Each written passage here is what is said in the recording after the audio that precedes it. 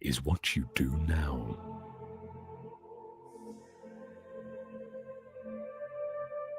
Even as a solid rock is unshaken by the wind, so are the wise unshaken by praise or blame.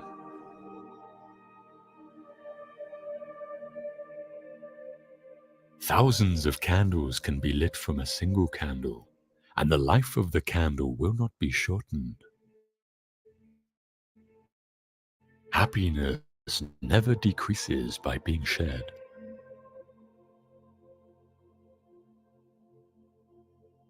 We are shaped by our thoughts. We become what we think. When the mind is pure, joy follows like a shadow that never leaves.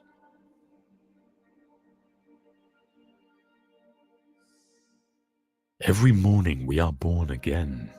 What we do today is what matters most.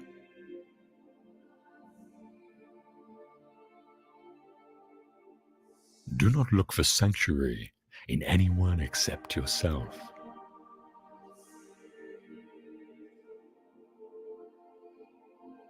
If you propose to speak, always ask yourself, is it true?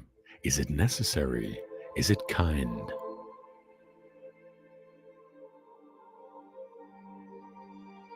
No one saves us but ourselves. No one can and no one may. We ourselves must walk the path.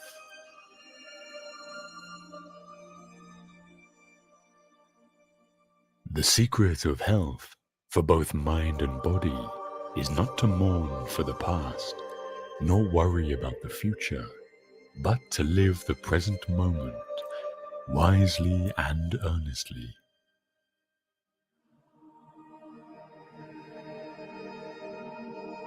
Drop by drop is the water pot filled. Likewise, the wise man, gathering it little by little, fills himself with good.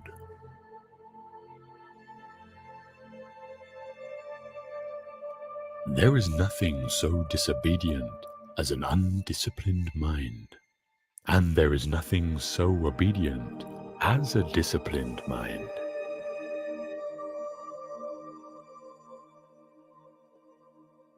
If you find no one to support you on your spiritual path, walk alone.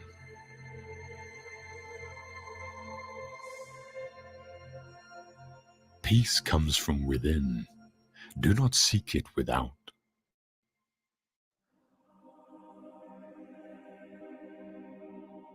Have compassion for all beings, rich and poor alike. Each has their suffering. Some suffer too much, others too little.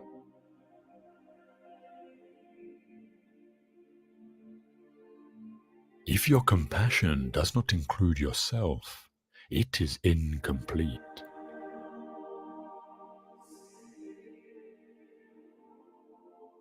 Hatred does not cease by hatred, but only by love. This is the eternal rule.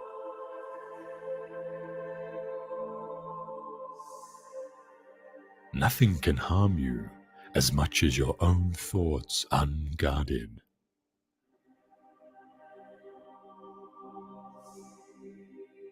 In the sky, there is no distinction of east and west. People create distinctions out of their own minds, and then believe them to be true.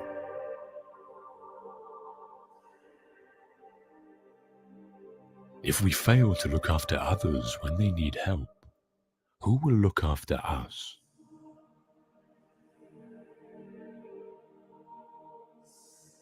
A generous heart, kind speech, and a life of service and compassion are the things which renew humanity.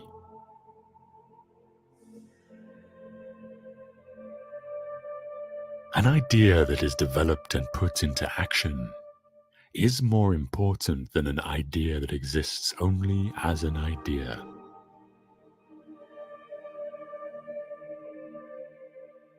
Endurance is one of the most difficult disciplines, but it is to the one who endures that the final victory comes.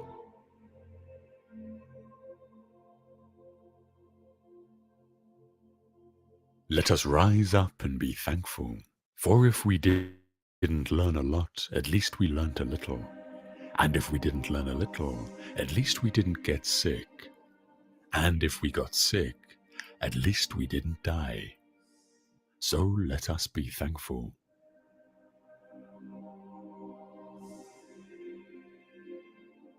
All that we are is the result of what we have thought. It is founded on our thoughts and made up of our thoughts. If a man speaks or acts with an evil thought, suffering follows him, as the wheel follows the hoof of the beast that draws the wagon. If a man speaks or acts with a good thought, happiness follows him like a shadow that never leaves.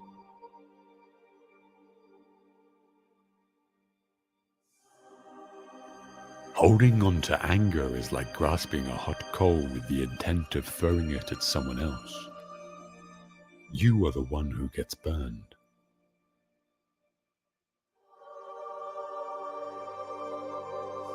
One moment can change a day, one day can change a life, and one life can change the world.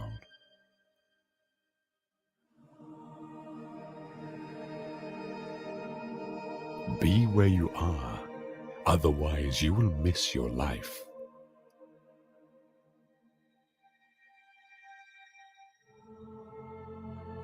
Kindness should be the natural way of life, not the exception.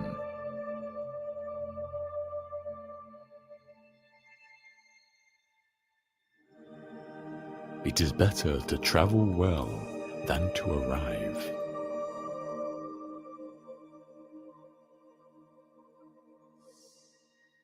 To live a pure, unselfish life, one must count nothing as one's own in the midst of abundance.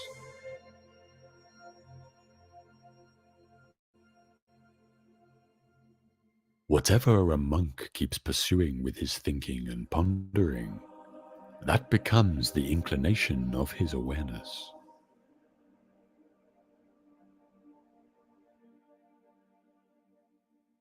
A man is not called wise because he talks and talks again. But if he is peaceful, loving, and fearless, then he is in truth called wise.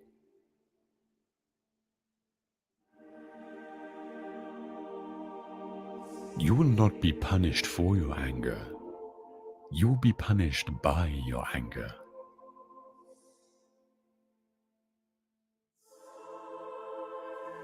Just as the great ocean has one taste, the taste of salt, so also this teaching and discipline has one taste, the taste of liberation.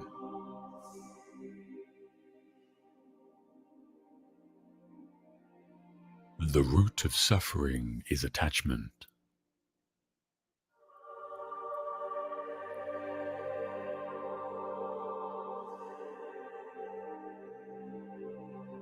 Your work is to discover your world, and then, with all your heart, give yourself to it.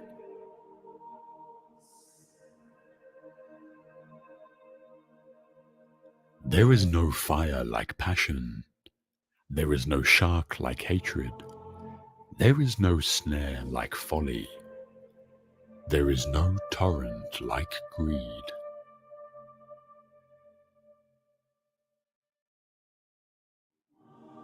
Do not dwell in the past. Do not dream of the future. Concentrate the mind on the present moment.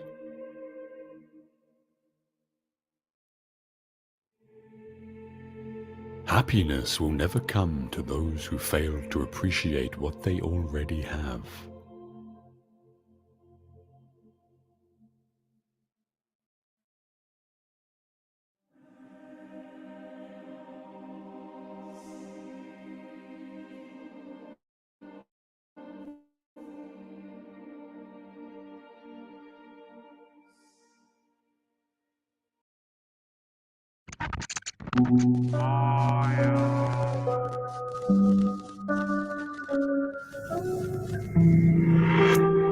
Fucking gorilla gems, man. Heavy. Heavy.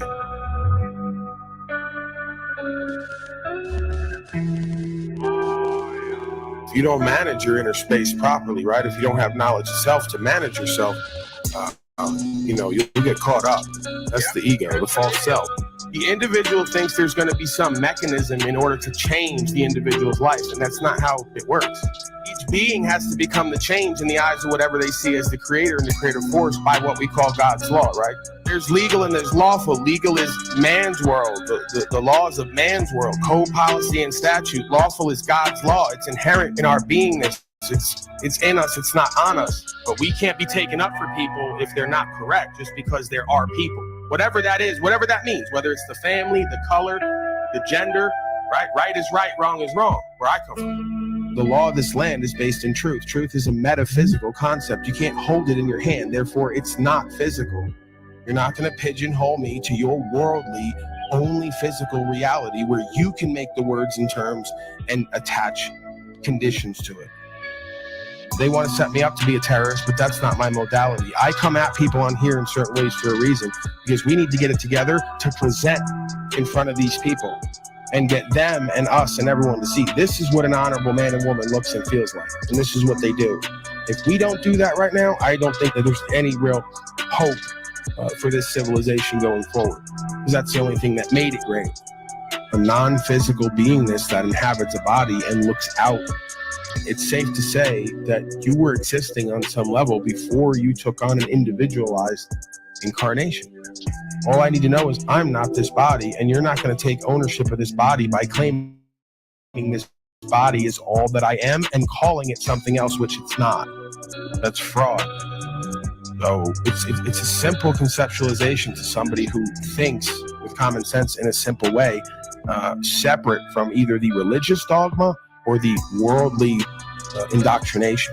Again, this is thousands of years before the Christ of being. From the beginning of time, folks have been studying pure consciousness and awareness, how it relates to the bodily incarnation, and how to seat yourself where your power is, the non-physical, to generate a physical result. Doesn't mean we rebuke the physical by any means. We're just not seated there. My kingdom is not of the world. I'm in the world and not of it. I take on this body to work in the world, and then I leave. Greetings, folks. We're back at it. Indoor Command Center. We got some folks backstage. I'm not going to beat around the bush. Let's just get right to it. Brian O'Shea. Life is good. Donnie L. How are you, gentlemen? What's up? You Unslaved. Okay. Donnie L, you got anything to balance out the extreme, uncomfortable, cringy whiteness that has just crept its way in? True.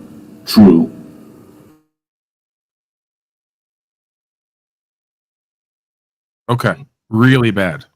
Let's just kind of start over. Donnie L, do you have anything that you want to talk about? You just came from court, you said in the chat. Hello? I can't hear you. You're talking, I can't hear you.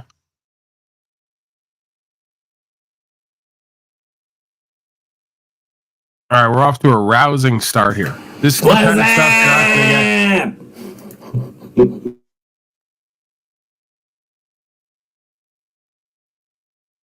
Brian, anything? I think the league is going to be required to keep his mask, his hair, his wig, and nose on after this awful clownish performance this morning. It's muted. He's an idiot. Yeah, I concur with that. He's already kind of being a bit bizarre. I think he's maybe under the influence of something. His mic is buzzing. How bizarre. How bizarre. All right, I'm just going to go ahead and put you backstage. Just hang out back there. Am I good now? Yeah. So I won and lost my court case today. You won and lost it. Tell me how that works. So I won the trespass charge, but I lost the failure to appear. Yeah, make that sense. Repeat that again, please. I won the trespass charge, and I lost the failure to appear.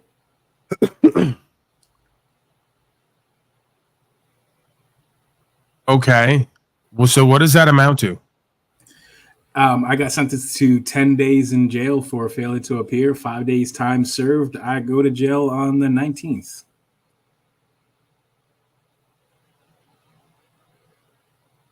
Okay. So basically, they're going to put you in jail for 5 days? Yes. Their witness Damn. didn't show up. They tried to put it into a continuance. I appealed that. And I stated, like, well, last time I appeared before you, they weren't here and you asked for a continuance. I don't want another continuance. I need this matter settled today. Right. Again, it's kind of interesting because you're asking me to do something I can't do. I can't appear and disappear. I'd love to be able to help you out with that. But, if we're here, then I'm presenting. So I don't know, they're like going to teach you a lesson with 5 days in jail. I don't know. But I won the main charge, the trespassing. Right. But what's the failure to appear for? The trespass?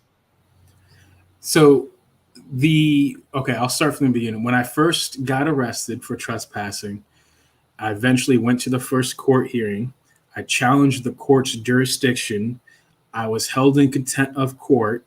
I was placed back in front of the judge, and I was told not to return to the Social Security Administration again. And that was it. No court date, no nothing. Fast forward a year later, I get pulled over this past December, and I have a failure to appear. I went to court, and I lost that. I filed the appeal, and I won the appeal. The second failure to appear was for being 2 minutes late. Yeah, it sounds like a setup because they can't actually get you on whatever the initial thing was. So they're trying to play games with the idea of appear and not appear while telling you not to be there. So, yeah, so I have an appeal in right now. That's June 4th. Now, why are you signed papers and agreed to go to jail? Nope. Nothing is on my signature, or nothing is with my signature. That's how I won the appeal in the first failure to appear, because they had. So then why would you entertain presenting yourself to be voluntarily put in jail at this point? If the trespassing was... This is like the most bizarre thing. So the trespassing's not real, but the appearance for it is, and we're going to put you in jail without you agreeing voluntarily or signing the paper. So if you don't show up, then what do they do? They're going to probably put come at you and bring you to jail, or how does that work? Yeah, they're going to come find me.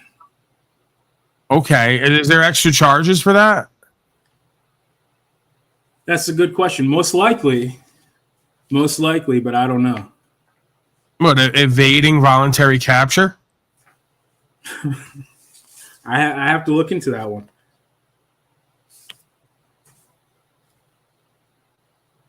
Okay. But, here's the court showing that I went into. All this really proves is it's really easy to go to jail nowadays. Pretty much everyone on this panel regularly has some form of interaction with the courts where they say, what we're saying is illegitimate, forget about it, but also go to jail. So might be indicative of the times we're living in and where this is going. It's like, used to be, it was really hard to get put in jail. Like, ask your grandfather. You'd have to pretty much kill someone, rape someone, maybe steal something to get put in jail. Now, you don't have to do any of that. Pretty much regularly here, folks are getting put in jail, because I guess safety is the theme, I think. Because safety. So, whatever. I mean, 5 days in jail ain't exactly a fucking, a deterrent from whatever else you were doing and being. And it's kind of odd that they would say you're not guilty, but then have to go to jail for not appearing. I mean, it's like, it's really indicative that they're operating from pure pride and ego at this point. Like, you didn't appear on something we took your rights for that you weren't guilty for. How dare you? Like, if I didn't do what you said I did, then I don't legitimately have to present, especially when there's no one on the other side. But you're going to just go, well, it didn't happen. It's not real. We took your rights already, but because you didn't submit to the appearance, we're going to put you in jail now for safety. Yeah. Another good question is to see if their witness will go to jail for failure to appear, not once, but twice as well. Right. Abuse of the court or official position. Yeah, I mean, that's illegitimate. That's fraudulent. They dragged you through this whole system, wasted your fucking time, said what you didn't do, and then they want to double down and put you in jail for something you didn't do because you didn't present at some point when they told you didn't have to. It's beyond ridiculous. It's beyond kangaroo court at this point, because they know majority of the slaves are going to do whatever they're told, and then the other folks are onto them, got their number, so now they're really fucked. Right? Because they know if they continue, the whole society's going down the drain. And they know if they observe what the folks on the common law side are bringing back to the table, that their life's going to go down the drain. So, like, it's a lose-lose, right? It's like either you lose your society and culture and what made it great, or you lose your career based off the fraud. So you got to kind of choose, I guess, at that point. I also tried to get more FOIA request. Now all of a sudden they don't have any documentation for the first arrest for the failure to appear. No body cam footage, no nothing, no report, no nothing. And they can't find any evidence of my arrest from back in October of 2022, where this whole first thing started. Yeah, we're crossing that threshold where all the well-to-do, domesticated, sophisticated white people are going to get a taste of what like the rest of the world has been living from like the beginning of time, pretty much. So, we're crossing that boundary where hello? We're crossing the boundary where it's a lot easier to go to jail than it is to stay out, where it used to be a lot harder to go than it was to not go. Pretty much now, there isn't one person who isn't going to get a run-in with the courts, isn't going to have to do some jail time, even if it's a couple days, because we're deep into fascista. Go ahead, snafu creature. I wanted to ask Don, good, because, okay, so when you say that you won the trespassing... Am I cutting out? Is that on my end? You took a plea, it was a plea deal, right? Because they probably offered you, hey, we'll drop the trespassing if you take this, or how did that work? Negative. I already said how it worked. The judge tried to force a second continuance because the witness didn't appear. I said, I object. There was already a continuance once before and they didn't appear. This is the second time that they didn't appear. I would like to address and have this matter settled today. I want it dismissed. But I guess so you went in there without a public pretender? Yeah. Okay, and so they dismissed.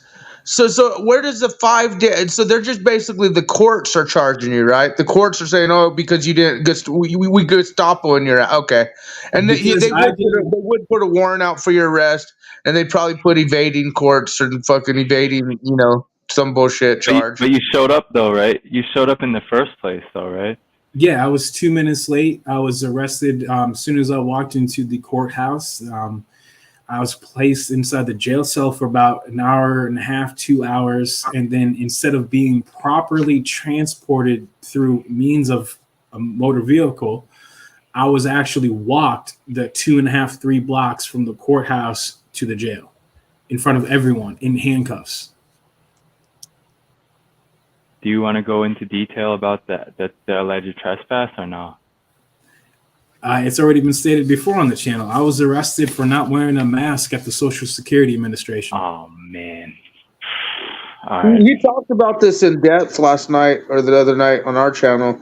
My curious question is, so did you fight or did you try and say, no, I don't think I should deserve any jail to 5 days? The appeal, but Yeah, of course I spoke up on it. You spoke up. What was their answer? What did you say in their answer? Just curious. She said that it doesn't need my signature, that I was aware of the court date, and she has a document proving that I knew of the court date, and the signature that's on it is the bailiff's, not my signature. Did you record it, the session? All phones were ordered to be turned off. Well, I told you about the body cam footage the other night, and I recommend you still go request your. You said you got it already, so that's interesting. You said you had it and they can't find it, so you still have it. Rest, yes. Oh, you haven't requested it from the other one? No. Okay, I'd get on that, brother. Do that. They said that there was no from Officer Dickman. That was the second officer. Dickman. Yeah. Yes, we've been over this Officer before. Lawcock and Officer Dickman. Wow, it's a regular party, huh? We've been through this before, Paul. But well, we're going through it again. This is the level of simulation we're at. Fascism's ruling the day.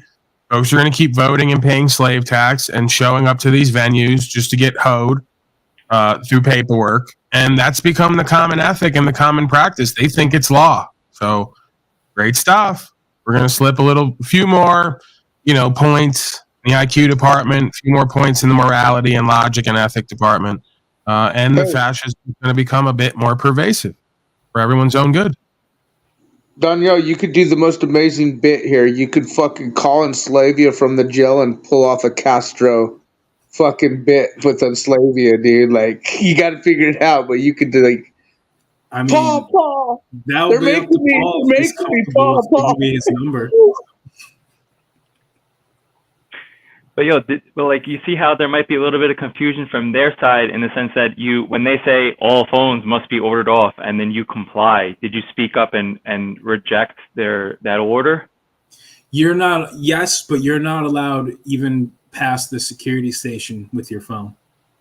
Were you brought there, you were brought there from the jail, you were already in handcuffs, or you voluntarily showed up and walked through the doors? This court date? Today? Yeah. Yes, I had to voluntarily show up because last time, again, they came in and dragged me to court. Okay, but the first time they dragged you, did you immediately object? Okay, so the first time they so you didn't show up, you the man, right? But then when they arrested you or unlawfully confined you and then brought you there and put you there, did you immediately object to everything? Yes. Also, so if I do manage to figure out how to sue, because I would like to sue, one of the things I would like to also sue would be all three magistrates.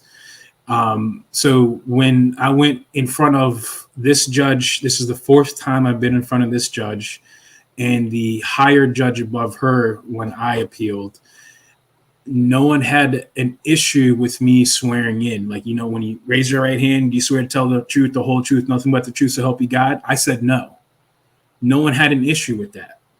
But the magistrates did, and they said that if I do affirm, I won't go to jail. But if I don't, I'm going to jail. Well, I did 3 days the first time and 4 days the second time. We are in a Gestapo world. I mean, did you guys see that video? Did you see that video, Paul, where that cop fucking shot? I'm announcing here right now that we're going to need. No, I didn't. But what I did see is we're going to need at least 50,000 of contributions here today for Danielle's defense fund and other activists. So I'm starting a GoFundMe right now because the tyranny is really bad. The fascism is really bad, and I need to make a dent in it. So go ahead, just start piling on contributions and support to me. And I'm sure at some point, Danielle will get some of that for rights, freedom, principles, spiritual faith, and yada yada. The rest. You got it. Right, like Direct D, whoever that is. Unless he just gave him a nickname, Danielle's new name is Direct D. Like someone else needs tens of thousands of dollars because they just got arrested too. So hey, it's fair game. You didn't see that new viral footage of that dude in his own house where his wife called the cops and he went in there. A cop went in there and the dude had a shotgun in his hand and the cop just started blasting and the gun wasn't even ready. It's like the new viral video going around. No. Oh wow. Usually you get those type of videos. Yeah, that just happened like a couple days ago. What I do have is a completely new bit by Brian O'Shea at some point I'm going to reveal. Let's hear it. Story. Let's hear quick story. It started at the police station the other day where Brian O'Shea talked to the cop's ear off for like 30 minutes and then finally got him to say he's just going to wave at him when he's riding around with no plates and no license. So like we continued that bit today. He called some Jamaican pastor on the phone. Tried to get some FaceTime with her. And then we developed a sphere of influence where Brian O'Shea has his area at Starbucks, and anyone comes into that area, they're in his sphere of influence. So he wound up talking to Doug. You're gonna meet Doug. Whoa, right? whoa! Can you hear this Jamaican pastor call? That shit sounds intriguing. Yeah, it's all there. But I maybe like second hour. Go to it in like the second hour. I'm thinking. Is that cool? You guys cool with that? I don't know. After you said You want that, it now? I'll give it to you now. I'm thinking about this Jamaican call you guys did. What the All right, fuck? I'll give it to you now. Whatever. To the candy. We're kind of riffing this morning. Brian was at Starbucks. We were riffing. Shame them with a sob story. I just hit my FD. Make a story. Tell them a story. Oh, I can't do 350. Make a story. Tell them a story. This is one of my tactics now. The longer you keep someone listening to your fucking story, the better it's going to be for you. Okay?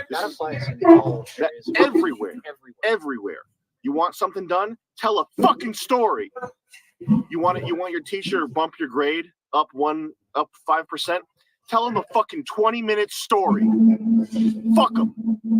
And that's the way you got to think about it. As you're telling the story, I'm trying to tell someone a story.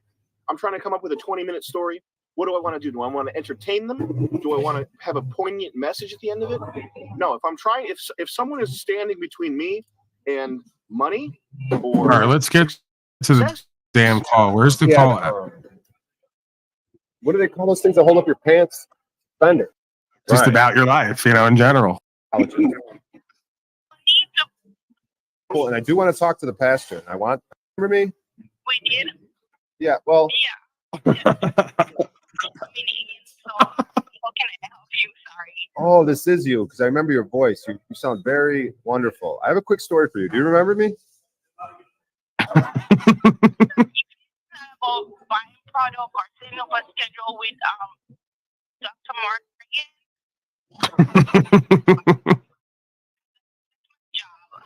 Oh, yeah. I remember Brian O'Shea. Oh, fuck. This is you. You're very beautiful and you're wonderful. I fell in love with you yesterday. Quick story. So I was yesterday after I got off the phone with you. Oh no, not another story. Quick story. Oh no. Can I just quick story? Can I put you on hold? Something pertaining to the business. No, I know this is about the business because I fell in love with you and I'm trying to tell you a quick story. Okay. No, I don't want to hear a quick story. You gotta talk to me about the product. Can you just admit? Can you just admit that you're very beautiful? No, I don't want to talk about beauty or anything. I want to talk about something regarding the job that I'm doing. Then quick story.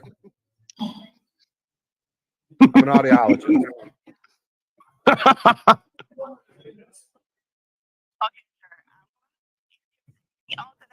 All right, here. All right, here.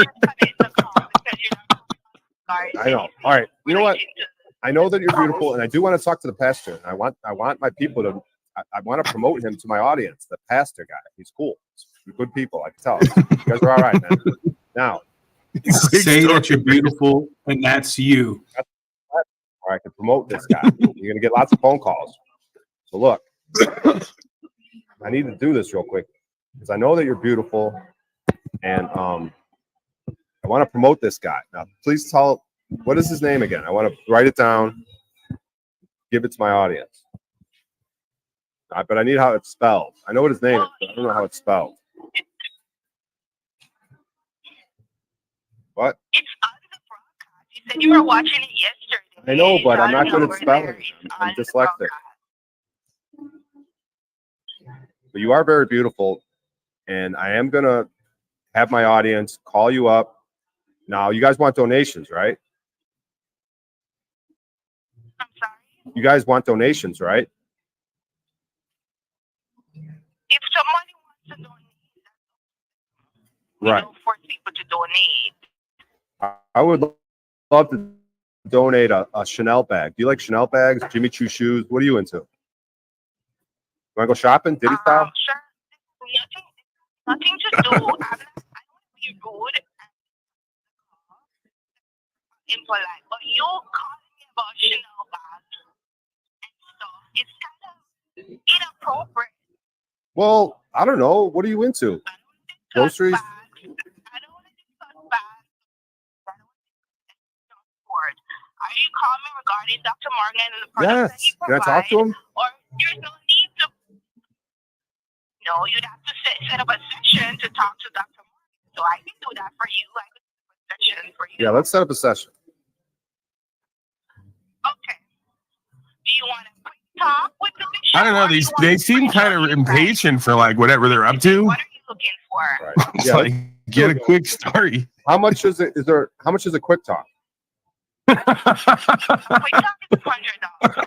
$100? How much is a long talk? $100. What? Well, it depends on the talk. I could give Tommy 20. He'll talk to me for 4 hours. 45 minutes, 2 hours. We have a lot of sessions. What's the most money I could give you for the most amount of time?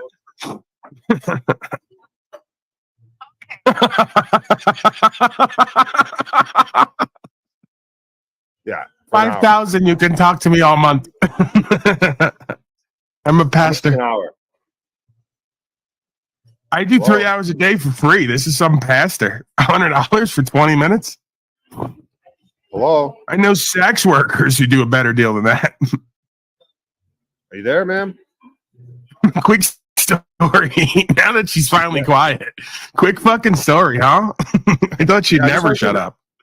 I just want to do the quick story. It sounds like it's cheaper. That long story might drain my bank account. Can we pay by the minute? Well, you have options. You have the option to choose which session you want. I want So if you want a quick talk with the bishop, $100. Quick talk is $100, right? Is she Okay, gonna how much fuck is a you long too talk? for that? $100. I know. How much? Do you get to be in the room with me for this $100? Or no? Is it just me and the bishop?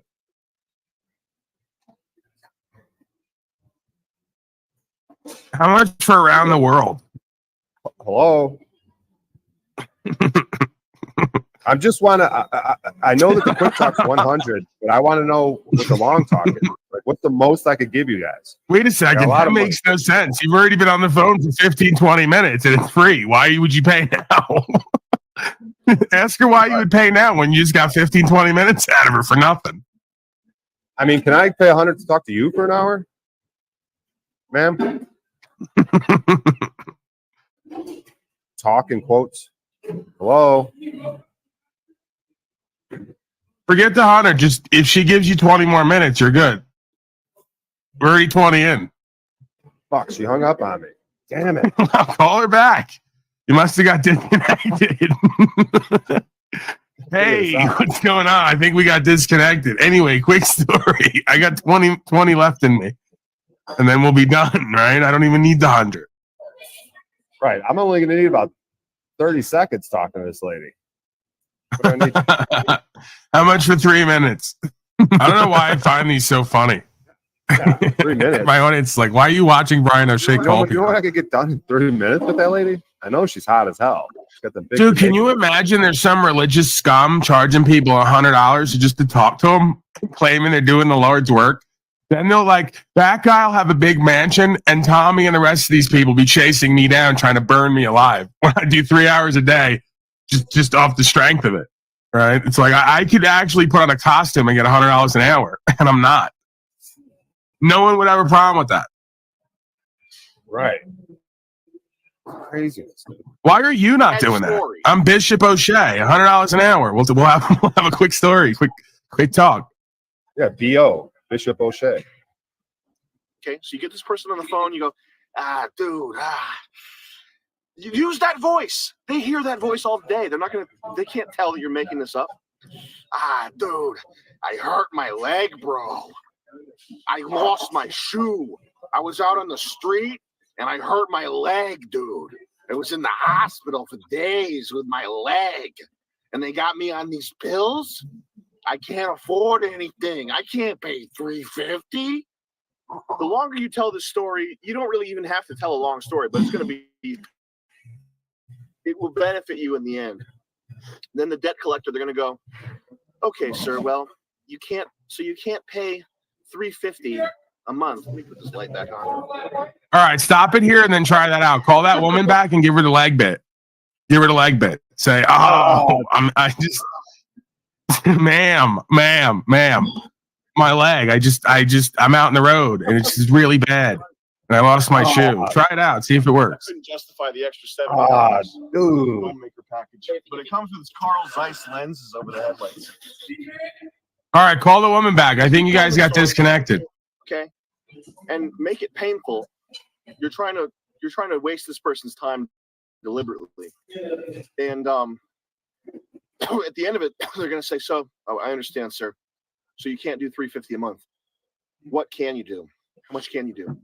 This is Nick's tactic. This changed my life.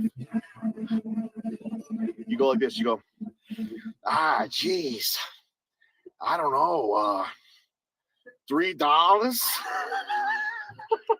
They'll fucking let you pay $3 a month. I still owe thousands of dollars. When I first learned about Bitcoin, I know this is a sensitive area. Dealing with paying your debts. You know, I'm not promoting getting out of paying debts.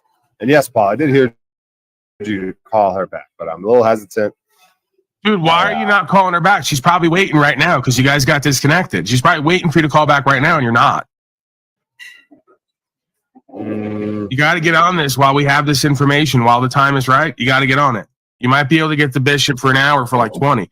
If you tell him your leg got hurt, and you let her know like there's like extreme situations going on, you might be able to get that 100 down to 20. Yeah, why does she even stay on the phone with her? You guys got disconnected, man. The cell service has been really bad lately. I've been experiencing that. Multi-office line. For midday meditation, press 1. For Sir Morgan Accounting and Tax Office, press 2. For the Search of Life Church of God, press 3. For the operator, press 0.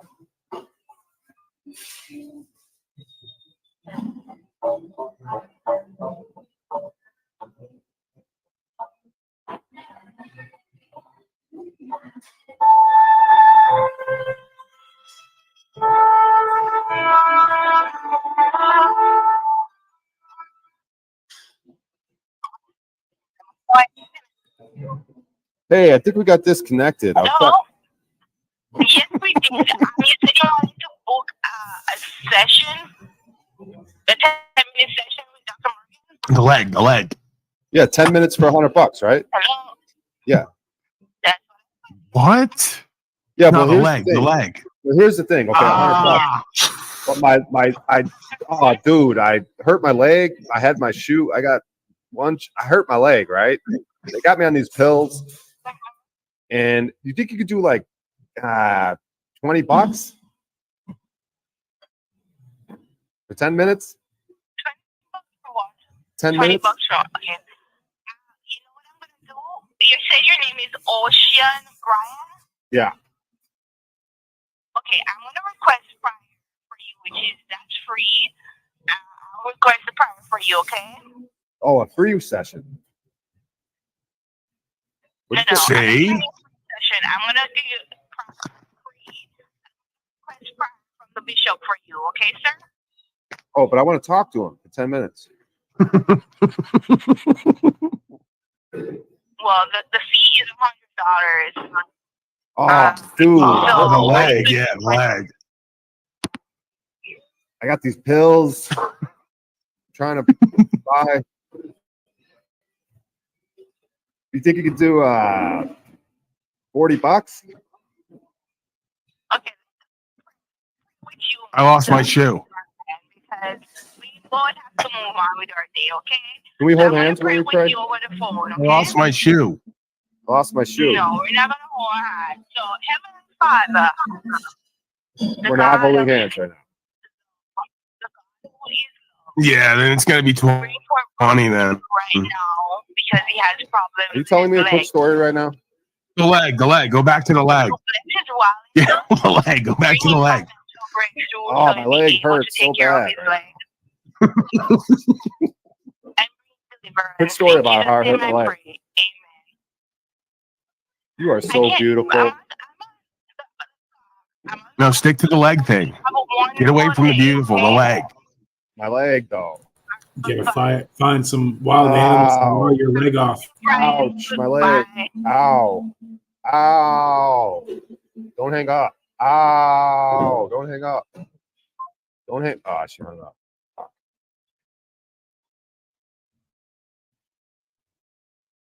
Man, you were in all that pain and she just hung up on you. I don't even know if you want to deal with these people.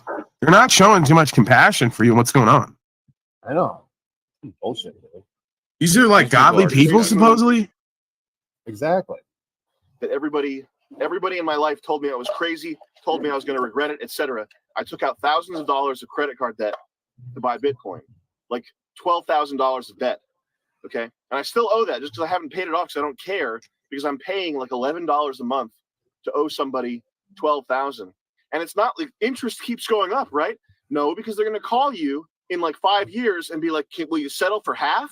Can you pay it now for half? And then what you do is you go, I could pay like 40% of it right now cash, but I only got cash because I got money for the pills. I haven't had money in day. I only have I got 4,000. What do I owe you? 16,000?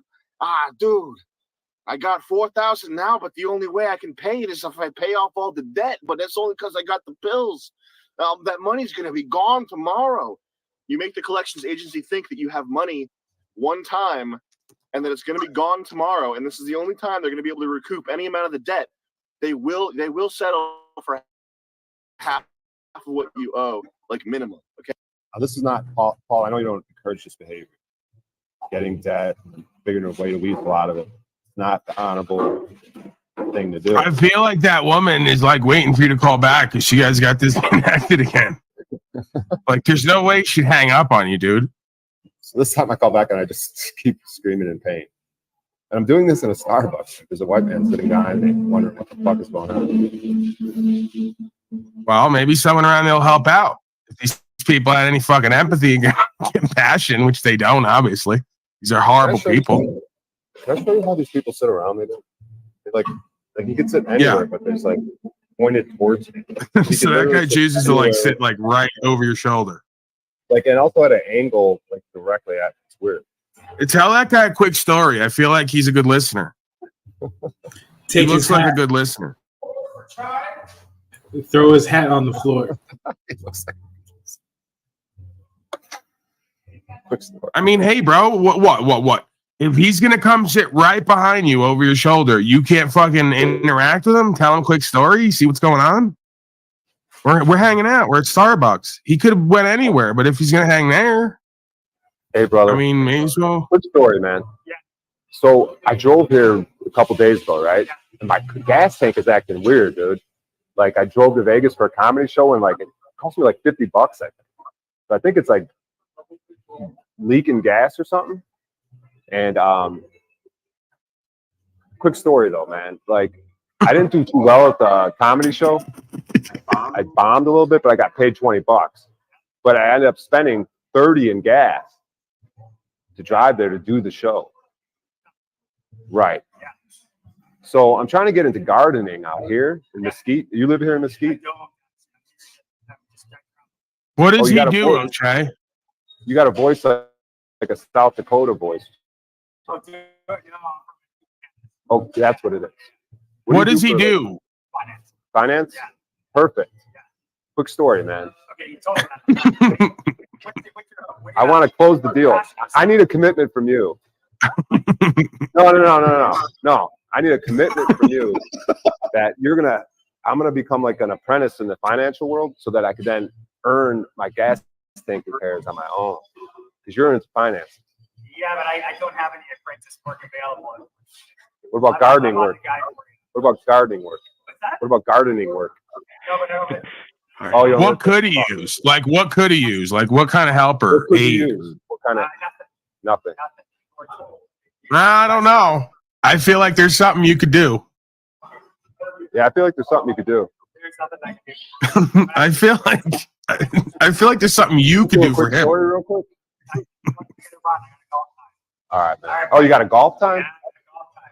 So, All right. Oh, All right. Yeah. See you later. all right. It still worked anyway because we wanted to get him the fuck out of there. So either way, it's a win-win. Like he gets you a job and you become the next financier of the West Coast, or he just gets up and gets the fuck out of there. Either way, it's a win, bro. Perfect. Good shit. Right. He's got a golf time, dude. I could be his caddy today, dude. What is his problem? Yeah, everyone needs to understand that when O'Shea comes into that Starbucks, that's where he works in that area in the back. If you come back there within a certain distance, you're getting a quick story, and you're probably going to have to employ him some way. So I want you to keep that in your mind. Anyone comes in that fucking area back there, you set your sphere of influence. So that's how it started, right? That's how the sphere of influence got set. And then about an hour and a half later, this guy Doug just wandered into O'Shea's sphere of influence. Timmy, do you want more of this? I need to read on this because I think O'Shea's hilarious. Like, I could just watch him all day, whatever he's doing back there and talking about nothing. It cracks me up. I can't get enough of it. But if you in the audience are not feeling it, let me know. I'll move on. Well, I mean, I'm not the audience, right? But I mean, I don't know. That wasn't my cup of tea, but I don't know. Maybe there's a poll. Okay, so you're really not into Brian O'Shea at all. Like, it seems there's nothing he can do or say that you're into, that you find funny, that it's like, no, I like even entertaining or like. Yeah, some of it, yeah. I'm just saying, I'm saying I love this bit and this is great right here, right now, and you're saying, you could live without it. Yeah, I can live without it. Okay. You should go up to the counter and say you're here to report for your first day on the job. Brian, do you feel like Timmy's hating again, like he's kind of done in the past? I'm starting to see what you were saying. I didn't want to believe this at first, but it seems like he can never do anything right. He never has anything good to say. It's always some negative shit. Right, exactly. I mean, just go ahead, Timmy. Call me a faggot. Do what you got to do. Let it out. All right. Man, you should take the keys away, give them back to O'Shea. Yeah, Donnie's a secret hater, actually. Brian, I like some of your stuff. I mean, I was like 9 when I was doing prank phone calls, so I don't know. It's just a bit hacky. It's just my opinion, though. Timmy's just so above and beyond it all. Yeah. Is this how you treat your slave workforce? They could never do anything right. Like, they're trying to impress you on the job, making 50 cents an hour, and they just can never win in your eyes. No, I'm just in the 50% that hated the bid. There's probably 50% that loved it. Maybe, I don't know. Let's do a poll. I'm not hating. I don't have to like it. I don't know. You're acting kind of weird. That's you.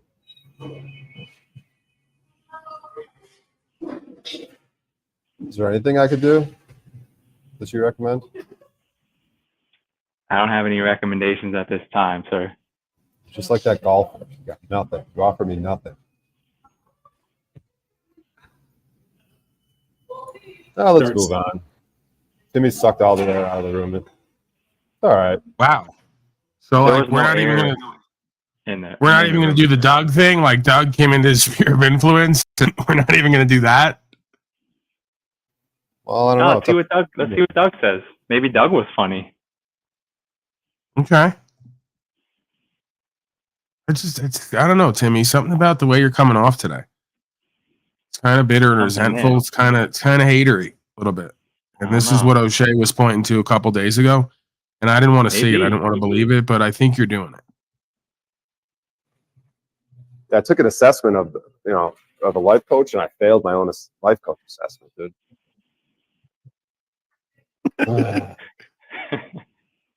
Sucks, man. Wife and child left. Hold on, let's go back. Because Doug came in a while ago. Like, this went on for a bit. Make a story up on it. Right. Oh, dude, I hurt my leg the other day, man. My leg. I got these pills. I stubbed my toe at a Jiffy Lube the other day. Okay. Well, I wasn't going to get an oil change, but I just want to see what the price was because I do it myself, I'll show it to him, man. Maybe he can help you out. Like, take the shit out of the toe, dude. It's all It's healed up a little. You see the scar? Like, see how it's all yellow, kind of moldy. But yeah, I know it's fucked up. Take the shoe off. You got a shoe on? Right. No, yeah, my shoe. I don't have a shoe on, but yeah, it's painful when I wear shoes, you know. But when you injure yourself, that's when I hurt to go. right.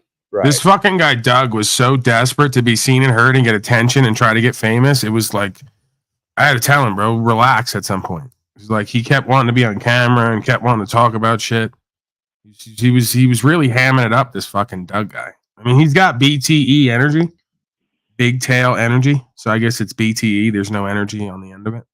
You can see he's like rocking the rat tail back there. He's doing it. Right. What would he do in that situation? Yeah, what would you do if you stuffed the shit out of your toe and couldn't wear shoes and don't wear it? If the shoe don't fit, don't wear it. Right now, expression.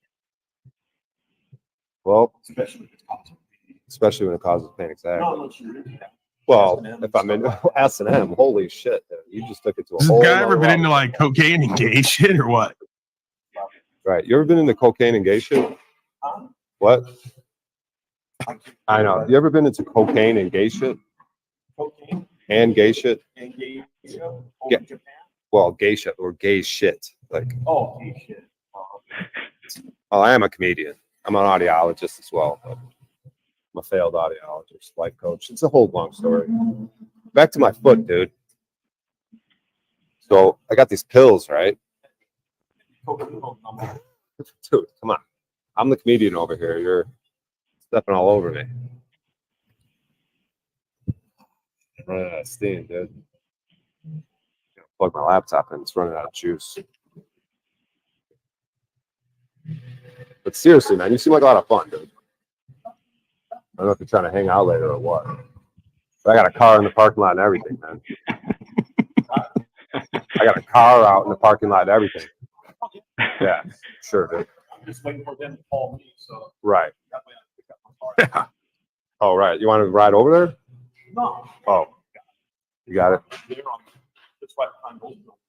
Oh, it's right over there. Nice little walk. Yeah, we can go behind the building. Right. Yeah. I hear you, man. Fuck, dude. So you film your interactions and stuff like that? Yeah, I've been live stream all day, and then because I have a sphere of influence. So if anyone enters my spheres of influence, they get the conversation with me. You know what I mean? Yeah.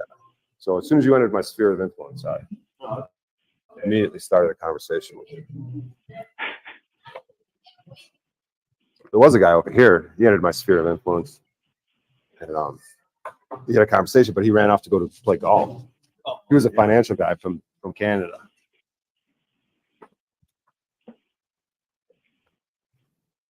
Oh man, yeah. My audiology career just completely tanked. Then I tried to be a life coach, didn't work out. Wanted to be a lawyer for a little bit. Nothing's working out, dude.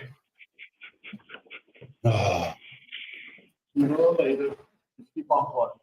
I keep on plugging, man. Butt plugging, as they say. You know what I mean? Trying to be a life coach. Didn't work out. I took an assessment of a life coach, and I failed my own life coach assessment, dude.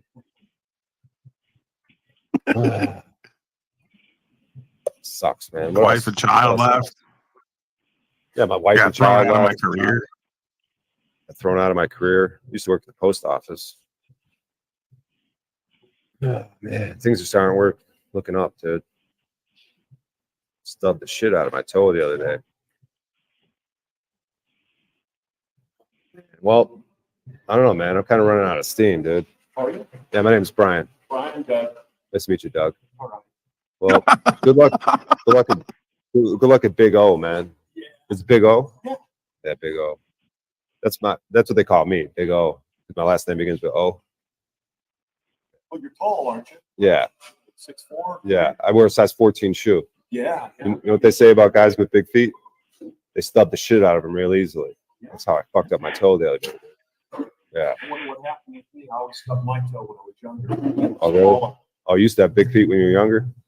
Yeah, but I'm not so. Yeah, you got the little shriveled up feet. I grew into it. Right, right. Well, I got that car in the parking lot if you're ever interested, dude. So. Oh, you're trying to sell it?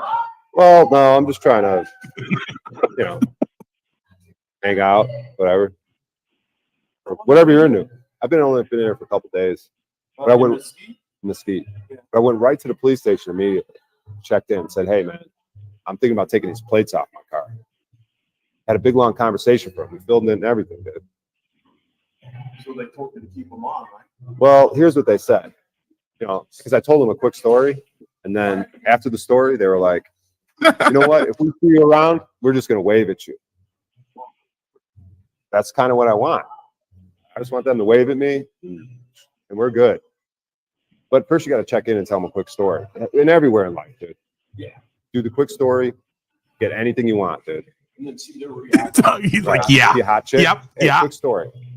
Got it. You know what I mean? Okay. You want your guy to fuck up on when he's trying to play golf?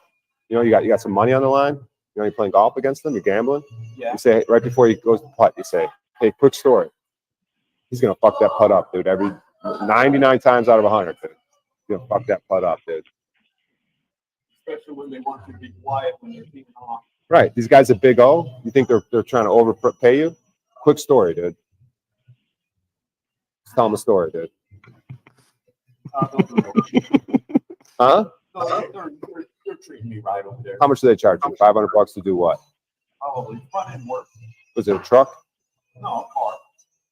Front end body damage? No, front end suspension. Suspension? Yeah, they're gonna charge you at least $500 though, huh? Yeah. Yeah. I'm pretty sure he wants his hat signed because you are a world famous comedian.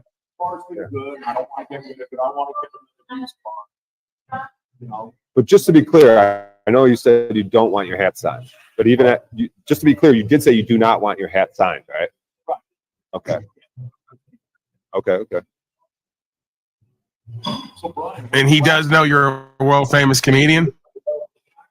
O'Brien? That would be a strange name, Brian O'Brien. But it is O something, right? It is Irish like that. It is O apostrophe something or other. I'll give you that much.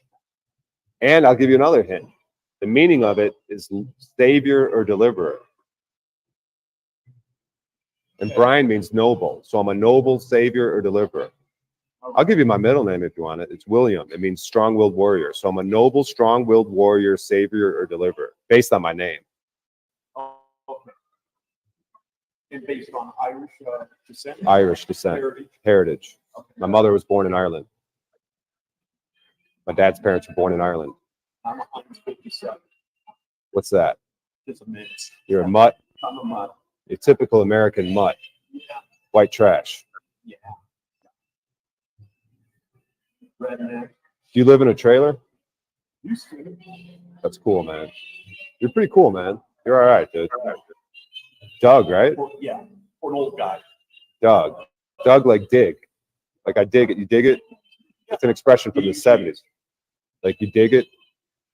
Dug a hole. It's a past tense of dig, right? Comedian use that all the time. Can you dig it? I knew that you would. You can call me Ray. You can call me Jay. Right. Anyway, you're an old comedian. Right. And when the lights go out, you can also call me gay, huh? Right. When the lights go out, you can also call me gay, huh? Right. Well, that car's not going anywhere, dude. So just knock out the window if you. Not on its own, anyway. You know what I mean? Well, I'm right over there. It's a Taurus. The white Taurus over here. Somewhere. Right over here somewhere. That's a hell of a tail, by the way. Did you comment on the tail yet? The hell of a fucking tail he's got. Yeah, you got a nice ponytail, bro. Oh, thanks. Yeah. Yeah. Dude, I've changed literally everything on that fucking car, huh?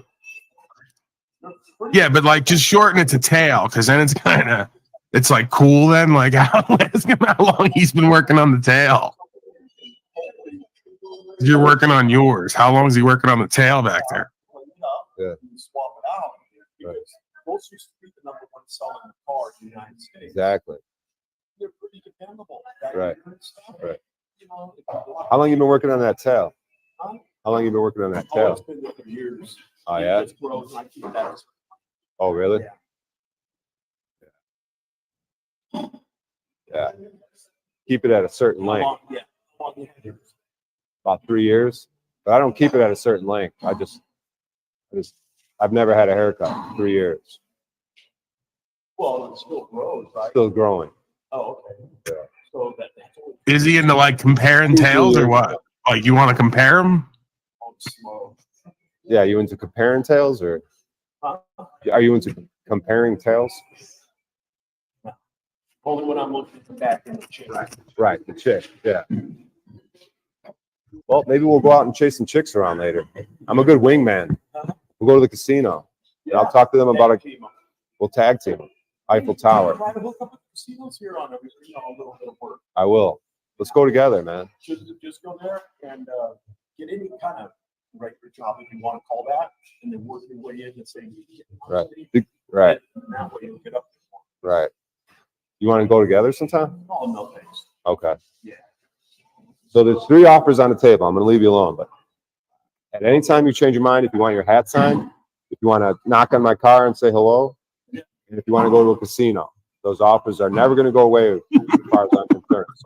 So knock on the casino and what else? So it's I could sign your hat if you like. If you ever change your mind, I could sign your hat for you. Okay. You could knock on my car window and we'll hang out. You can come inside the car and we'll listen to music and hang out and stuff. And then I'd have to clear the clutter away though a little bit. But then the casino, we can go to the casino and hang out and chase chicks around. Yeah. You drink? No. Neither do I. No. Smoke weed? Huh? Smoke weed? Once in a while. Once in a while I do too. We don't have to. Yeah, we don't have to. But yeah, we'll chase the chicks around and we'll double team them. Yeah. And they should be fairly easy to catch because most of them are in wheelchairs. Oh, well. Yeah, it's a senior community. Oh, that's cool, man.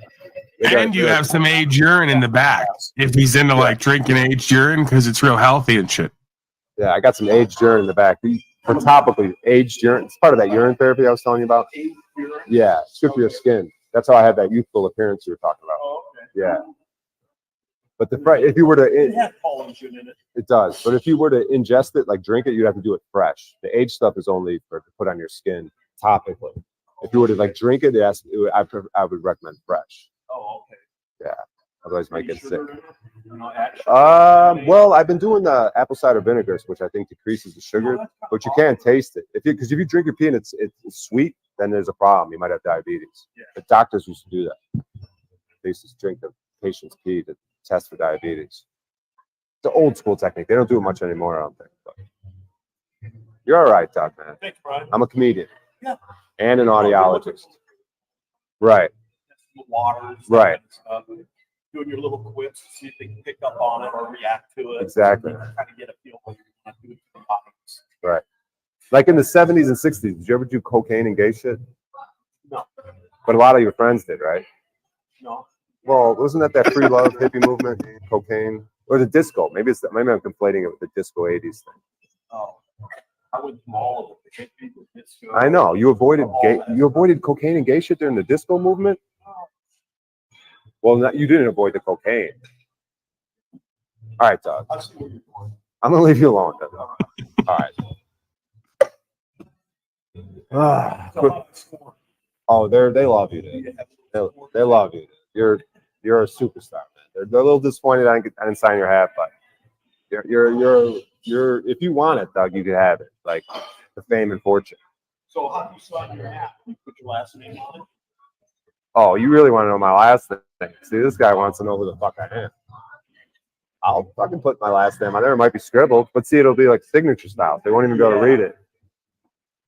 I'll fucking sign that thing with my last name, dude. A lot of guys, they sign stuff, these popular guys. Right.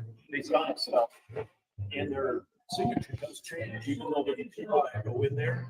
Right. And look at their signatures. Like the golfers. Tell you whether it's fake or not. Yeah. And, If you're into the fresh urine thing, I can top up your coffee if you'd like. Yeah. They have to be able to verify stuff. Right. If you're into the fresh urine thing, I could top off that coffee if you like. Into the what? Into the fresh urine thing? Yeah. Keep on plugging that. Well, I mean, I know It sounds weird, but you did have a youthful appearance. Just letting you know where it comes from. It's a pound of youth. I mean, it's not. God did this, not me. So. Why don't you have any grit in your hair? It is weird that it's all here and not here. It's not. So Right. But I did do some research. The body does do that. It looks as the head is more of a priority. So it'll start it'll stop wanting to make, putting effort into making your face. I don't know. I don't know what I'm talking about. I do know what I'm talking about. It is true. Well, you don't think it's worth the effort to do that? Well, To diet? No, I don't diet. Yeah. Oh man. Anyways, dog. Good luck over there, Big O. Tell him you had a conversation with Big O. When you get back to Big O. Tell him you were talking to Big O, the comedian. No, don't know you, right? Well, if not, I'm gonna go over there later. Tell him I got to work on my gas tank, and hopefully, can I just use the tools in the garage, try to figure this shit out, Yeah, for free. do that, but trying to find gas. Yeah, I don't know if I want to replace the gas tank. I just want to get this fucker mobile, dude. This thing's like rusted out, and fucked up. I just want to get back on the road, dude. Without spending it. You think it's easiest? But the rest is gonna fall apart. It's all rusty, dude. It's all rusty, bro. Thing's a death trap. It's got holes all over it, dude. It's Fred Flintstone style. It's literally got holes in it. When I drive down the road, you can see the street below my feet. I have to keep my feet elevated. You think I'm lying? You said it's from back east, right? It's from the Midwest. Midwest. Well, then you have snow and salt back Exactly. Snow and salt will do it, dude. But whatever, man. You don't seem like you're really offering them much. Right. Exactly. Yeah, like what is he offering? Because what do you you just offer? offered him like 3 to 5 things. I offered you like 3 to 5 things. What do you offer? because of that. Yeah, like I offered you three things, right? Uh-huh. And what do you offer? Responses. Okay. That car work is expensive, dude. Everything is now. That's why you got to work on your own, dude. That's why you're a grown man, dude. You shouldn't be paying other people to work on your vehicle. That's what females do.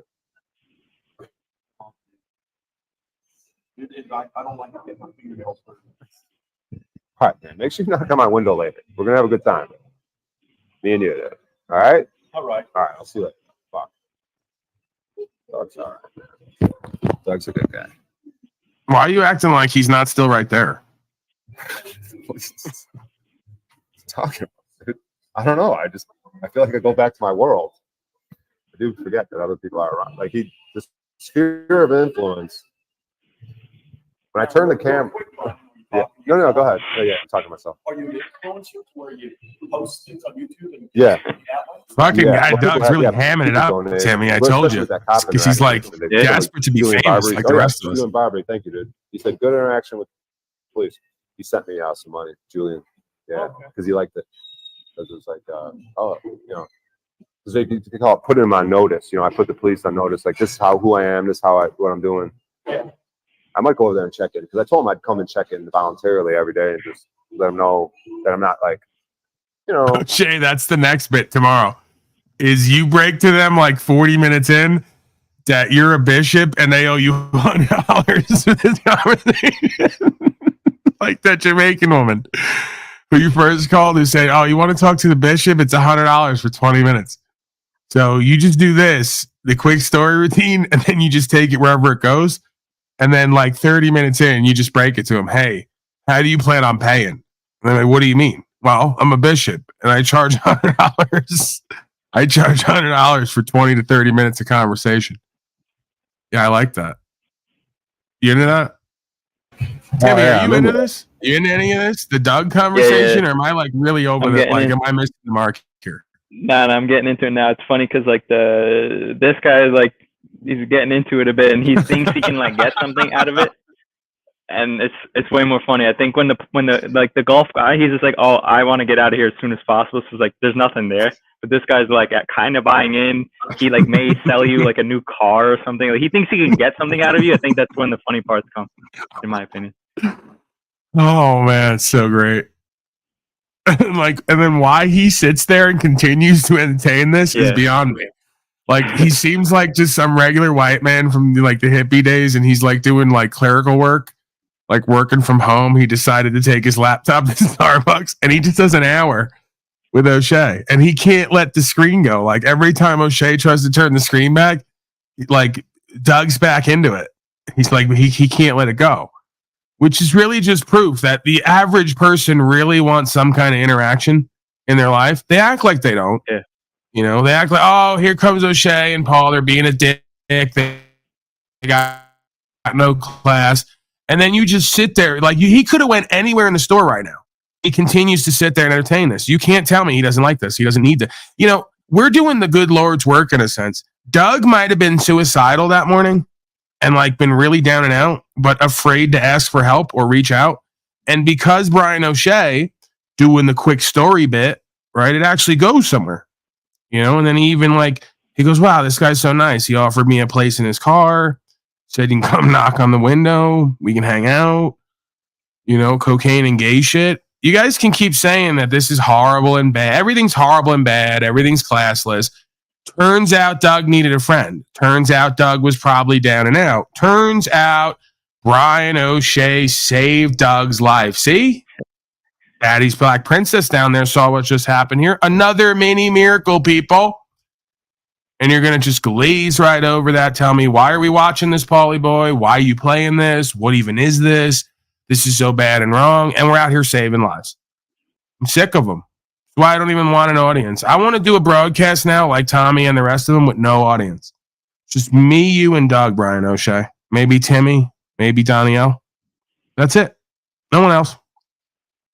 They're always trying to trample our good deeds and good ways. No, do it on my own. No, I do it on my own. I volunteered.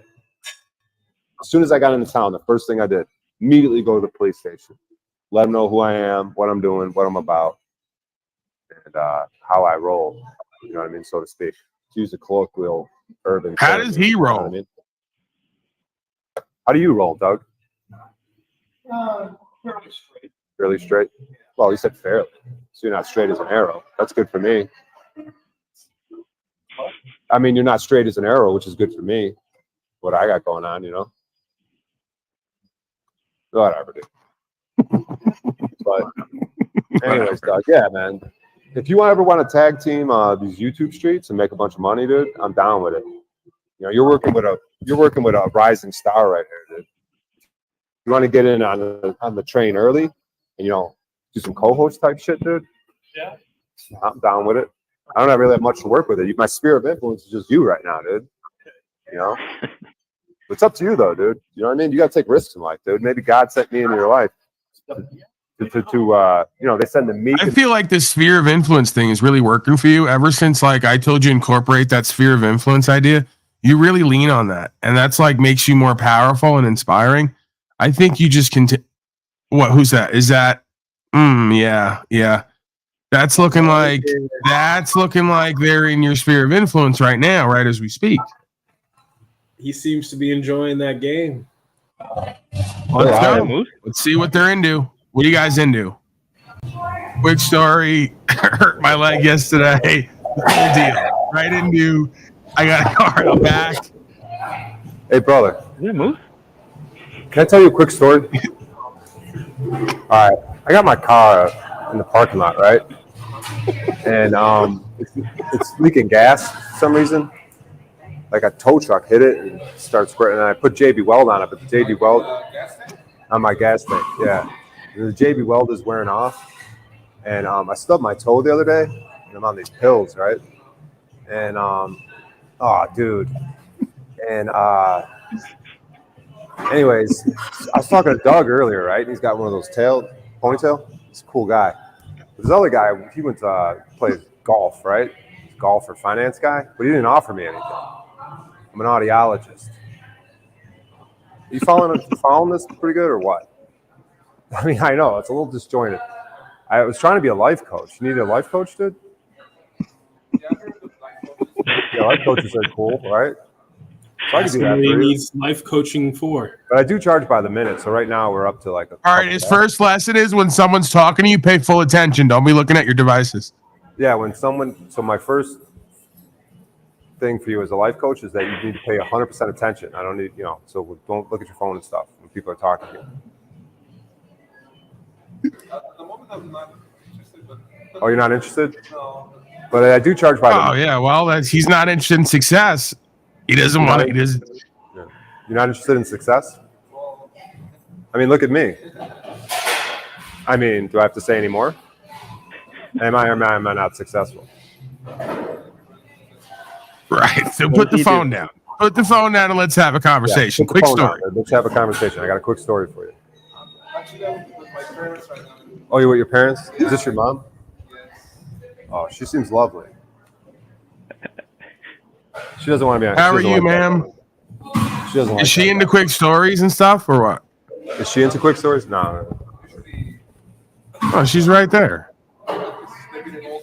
She's getting older. Yeah, both of my parents are. That's good for me. I'm trying to find That's an older great. woman.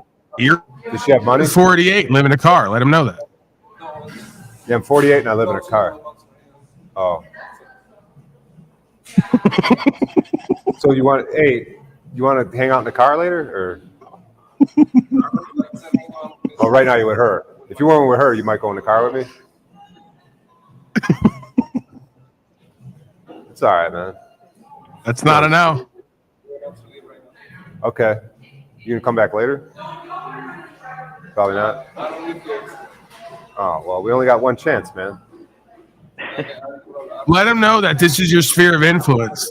Let him know that back area is your sphere of influence. Yeah, this is my if sphere anyone of comes in influence, there, so- If anyone comes into this area, it's me and them.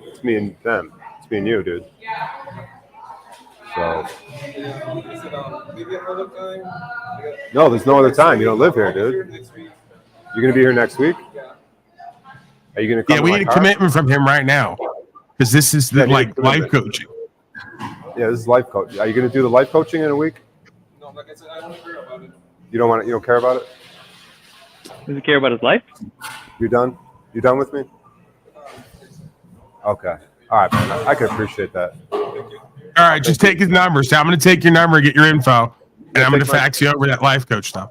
Yeah, let me get your number so I could give you the life coaching information. Yeah, I got it. Here. Well, of course he's got a pen and paper. He's successful. Every successful man has pen and paper. I got paper. Here, just type it in my phone, dude. He's trying to get And a then, big like, number. does he want the life coaching stuff to his email or like texted directly or fax? Do you want it through email, text, fax? Yeah, Should just he put all deliver your it to your information. house? I could mail it to your house. You want it hand delivered? Your name is what? You tell him put your address in there. Yeah, put your address in there. Hand delivered. Your credit card information as well. Yeah, put your phone number, your home address, PIN number. Password. Pretty much all pedigree information. Family name. Yeah, all pedigree. Mother's maiden name. Family name. To your Netflix. Mother's maiden name. So that's my phone number right there. What school did you attend as a child? What street were you born on? I just need all your password questions. Because as a life coach, I need to really know what you're up to. Like I said right now. Okay. Oh, your name and number is good enough. All right, $100 an hour. Is that good? Yeah, we can start there. Right, we can start there. That's a good start. Yeah, you said that's good. You said $100 an hour. He just agreed. That was an agreement. All right, we got a first contract there. You just upped your market value, $100 an hour. You were only getting 50 to do comedy. You're now a life coach. He just agreed because again, we just proved the average slave is too afraid to just assert themselves and say what they want and don't want. That's why we're enslaved. So like just quick story led into a commitment for life coaching and $100 an hour. How do you feel right now? You're immensely successful. I'm giving you a window into what the real world of success and corporate business looks like. Remember I told you the average person, how dumb and cowardly they are, and half of them are even dumb and more cowardly than that? That's the secret to power and wealth. You've arrived, sir.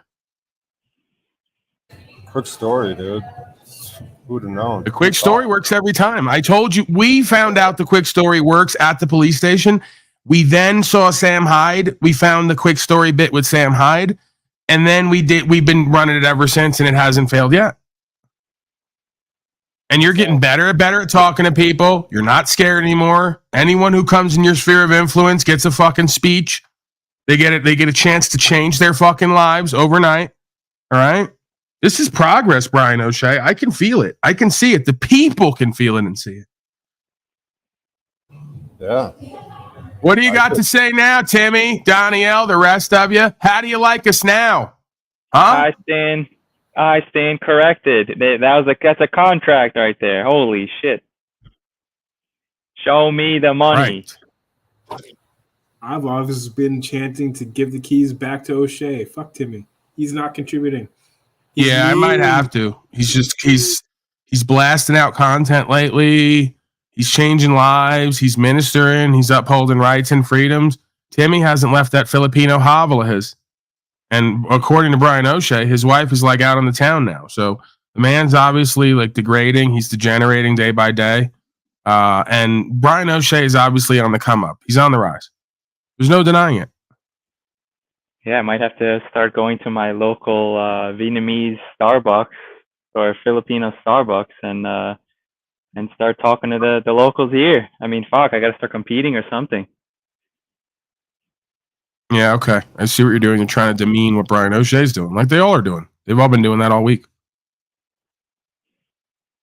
Man, the hate is real, huh, Brian O'Shea?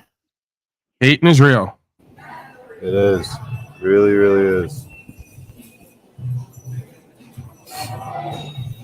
God, Tigger. So disappointed.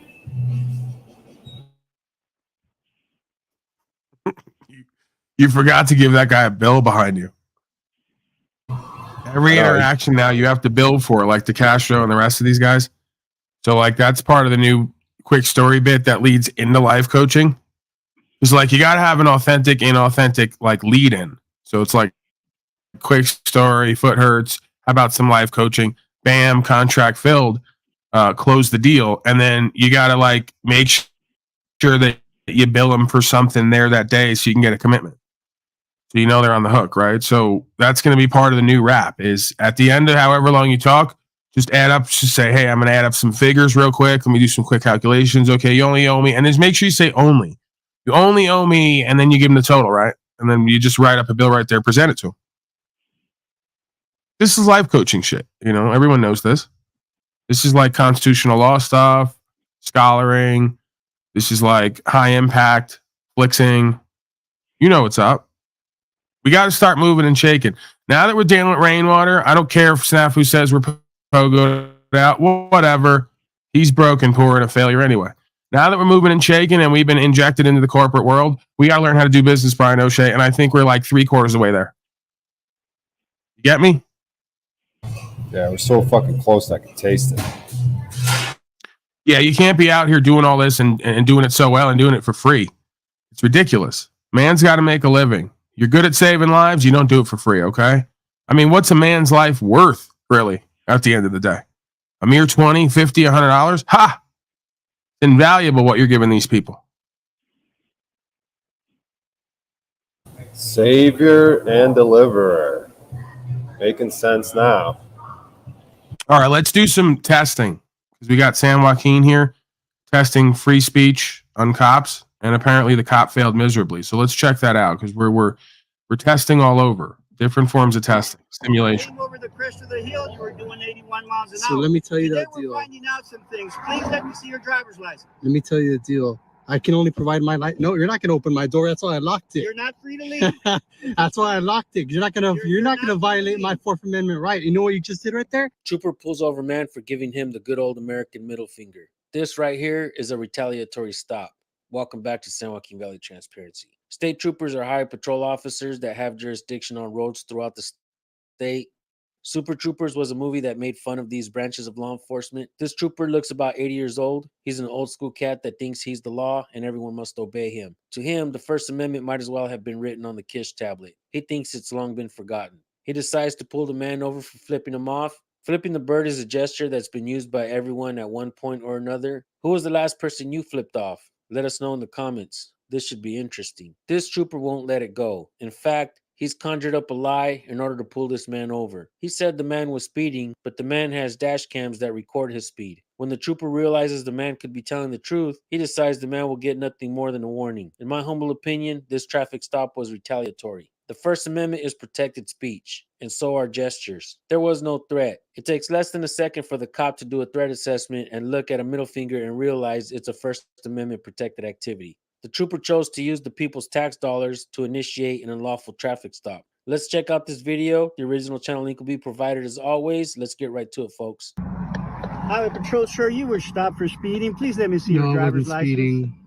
Why did you stop me?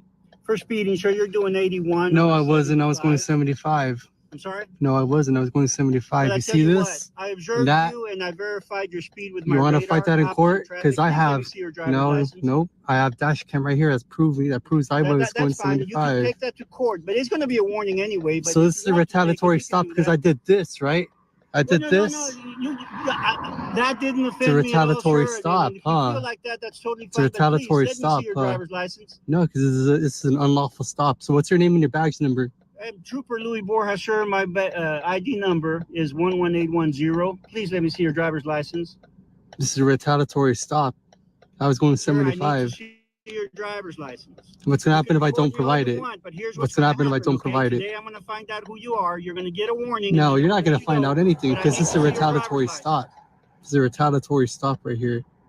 Sir, I need to see your driver's What license. section do you work out of, or sector do you work out of, so I can file a complaint against you? You can file a complaint, sir. I work out of Dallas. Dallas? Yes, sir. All right, I'll find out who you are. Okay, I'll find out you will, because in the warning that I'm going to give you, my name and ID information will be there. I'm going to find out a lot more. I'm going to find out your salary and every single complaint you've ever had, all your disciplinary actions you've ever had. Yes, sir, you can do that, but please let me see your driver's license. No, I was going 75. Okay, here's the deal. This isn't a TikTok video. You're not going to just leave here. Today I stopped you for a traffic violation, and I need to see your driver's license. Please let me see your driver's license. So I'm going to tell you the deal. I'm the one that pays your salary and my taxes. You stopped me because I did this. I was going 75, and my dash cam is recording the whole time, recording my speed. Totally fine. Please let me see your driver's license. Are you going to give me a ticket? No, sir. You're going to get a warning. No, this is a retaliatory stop right here, and I'm not going to provide ID if I haven't committed. You're going to get a warning for a retaliatory stop. So you know what? Let me tell you the deal. Give me the finger. I do remember you doing that, but that has nothing to do with it. Your speed was observed well before that. You came over the crest of the hill. You were doing 81 miles an hour. So let me tell you Today that deal. We're finding out some things. Please let me see your driver's license. Let me tell you the deal. I can only provide my light. No, you're not going to open my door. That's why I locked it. You're not free to leave. That's why I locked it. You're not gonna violate my Fourth Amendment right. You know what you just did right there? You attempted to violate my Fourth Amendment right. We've reached and now I can reach. And now we reached the point where I have civil litigation against you for trying to break into my vehicle. Yeah, that's a lawsuit right there. You tried to break into my car, right? Because I gave you the finger.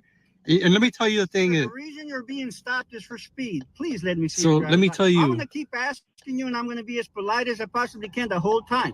But you're going to give me your driver's license today. I know what some of you are thinking. This officer is nice. Why doesn't the man just comply? This trooper has a great attitude. But folks, one thing many of you don't understand is that cops can still violate your rights with a smile on their face. So let me tell you the deal. I only provide my license if I've committed a crime or a traffic infraction. No, that is no, a I'm in 75. State of Texas. So do me a favor.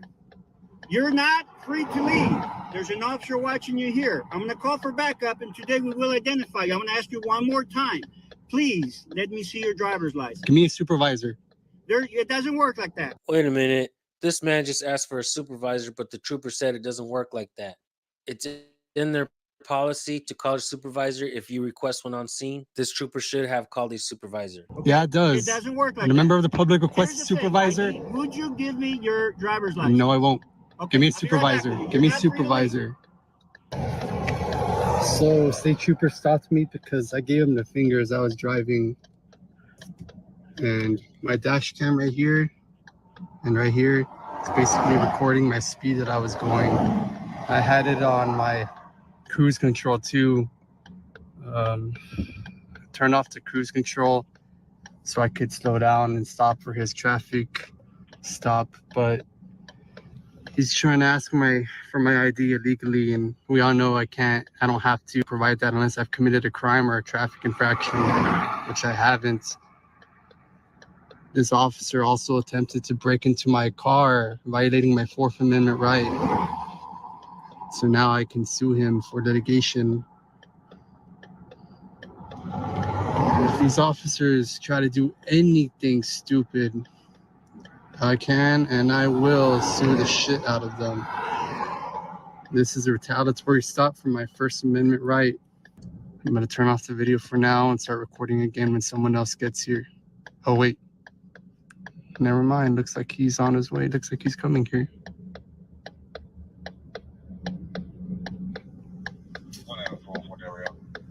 Now, sir, let me tell you something. I noticed that you got DV tags on your car. Yeah. I did 20 years in the Air Force myself. Good for you. Now listen.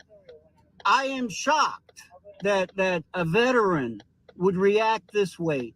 Hold up. So this trooper just said that he's shocked that a veteran would act this way. How is a veteran supposed to act when the government tramples over the people's freedoms? Are you a veteran that's watching this right now? Make sure you subscribe and hit the bell, and definitely leave a comment because I'd like to know your thoughts on what this trooper just said.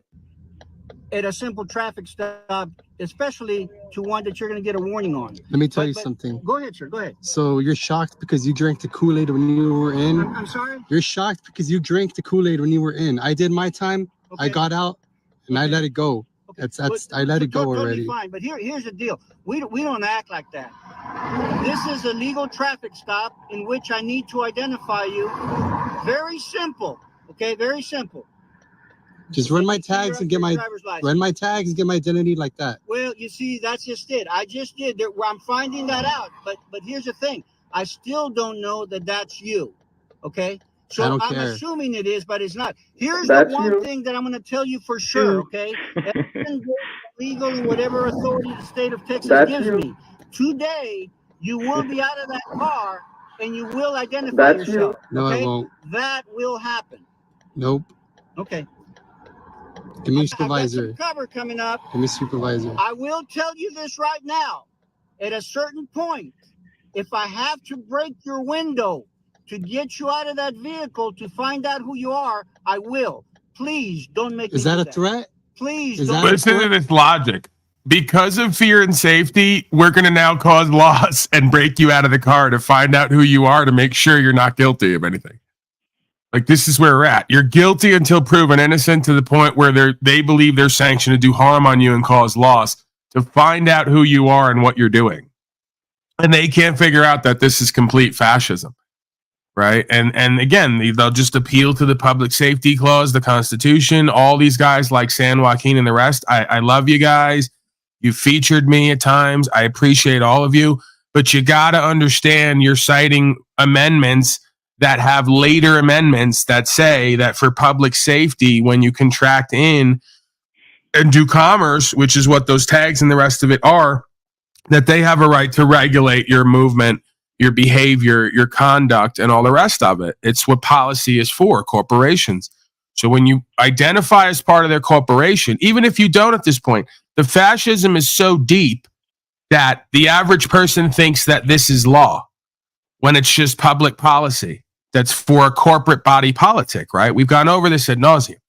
So, yeah, there's no point in citing amendments 1 through 5 when the 11th through 14th established the public safety clause and the idea of using a public code to regulate the movements and the commercial activity of citizenry.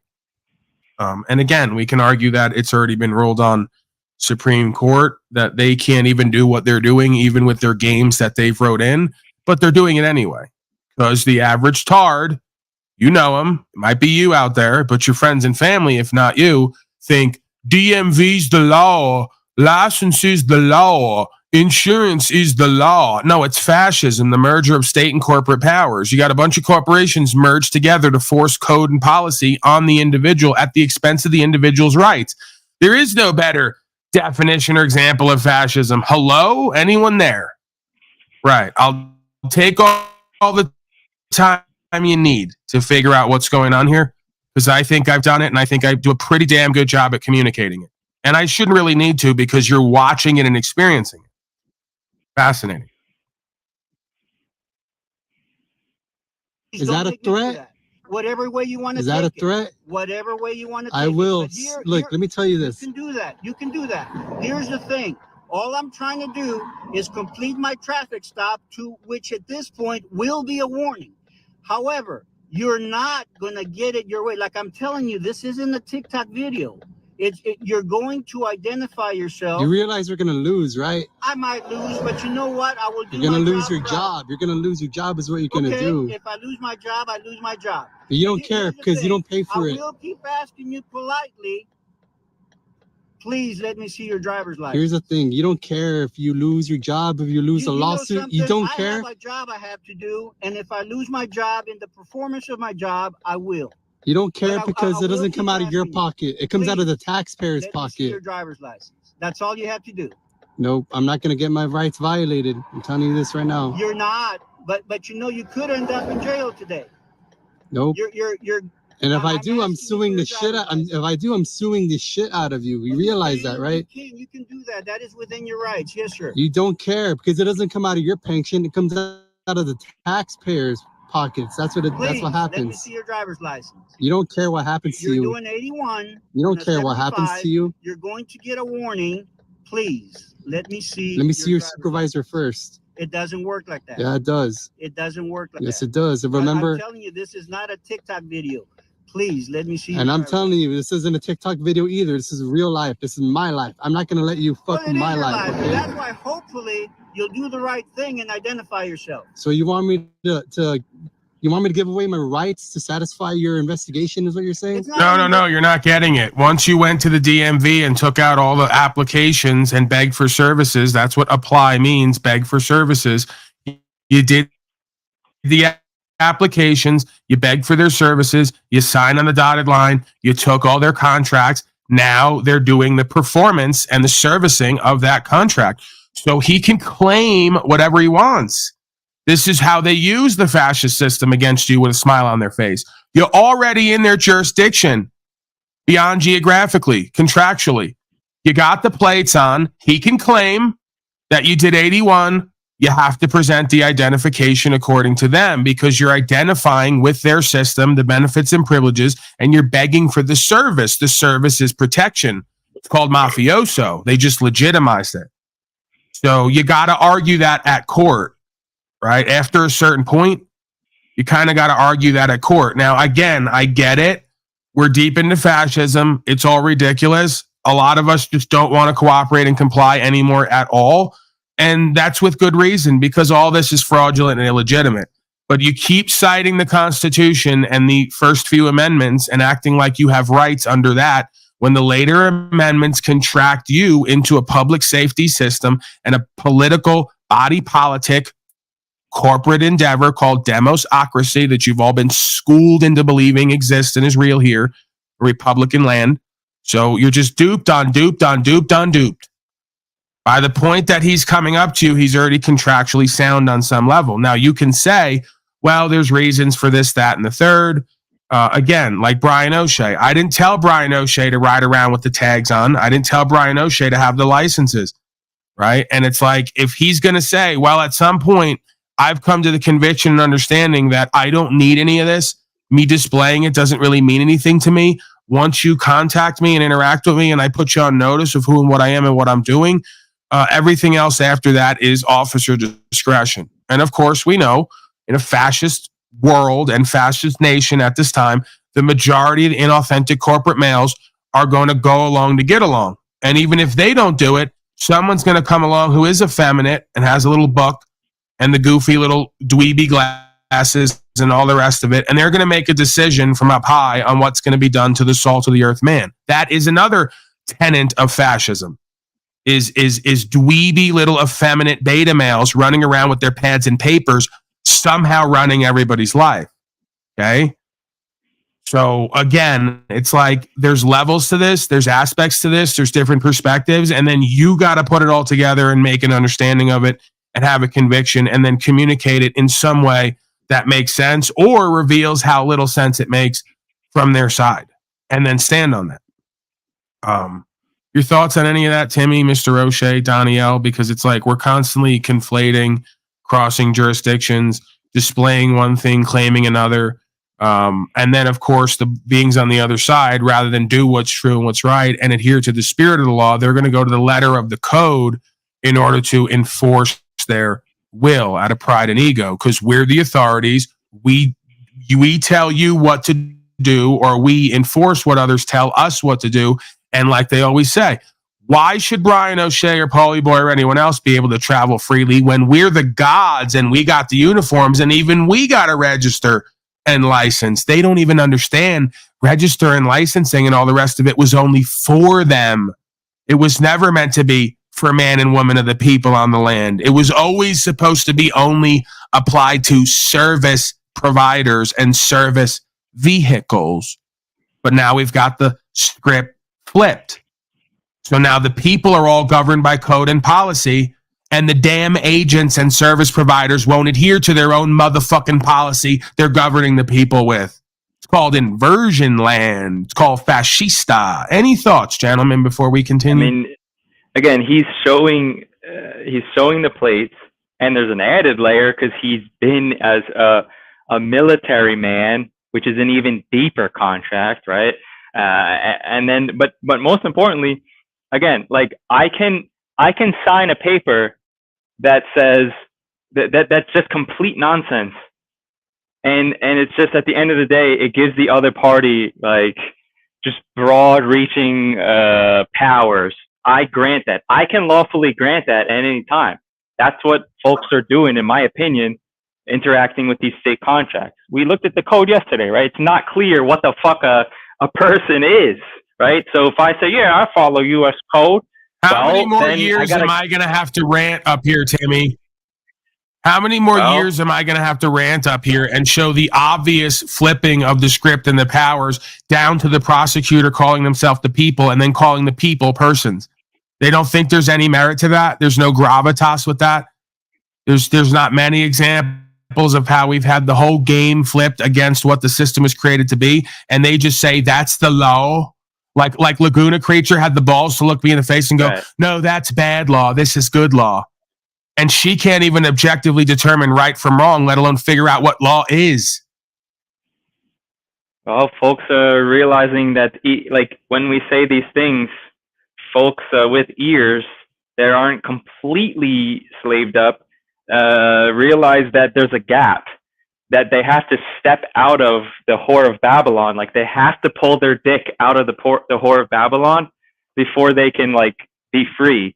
And that's scary because they're latched. And the more, like, there's a latch there in any of these arenas.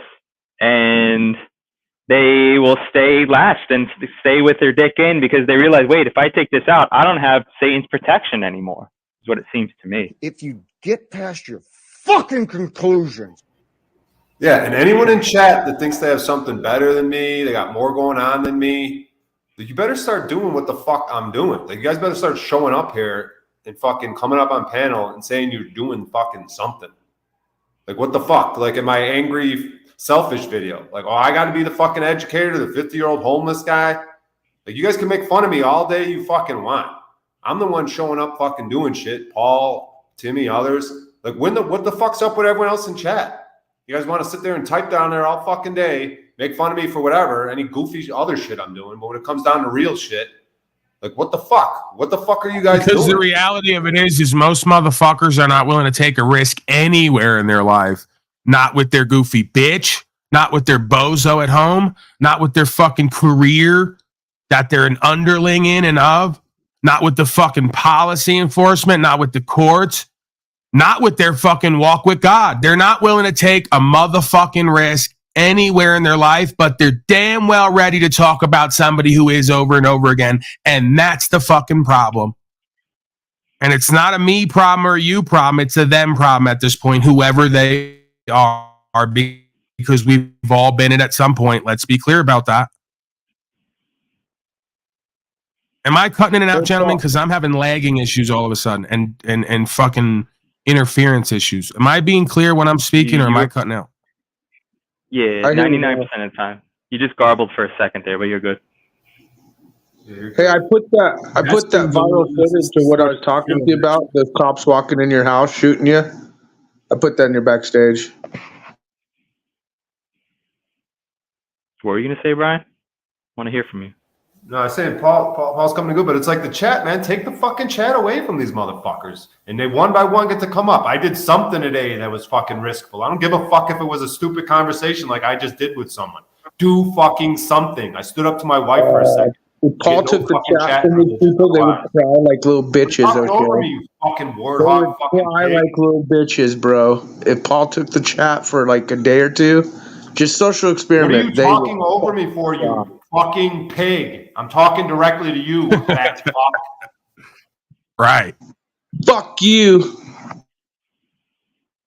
I agree, Brian. I'm with you 100%. Shit, I'm already blocked in Paul's chat. I can't chat.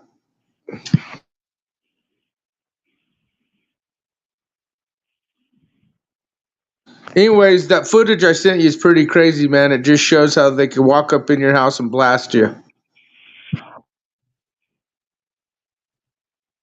And who's arguing? My friends just keep on arguing and keeping me up all night, and I just keep on You sound really muffled. So enjoying yourself.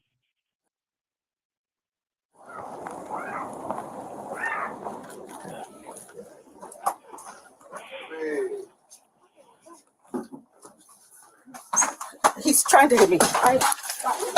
Hey, sir. Sir? Don't come here, boss. Wait, don't go.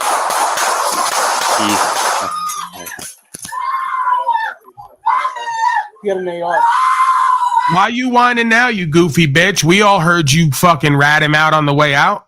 Like you didn't know what potentially could happen. This is what I mean.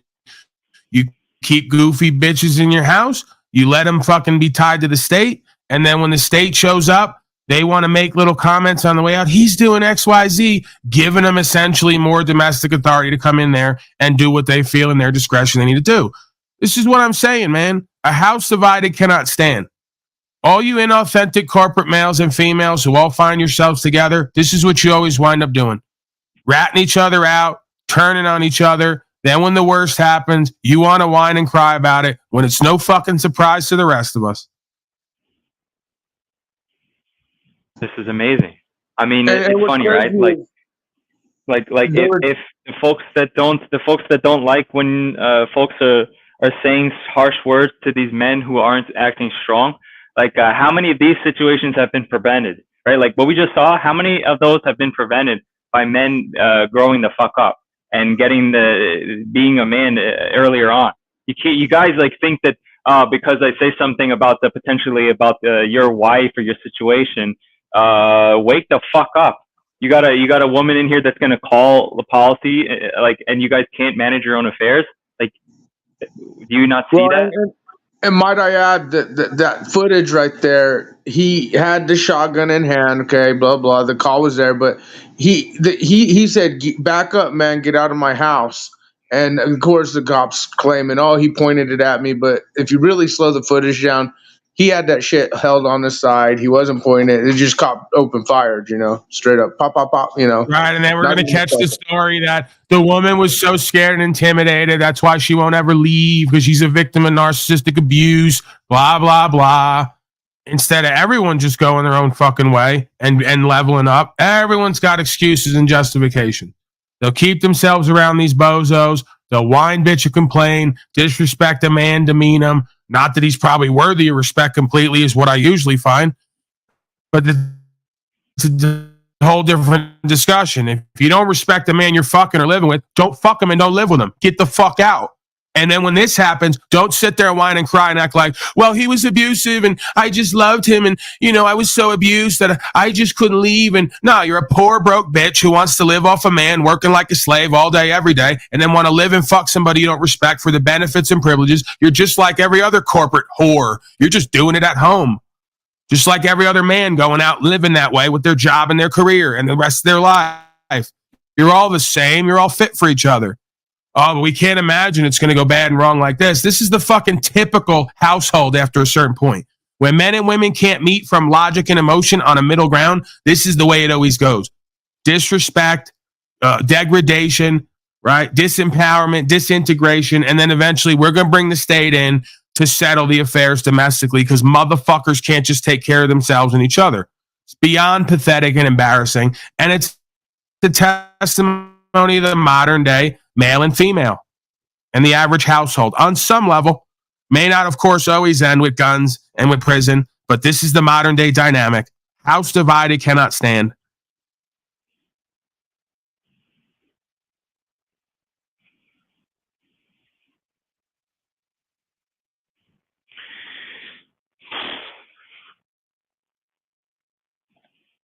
I mean, it's just so obvious. I bet 99.9% of the comments are like, "Oh, the man, the cop's bad." Oh, and then the rest of the comments are like, "Oh no, they had to do their job. He had a shotgun." Like, more diversion. Yeah, the reality is this is a human condition and it's manifesting inward and outward. And part of how it manifests is these dynamics in the homes with these inauthentic corporate males and female whores, and how it manifests with the inauthentic corporate male and female whore that's showing up in a costume to do justice based on a skewed perspective, ego, and pride, and bizarre society culting. Just one for one. You know, it's a direct inverse mirror of one for one. And but you know to what's the average even worse? slave who doesn't understand inherent hierarchical power and value systems, or societal and cultural hierarchical and power value systems, or psychology and sociology, it just looks like one big chaotic mess when it's You know what's nothing but even cause worse? and effect. That chick is probably going to come out like a fucking millionaire too, because it looked like they had pretty decent house and stuff in front of the house, and then life insurance. But then she'll probably cry, "Oh, they shot my husband." You know, she'll probably cry victim on that too. I am a victim, but they shot him. She's going to cash out like These a people are motherfucker. absolute trash. The reality of it is, a man has no business with a gun in his hand with a disagreement with a woman. I've had many disagreements with many women. I've never raised my hand to them. I've never had guns in my hand while talking to them. That's passive aggressive at the least. At worst, it's an outright threat. So a man right away, I'll tell you almost 95% of the time from my perspective, I show up and a man's having a disagreement with his woman. He's got a gun in his hand. I already think you're a low-life trash. I already think you're a bigger bitch than she is.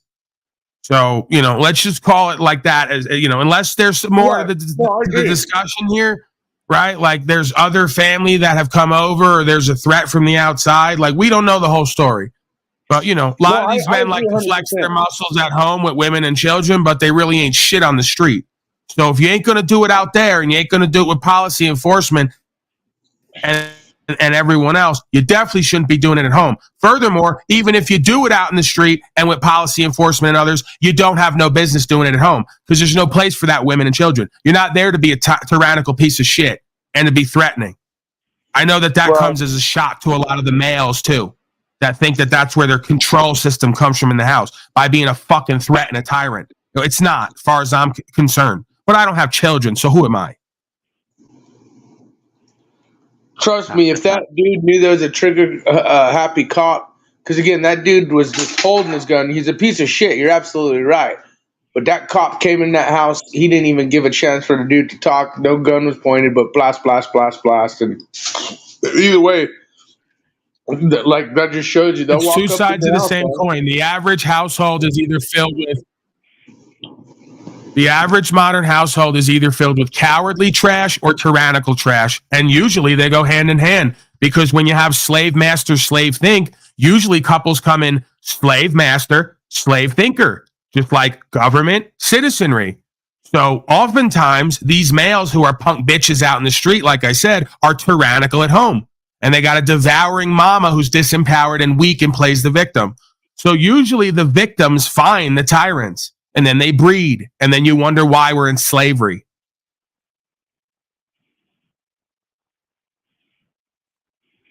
And these women have not figured it out. Again, I'm not going to blame the women directly, but I mean, just talking about them for a second, they haven't figured out that there's the the honor thing, the code, the values, morals, ethics, these things are more important than the fucking job or how much attention some so-called, like some seemingly confident man.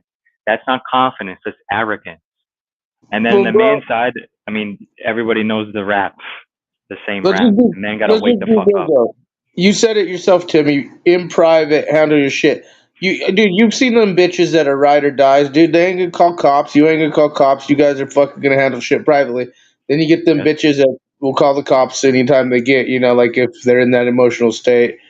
And that's what it comes down to. If a real man's gonna keep a bitch around, he's gonna know that bitch is riding. She ain't gonna fucking sell you out to no enforcement policy agency that's gonna shoot the fuck out of you. And them bitches are out there. But then again, then you got people that they think they're stuck in with a family situation, right?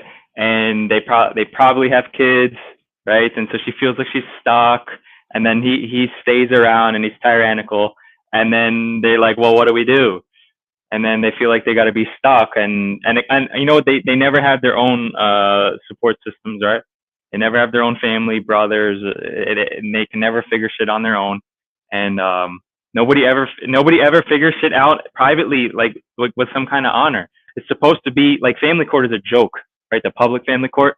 It's supposed to be the two heads of the families come together and discuss, and there actually have to be some like repercussions, some honor. Like that's how it's supposed to work. Like there does make some sense with these older systems, and like, but no, nobody follows anybody. Everybody's their own thing, right? So everybody has their own system. And there's no morality or ethics to follow, no honor. What's that, right? Everybody's independent. Yeah, well, there you go. You got a little slave child who, soon as their parents are arguing, because he's got in the public fool system, or because he watches TV, or because he's been bred by a couple slaves, soon as the parents are arguing and having disagreements, he's on the phone to the state. I mean, I don't really know what to tell anybody. I mean, I've been through hell and back over and over again, it would seem at times, especially growing up. It's never occurred to me to do that garbage. Never occurred to me to bring the state of or the agents into my familial private affairs. Quite frankly, it occurred to my mother to do it to me when I was a child. So that might be where my trust issues came in. I was taught early on, you don't bring these people into familial and private affairs. For what reason? They're only going to make everything worse.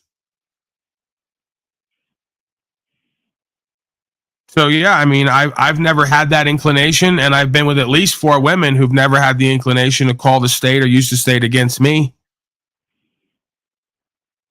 And I always haven't been, the nicest guy. Not even about nice. I haven't been the most productive guy and handled all of my obligations as I should. And still, they've never done that. I've never really threatened them. I've never abused them. I've never really, like I said, I've never raised hands to them. I'm trying to go over in my mind if it's ever happened in heated discussion or argument or whatever it is. And I can't think of one time, So, again, I don't know everyone else's experience, but I do know slavery, it would seem. I mean, I am Paul enslaved, and it would seem most folks are mind and heart controlled. And at the drop of a hat, when there's no resolution or remedy, or you just have to take a loss in life, folks are real quick to get on and use that system. Yep. Yeah, I suggest that shit is taught, man. Because M. Davis is saying the son got on there. That shit is learned and that shit is taught. In a household where that shit is not viewed and not taught and not learned through the public fool system, I remember growing up. It was almost like I knew what they were doing at times, so I stayed away from it when they would question me. But when they put me in special class for behavioral issues because I wouldn't cooperate and wouldn't listen and crack jokes in class, they had counselors come in every day, and they would try to screen you, right, as a child. Say, oh, your mom and dad ever argue? Do they ever do this? What do they got around the house?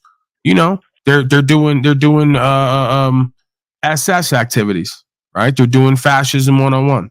So they got their agents inserted in the schools, and they're taking kids with behavioral problems and screening them to find out what mommy and daddy are up to, so they can build cases on them. So I would just kind of almost intuitively from the youngest age stay away from that shit because I knew they weren't there to help me. I just knew. I knew those people were not there to help me and didn't really care about me. I knew if I answered just the wrong way, my life's going to be even worse. Not only is my mother going to have a stroke and whatever else, my father's going to be fucking taken away out of the house and whatever else.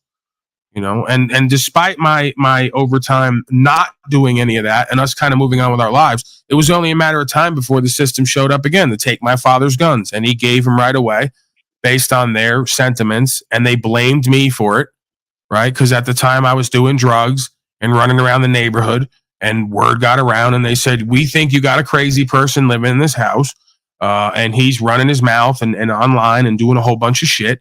So we're going to take your rights. And he said, okay, here's my guns, and then blame me. And still to this day, he hasn't figured out how this all works and that he's been born into fascism from day one. And he would turn on his own self and his own blood for statute, policy, and code, because they're in and of the world, man. There's no other way to look at it scripturally, religiously, if you want to call it that. They're children of the devil, children of the lie. They'd rebuke their own self, their own body, their own children, their own family and progeny for this system and its policy and codes against God and its law and their rights. I don't know, like, if there's anything more reprehensible and sort of emblematic of the tragedy that is the modern day. I can't see anything that is essentially, a worse character trait. And it's amazing, right? Today you have all the Trump slaves. Like, who would they even blame in the situation? They wouldn't blame the kid for calling. They wouldn't blame the woman, I guess. They're not going to blame the cops. Because they want to promote more police, more security, right? It's just like, this is exactly what those folks want. That kind of system. They can't even see what it is. Well, ultimately, yeah. You know where I sit. Maybe it's because I'm a man, but either way, I'll take it all on. It's the man's fault, right? We as men allow the state and everything into our business and our homes way too much with the contracts, and we allow goofy bitches to be up under us. Want to be fucking on them or playing house with them. And at the end of the day, if they're not women of true principles and value and character, they got no business there. And yeah, everybody's redeemable on some level, but you got to play from what you have, where you're at, not from what could be, right? So yeah, man, I see it all day, every day. When folks talk to me privately, or they used to come up here, till the word got out that I'm over here destroying relationships, when the real narrative is I'm putting the light on your relationship and exposing your weakness and where you've been weak in yourself and in that relationship and where it's bound to go wrong long term. So once I put the light on it and then your relationship sucks even more or gets worse, you think I did that. No, the truth does that. The truth's going to grind everybody down to their essential components, who and what they are, show them who and what they are and what they could be yet. That's the whole point of this simulation. That's the whole point of this broadcast on some level. So, this is just interpersonal, psychological, sociological, spiritual, and relationship dynamics, interpersonal dynamics. And again, all relationships extend off the relationship you have with yourself. So only a man who really didn't care about himself, really didn't care about his country and his land, his life and the truth and rights, would let a goofy bitch stay around him so long that he would have kids with her, who would then call the state in, who the mama would go running out and say, yeah, he's in there, he's got a gun. And then when he gets blown away, whine and cry and scream when you all should have never been there to begin with. Or once you came to an age of reason, you're up and out. Since daddy's so bad, go get another one. There's plenty of men out there, right? So it starts with the man. And I guess, at the end of the day, on the ground, if the women have the discernment, they have the power, because nobody tells you women to get around these men and keep fucking them if they're not honorable, presentable, if they're not peaceful, if they're not caring and truthful. So, again, like most things, it's kind of a feedback loop. But ultimately, as a man, I'm going to take it onto the man, because you know how men are. We're the ones who are lustful. We're the ones who chase. Even when God shows us and tells us this bitch is not meant for you, she don't have what it takes, we want to keep playing games. We want to keep chasing that pussy. We want to play house. We got obligations and responsibilities with the goofy bitch. So at some point, a man has to take on full accountability, responsibility. He's the one driving the train and leading. if he put a goofy bitch in position to fuck up that team and that momentum and that busyness and all the rest of it, who and what he is and what he represents, that's on him. I'm only going to give the speech to the woman that she has the power, because a woman needs to realize that she self-selects. So a man's going to chase an initial partner, and then a woman's going to self-select. Am I going to fuck this bozo or not? And then the man's going to select again. Am I going to do relationship with this woman, or is she just there for fucking? And oftentimes it doesn't seem that we can tell the difference and blur the lines, right? Over kind of what's meant to be and then what we're all there for. And oftentimes folks come there for different intentions, if not initially, over time, right? Because what was cool yesterday is fucked up today. We see that dynamic oftentimes. So, yeah, I mean, this is why I claim monogamy does not work ultimately, because especially in modern day society, it probably wouldn't work without monogamy either way, because you kind of got to get right in yourself first and foremost. The relationship extends off the relationship you have with yourself and the spirit. But yeah, it seems to me when folks don't have options and they're pigeonholed to one other person, and there isn't a very strong communication dynamic and an understanding of what we're all doing there, purpose and meaning, value system and principles, it's only a matter of time before someone or something is coming in to fuck up that situation, because it's happening from within before it happens from without. Folks are not honoring their nature. They're not honoring true values and principles. They're trying to honor some other person on their individual walk and journey to a completion perspective, which to me is foolishness. That starts with self and ends with self. If you can share that with another self who's on that path, all the better. But odds are in life, that's few and far between, is what I found. And correct me if I'm wrong.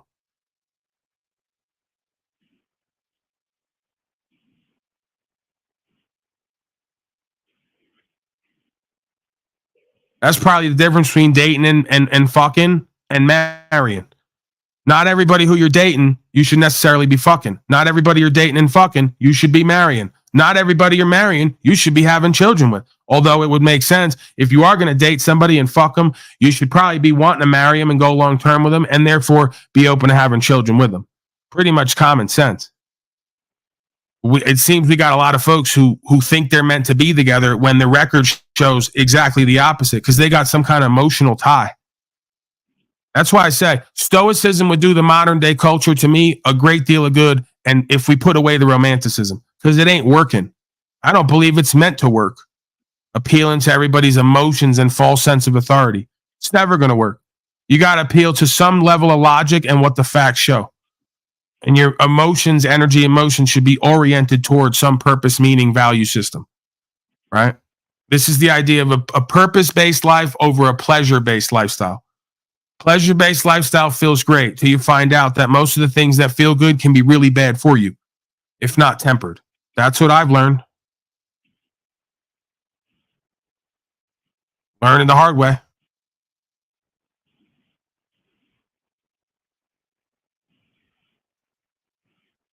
I guess I'm still learning that as well. I don't want to do the Talcott and act like I've come to completion in my life. Oh, that was yesterday, brothers and sisters. Apparently, we're all still learning. Take the chat away, Paul. Take it away? Fuck them. I'm taking the chat away. Go fuck yourself. You offer me little to nothing anyway. You come here every day. You pretend that I'm a fucking life coach. You pretend I'm an audiologist as if I'm a good listener. I'm not. Ask Rose, she'll tell you. And then you sit down there cycling and spinning, trying to move me with praise, trying to move me with blame, and you offer me little to nothing at the end of the day. Listen, I could die any day now. No one's offered me a ribeye. You've not even come over for a damn cup of coffee and told me I'm your friend. If you had, at this moment right now, the chat would be open and free. But now it's being taken. On this, the day of O'Shea's sphere of influence and cosmic wedding. Now, what do you think of that? They could get their chat privileges back. They just got to come up on panel and say, yeah. They're going to have to pay like they weigh, some way, somehow. Either going to have to come up with metaphysical currency, come up with the word of truth, come up with their experience, contribute to the content, or they're going to have to offer something, in the realm of contributions and gifts for the great one. Not myself, Brian O'Shea. Sick of them.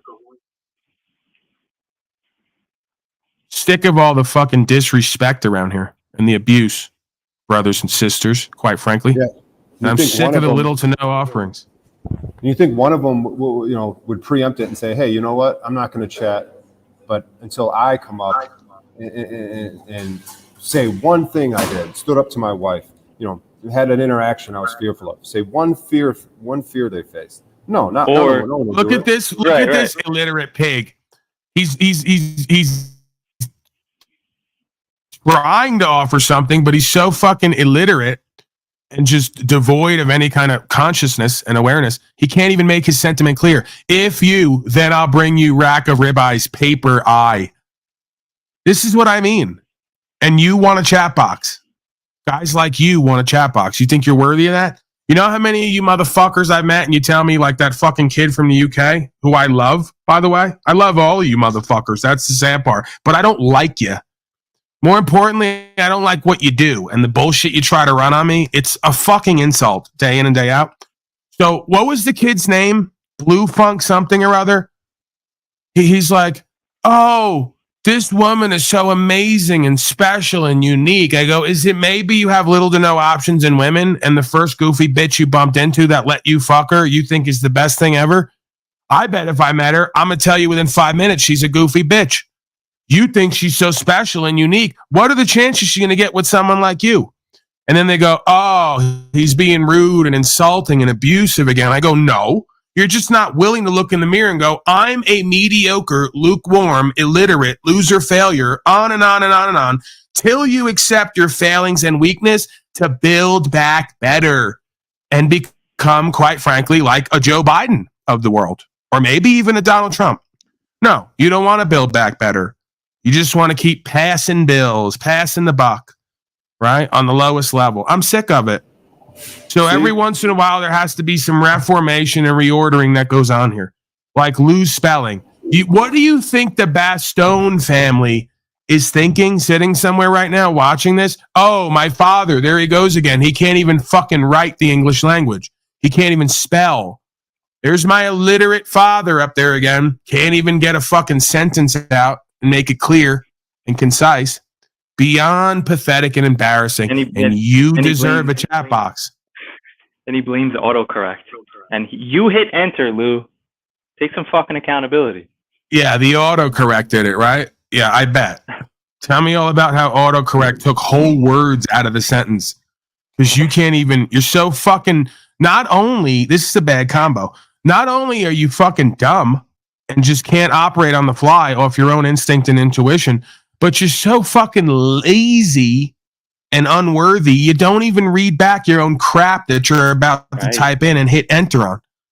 Even you don't want to read back your own crap as if the rest of us do. So you don't even double check that the whole words are in there to communicate the sentiment. Astonishingly, it's just an astonishing lack of ethic and logic and morale on every level. See, it doesn't matter, says Brian. Folks in chat supported you getting your vehicle back. That's like if Paul's dad would have helped me out. I'd have never heard the end of it. Look at this person. Another idiot. I'm sorry, Brian, but there's just more. There's too many to even focus on and count. He just said, prove, read it, idiot. And didn't read back his own sentence while not proofreading his own advice to proofread. We got another audiologist, life coach down there, another comedian, another minister like Wizard. I mean, at least Lou will come up though and take some heat.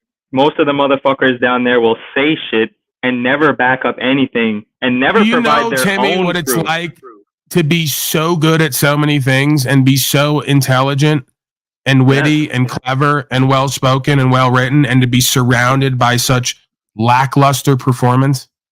Yes, it's I do. fucking disheartening. Can we have our own moment here right now, just you and I may need to let it out, like even more. I may need to just kind of cry on your shoulder because it's just so disappointing and disheartening. Agreed. I don't know what to do for any of them. I mean, it is what it is. You give it your best. You give it your all. Some will Some will get resolved. Some won't. Most won't. Look at this Catherine Ergens person, this cheap fuck. 5 pieces of four-ply. How dare you insult me? I'm sending that back. We're big time at this point, lady. I had fucking Rainwater here, producer. You gave me Charleston White's number. I've been on with Antoine. All the big names. Chili Decastrated. Brian from No Impact Flicks. Do I even need to go on? I don't think so. Hold on. What's Kathy saying? Oh. Salty Siren chat privileges? Oh, okay. I see. That's my mistake. I'm sorry, Salty Siren. I got a little away with myself there. Got a little carried away. All right? Now, you really didn't have to do that. I wasn't actually going to take the chat away. So, I'm not at the level of Decastrated yet and the rest of them where I'm going to like suck this audience dry for every fucking piece of fiat coupon four-ply I can get. I'm not at that point yet. When we get there, you'll know it. It's not yet. We were kind of doing a bit non-bit there, I think. I don't know. Ask O'Shea. O'Shea, do you really want the chat on? Do I take it away tomorrow or what? Just completely gone? Yeah, take the chat away. All right, fuck it. You guys are done. Doesn't matter what you give me. The chat's gone. So don't even think about giving me shit. You're not getting any privileges. I'm sending your... And you know what? It's kind of an insult, right, Mrs. Siren, that you would think that I was so fucking desperate and low rent, like Decastrated and the rest of them yesterday. Just send $5 to my Cash App. Hey, pal. Just send 5. Anything you got lying around, some spare change under the couch, yeah, whatever. Like, you think you can bribe me with a measly 5 pieces of four-ply? Ha ha ha ha ha ha! I'm not for sale, lady. Now, if you want to send me, like I've asked you many times before, naked. Quiet, Timmy. I'm doing diplomacy here. If you want to send me naked pictures of yourself, like I've asked, courteously many times before to my email, which is, of course, scrolling at the bottom, I'm not going to stop you. And I'm not going to tell anyone when you gave them to me. Now, that might carry some weight with me. But mere 5 pieces of four-ply? No. That's not going to get it done. That's actually an embarrassment. The mocking embarrassment. And again, Don Paulione, once he asked for a favor, does not ask, but maybe 5, 10, 15 more times after. But after that, it's completely done and over. You have no more opportunity. Tariq says, Paul, that was great. You were really the life coach. O'Shea, you are getting better. Keep doing what you were doing. Okay, so Tariq's come back home. Tariq used to love us. Then he went on the hating campaign. He was in his feelers. Now he's back home. Back under daddy's wing. He's loving everything. He's even contributing. So that's good news. Wait a second. Timmy's highlighting comments. When I grow up, I want to be smart like you, Paul. But you, I'm M.A. Toys R Us kid. Wow. And you're not a retard? Is that what you is somehow in there? What you're trying to say is you aren't retarded? Because all I got is I'm retarded out of that. That's all I got from that. You might want to just actually don't come up. I was going to say you might want to come up and use your words, but that's not going to go any better either. I suspect so.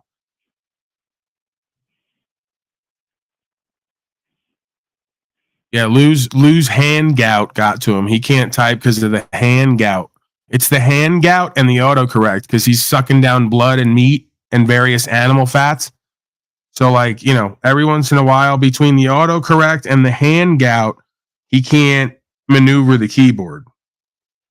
It's like a disability, I guess. I can't pick on him for that. He needs a polycorrect.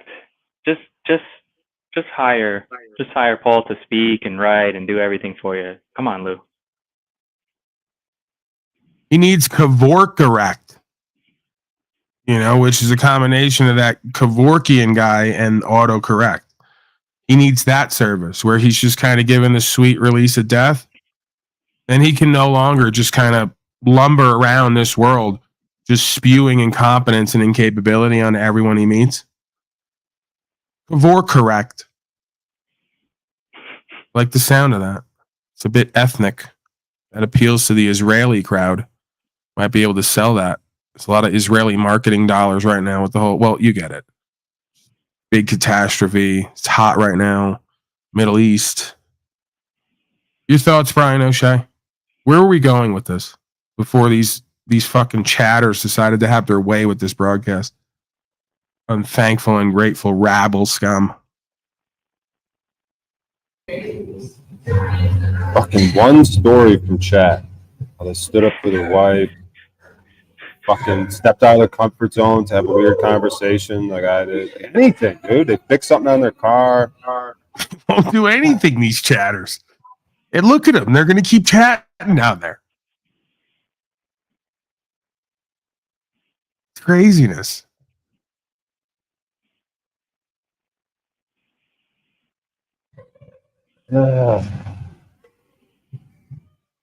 Yeah, this is like that show, My 800-Pound Life. Go ahead and abuse the And chat, O'Shea.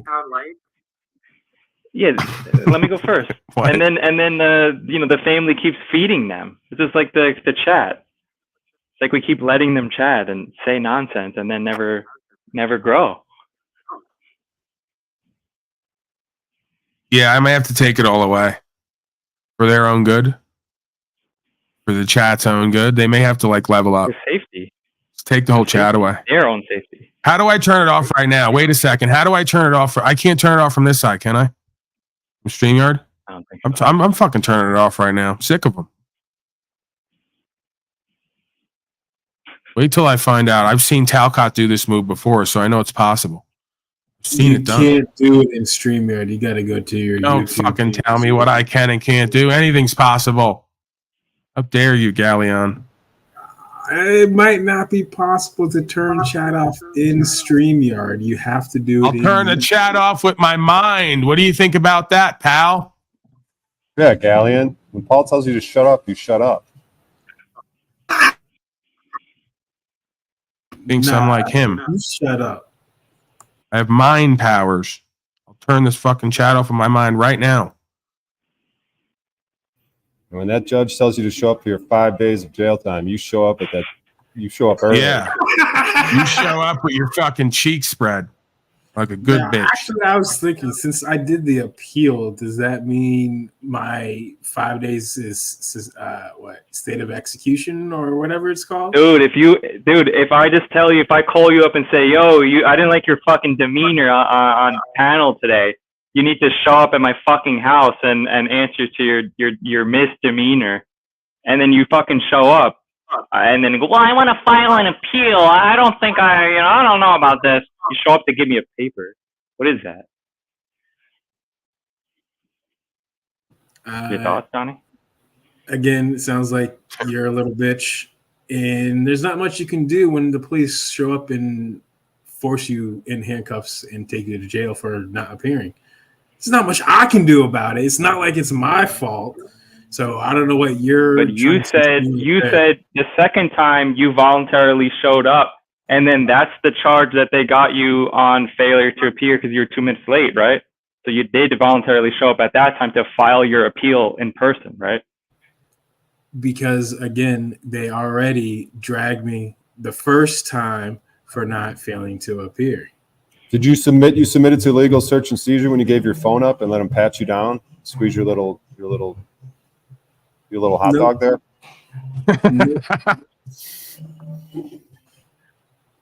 Your little wiener sausage. No, if that happened, I would have blacked out from PTSD and probably been. No, you gave them your phone, right? Which is why you couldn't record. You couldn't figure out another way to record. No, I didn't give him my phone. When did I say that? You said that all phones and recording devices were supposed to be handed over before entering the courtroom. Yeah, doesn't mean I'm going to hand it over to them. Okay, there's missing details though. Yo, there's missing details. How did you get out of custody the first time, sir? Go back and watch your live stream because it's been talked about before, little bitch boy. Dude, I don't know why you're going at me. I'm just asking for details. I'm not going to watch past streams. Like, can you just tell me? I don't watch everything. It's the tone of your voice is coming off as aggressive. I'm being direct. I'm being direct. I'm just. There's a difference of being direct and being an asshole. You could have. Okay, you know what, Daniel? Here we go. Let's begin. How about you? Let's begin, sir. You came at me first. I heard you. Let me finish. Let me finish. Go ahead, sir. Okay, thank you. So, if, like I said, there's a difference from being indirect or direct and being an asshole about it. You could have gone around like, okay, well, can you go into more detail about the first time you got arrested instead of being an asshole about the way you Bro, worded it? you came at me first. No, we were doing bit on bits, but then you came. Oh, right. So before, when you're like, oh, you know, Timmy's a piece of shit, take his keys away, you've said that like 10 times now, right? So, you know, you are saying shit about me. I never said a motherfucking thing about you. I never said nothing negative about you. You started it. That's not being negative. That's going into the bit non bit that's been going on. That's what that was about. It's not my fault. You're okay. All right. So now I'm being direct with you, and I ask you for details, and then you tell me, oh, I don't like your tone. Well, I don't have to modulate my tone for you, dude. Because it's the way you came across. If you wanted more information, you didn't have to be an asshole about it and use the words. No, if you're gonna start making jokes and play a bit on bit, and then when I come at you with a tone, like, you can't just say, oh, you need to be nice to me when you're asking questions. Personal information and real life experiences about what trauma a person's gone through is not used for a bit non bit. That's more a serious tone. I'm actually being. I'm trying to get down to the truth of what happened so we can all learn something. If you don't want to do that, then no problem, man. I just thought we'd get down to the truth of what happened. With the judge, Donnell. I bet you were a little bitch in front of the judge. No. And then also you could take into consideration that as your supposed job as having the keys, don't you think it would be more prudent to push the audience towards his past content so he can get more views on previous live streams and so forth? Don't you think that also helps that? But no, you had to shoot that down. You had to be aggressive. Now you're like taking major L's right now. You're deflecting, bro. No. You could apologize and then ask properly. I'm not apologizing to you. What are you, my grandmother? Why do I have to? Then I don't have to explain. That's true. That's simple. So you're going to deprive. Then this discussion is over. Let's go back and. This passive aggressive, guilty. Like you can't tell me how I'm going to talk to you. You got to modulate my tone. What is that? You're going to deprive the audience of the interaction? Just have the interaction. You're like Tribe. All these guys are the same. They can't handle a fucking direct conversation. It's incredible. You don't like my tone. I don't have to talk to you in a specific tone. It's called respect. That's all. Why do I have to blindly respect you when you talk shit and you make jokes about me? Why do I have to just go, oh, he's gonna talk shit about me and make jokes? That's fine. Hey, Donnie, do you mind? You're just like, Lou, do you mind telling us about that event? I'm sorry. I'm so sorrowful that I didn't attend some other previous live stream. Oh my God. Can you please grace us with your information? Why? Why do I have to do that? Why do you have to be a straight up asshole towards everyone? There's no wonder why people have hatred towards you. Maybe you should look inwardly and heal what's inside first. No, man. You're gaslighting now. Now you're gaslighting. I want the truth, and you're just like, nah. I don't need to give the truth when I already stated the truth and it's on record. If you want that record, as Paul stated a million times, do your due diligence and get that information. Since now, I don't have all day to be provided to you, but no, you have to be a straight up little bitch. Now I'm being an asshole back towards you. It's bit not bit. Yes, that's all fun and games. Emotional damage. You got butt hurt like a little bitch over when. Over not bit. Bro, you're Shut up, Danielle. Shut up, Danielle. Don't be joking about Timmy, okay? Hey, who the fuck you think you are, bro? This is Timmy, right? Okay? So you can make jokes. You can make bit on bits. Timmy, I hope you can make bit on bits and joke and make. I hope. Can I go now? You just keep talking like your grandmama. You pig.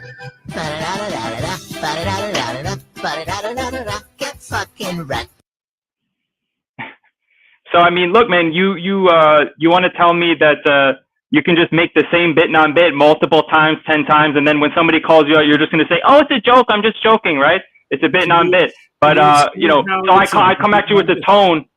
So I come at you with a little bit of tone to say, "Yo, what actually happened?" Because I'm presuming that you bitched out and signed papers and bailed out and did all the shit. That's my presumption. So I am getting at the truth. Is it true? How did you get out then? Because if you did something to get out and sign the papers, then you're under the jurisdiction, it seems to me. What do you have to say about that? I've already stated multiple times on this broadcast and other broadcasts that there is no signature. No, let your hair down. You're acting like a any bitch. paperwork. You're acting like a female. How'd you Let get your out hair then? down. Let that long hair down, dude. Again, I was found not guilty for the trespass. I was found not guilty for the first failure to appear. And I was found guilty for the second failure to appear. And I have to go to court. Now, let me finish. And then I have to go to the court on the 19th to turn myself in and serve a total of 10 days with 5 days time served. You're saying you have to, but you're saying you might not. Yeah, exactly. So why are you saying you have to? What was that? Why are you saying you have to? I'm using their terminology. I'm not saying that I'm actually going to go do with it. I still haven't decided what I'm going to do. Like I said, I already filed an appeal, and I'm looking into other things that I can do to fight that. Because like I said, I wanted to sue. They arrested me. So if you look up the Virginia code, it says that in order to be trespassed, there has to be nefarious reasons. There was no nefarious reasons. They can't prove that. It's also on body camera that the security guard went behind his boss, his employer, and a body camera, office manager. No, don't arrest him. I'm fine with him not wearing a mask. Janelle, don't you know it's not good to have your hair tied up like that? Let it down, dude. Just let it flow, dude. Let it flow, dude. Just let it flow. Nah, that's all right. Let it flow, man. Just let it flow. You're all tied up, bro. Just let it go. Let it go, man. Just let it go, dude. You don't have to do this anymore. Nah, I like my hair up. It's all tensed up when you do that. Put stress on it. It's all tensed up and stressed. You gotta let it go, dude. Like when you do those 5 days, just let it go, man. Just let it happen. So what do you got? What else do you want to know now, Timmy? So what I'm hearing is, correct me if I'm wrong, there was some incident where they may have trespassed against you, right? You went in there, didn't sign nothing, acted like a man, and they found you not guilty of anything, or they just discharged it and let you go, and you didn't sign anything, and sounds like a win, right? And then, but at some point, they gave you a paper that had a charge on it with a complaint or a criminal complaint that said, hey, you failed to do X, Y, Z, and then you got to show up. And then you did show up to give them your appeal. Is that right? No, the appeal doesn't happen right away. So let me recap. In October, September, around that time of 2022, I got arrested for trespassing. I went to court. I didn't go to court. God, I'd rather just look up the video and watch it, dude. Take forever. Why do you always gotta complain, O'Shea? Just saying, dude. There's something off with you, dude. You're being a little bitch right now, dude. What's off? Can you elaborate? Yeah, you're like, apologize before you do. Like, what are you doing, dude? Now you're going into like details. Like, no one cares about all these details. He asked about the details. So obviously why is he that means around off camera then, dude. Like, it's taking forever. Well, that's not my problem. All right, go ahead. You're doing great. Thank you. Thank you. I appreciate your input. So again, I get arrested for trespassing. I go to the first court. I challenge the court's jurisdiction. I was found guilty or held in contempt. I spent an hour and a half in the little jail cell, but then placed back in front of the judge. And I was told not to return to the Social Security Administration building and let go. A year passes, a year and some change. December of 2023 now. I get pulled over, and Can I just go serve your 5 days and not have to listen to this? Jesus Christ. Sorry. Go ahead. I fucked up again. Sorry. Please continue. I get pulled over. He said, I ran your plates and you have a warrant for your arrest for failure to appear. So I got arrested right then and there, went in front of the magistrate, got released on my own recognizance, went to the next court date. Their witness didn't appear. They wait, stop. So you did go and show up voluntarily to the next court date. I'm not trying to like do a gotcha. I'm just saying it seems like maybe that's the point when you gave them jurisdiction and why they continue to like do shit with you. What do you think? It's either that or continue to go to jail. I have a child I got to take care of. I'm a single father. I have custody of my soon to be 17-year-old son. I can't just be, keep going back and forth. I hear you, man. I know. I think about the same things as you. I get it, man. So again, the whole purpose was to clear the air, to establish that there was no crime committed because there was no loss, injury, or harm except done to me. I was given a public defender for the failure to appear. The judge ordered the public defender, even though I didn't want him, ordered him to only interact with the aspect of the case that pertains to the failure to appear and cannot do anything on the trespass. You can't do anything on the trespass. So their witness didn't appear. I was found guilty and sentenced to 3 days time served, because at that time I was in jail for 3 days for the failure to appear. And then she asked the public defender if I wanted to, if they were fine with a continuance. I tried to object, and I was told if I talk, I'm going to be held in contempt and more charges will be placed. So the public defender agreed to the continuance, which is, in my opinion, a violation of my rights, which I'm going to be bringing up in the next appeal that's coming up. So then that was back in January of this year. So then fast forward to February 7th, I think, was the appeal. And I actually won. The court admitted that they had no documentation with my signature agreeing that I would appear at court. So it was dismissed. Everything was dropped. Fast forward to today, the second failure to appear. I even pointed out that, again, there's no signature, and a higher court already won in my favor that you need a signature. She didn't care and sentenced me to 10 days for failure to appear and 5 days time served, because I did 2 more days for the second arrest when they arrested me the second time for the failure to appear. Then she tried to go on for a continuance because their witness did not appear again. And I objected, and I stated, well, there was already continuance before. He didn't appear last time. He didn't appear this time. I want this matter taken care of today. So I won that. She dismissed it. Okay, so, but in my opinion, you can tell me I'm wrong, but like, you're doing the same kind of passive, and that's just my opinion, you can disagree, the same kind of passive aggression you're doing here, it seems to me that you're doing that there as well, because you're still like double-minded in the sense that you're kind of there, but you don't want to be there, but you're like going where they tell you to go and not speaking when they tell you to not speak. So it is confusing in my mind.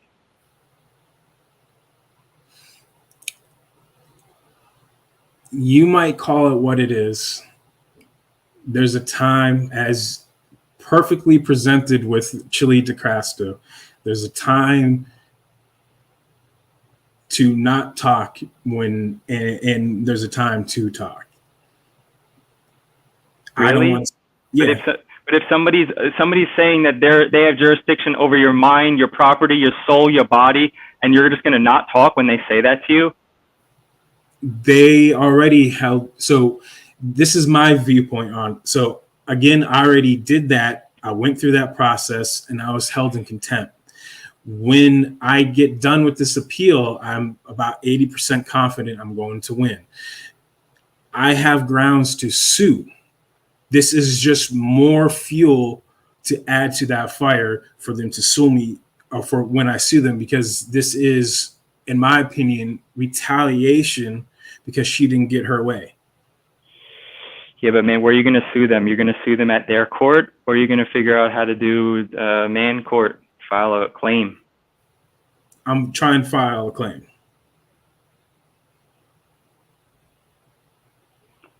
I mean, it's just like, to me, if I'm just wondering, like, why not send them a notice with all this written and say, look, you guys can do what you want. I already have. Here's my position. I already have. I gave it to the prosecutor. And you know, here's the funny thing. So when I gave it to the prosecutor, I gave it to him the first time and I gave it to him again today. This time he flat out told me, there was no prosecutor involved in your case at all. Then why am I even here if you're if you're not prosecuting me? Then who's prosecuting me? It can't be the police officer. That's not his job. So he flat out told me that they're not there for my case. But did you send it the notice via mail, or you didn't send anything beforehand?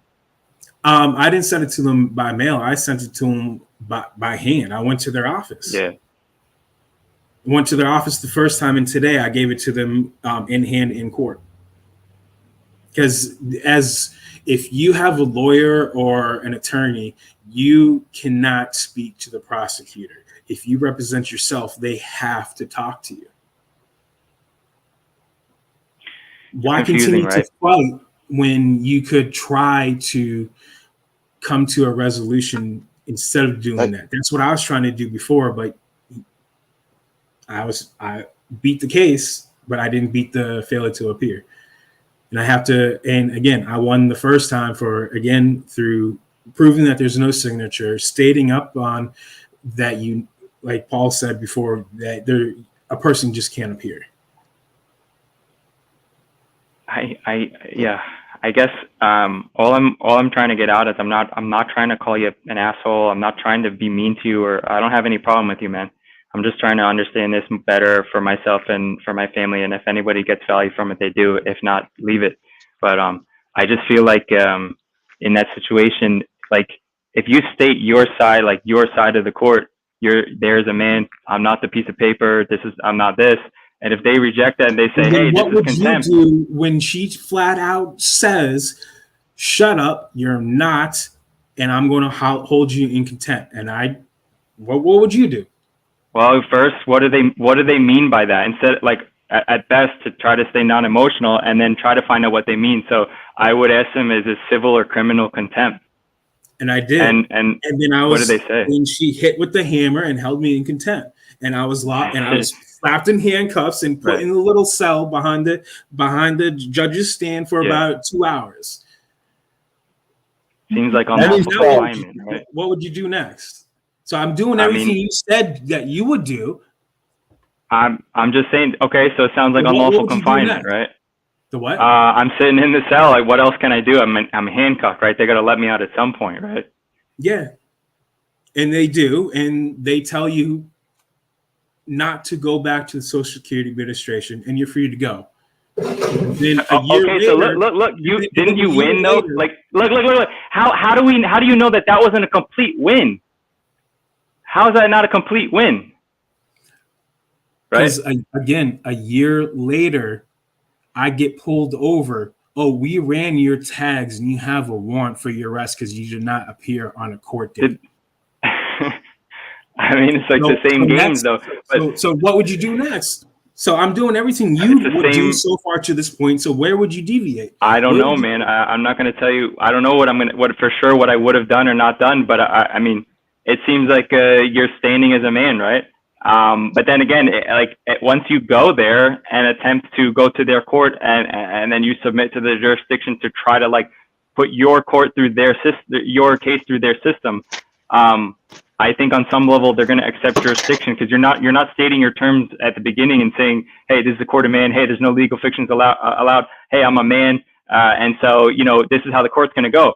And I feel like if you just show up like kind of without attempting to do that before the court date or even if you do, I mean, like look, dude, they held you in contempt and then let you go. That's weird, right? Why didn't she give you 90 days or 30 days right away if that actually meant anything? Why did It's she weird, give me right? Why did she give me 3 days the first time she found me guilty, and now all of a sudden it's 10 days for the failure to appear? I don't know, man. I don't know. Hey, Donnie, did you take your belt off and put your phone in a little bucket when you walked in that building? No, I left it in my car. Did you have a belt on? Yes, I had to take my belt off because it set off the Yes. alarm. Boom. There it is. What does that mean? Because I had to take my belt He's off. saying that you gave jurisdiction by taking your Pull your belt pants off, down as perhaps? well? The what? Did your pants fall down or did you pull them down? I held them up. Yeah. What'd you held them up for? Let them fall to the ground. Because I don't want to get stopped with indecent exposure. What are you exposing? Man, I'm not white, man. I'm telling you, I'm not 100% white. So yeah, I'll be exposing a lot. I mean, if I was in the jury and this was the conversation, I'm saying if there was, and then you're saying this, I mean, it's a bit confusing. Like, if you don't think there's jurisdiction to the court, then like you shouldn't go there. So that's like if I said, come to my house and we got to settle this ourselves. And then I say at the door, you got to like, take your belt off. You got to put all your guns in this little box. And then they'll if you point do guns that, at you and shoot you and kill you. I don't want to die. I got a lot to live for. I want to see. Dude, when you're standing there holding your pants up, you're losing, dude. You're not a man at that point. You're standing there holding your pants up and you handed them your belt. I disagree. When they already showed 3 separate times that they're going to forcibly handcuff me and put me in a jail cell to appear at this court forcefully. You can't appear. Donnie, they're willing to kill you. You know that, right? Yeah, I know. That's why if we're not willing to accept that fact at some point, I mean, we're going to be out of this place at some point anyway, all of us. And at some point we have to say this far, no further, because they are willing to kill you. They're willing to kill you for a fucking taillight. So if they're, they'll for anything, right? So if it's just a question of being put in a cage for a day, a week, a month, a year, whatever, then who's going to take care of my son? And you don't. I get it. I get it. It's not easy, bro. I get it. I'm still paying property tax. I'm not righteous by any means. I'm a fucking slave too. Well, I'm not paying property tax. I'm not paying state income tax. I'm not paying federal income tax. Well, when I mean say property tax, I mean on actual land, right? Land. Yeah, I have land. I have just under 5 acres. How do you pay no tax on that? I paid because I paid through a contract through a person through a personal sale. So it's not in your name, the land. No, it's in my beneficiary name. So it's not been transferred. It's in my treasury. So no one's paying the tax? Nope. I'd like to know a little bit more about that if that's the case. yeah, you need to be a man before Lou can decide to be a man for himself. Well, listen. If you put it into a trust, to a living trust, that you can't be taxed. Yeah, I've already done that. I've got all my land put in trust, all my property, everything, my guns, everything put in trust. But at this point, if I stop paying my taxes, You're fucking imagining. You didn't even have a fucking conversation with them, Lou, yet. Jesus Christ. Have you had the conversation with them yet? No. So you're just going to say some fear right now. Okay. Come on, man. Yeah, it's fear. Damn right it's fear. When you spend 40 years paying for something, you don't want to risk losing it. And I get it. I just told Danielle he's got to be willing to die. And yes, I'm not righteous and I'm not preaching. It is what it is, you know? I'm just being a mirror to you, dude. I mean, look at O'Shea. He goes and just talks to them. Why can't you just have that conversation and then try to get them into a corner to admit that what's going on? Why is it so scary to just have a conversation? It's not scary to have that conversation, and I can go do that. I don't at this point, because of the choices I've made recently, to put everything up for sale. You've got latches. Yeah, there's some latches there. Yeah, Right. because of the decisions I've made recently, that hopefully soon will be, moving to a different situation and a different county altogether. Yeah, that's on hold right now. But I get what you're saying. I get it. Donnie, do you think there's some connection? And I'm talking to you as a father. There's a connection here where like you're trying to secure the progeny's future on some level and attempt to like make some status clear, get something on the record and have them acknowledge it so that they stop fucking with you. And and then you can't, like, you're like fearing going to jail and then having the progeny I'm not fearing going to jail. I already did 4 years. There's no fear of going to jail. I'm just saying you being in jail while you can't supply or provide for your progeny is what I meant. Exactly. Exactly. Who else is going to take care? My son has been part of my life his entire life. I've been raising him on my own since he was 3. With How old no is he help now? from other It's like He's 21? turning- How old is he? He's turning 17. Oh my God, dude. Take my dick and put it right in your mouth and shut the fuck up. That is not an excuse, dude. Says the person who has no, I'm not going to even get into it. That's your own personal opinion. Thank you for sharing it. But I would disagree. You don't know what I've been through, what I had to endure. You're showing him what a bitch looks like. Dude, it'd be better to go to jail and show him what a man looks like. He's a fucking man. He's 17. He's ready for war. He's ready for anything. That's your opinion, not mine. And again, I disagree. It's called ending the cycle. It's called ending the cycle. You want to make a change. You talk about making change. Well, start making a change. Start setting an example for your son.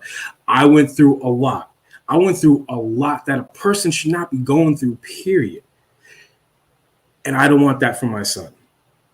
My father and my mother was never there for me in my entire life. I have no family. You're going to stand in there with your belt off and holding up your fucking pants. You're going to blame it on a 17-year-old boy? Get the fuck out of here, dude. You're full of shit. Yeah, O'Shea's right, man. He's right about this, Danielle. He's right. And I know where you're coming from because I felt the same way, right?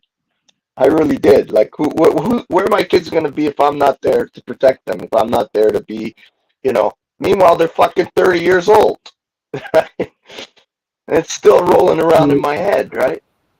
So you got to be careful. It's a dangerous place to be in your mind, right? Your son's 17. Like, my mother had me at 17. My father, he was a little bit older, but they were young kids and they had kids, right? And this happened. My grandfather and my grandmother had my father at like 15 and 16 years old. But you fail to realize how corrupted the system is. I know. Hold on, let me finish.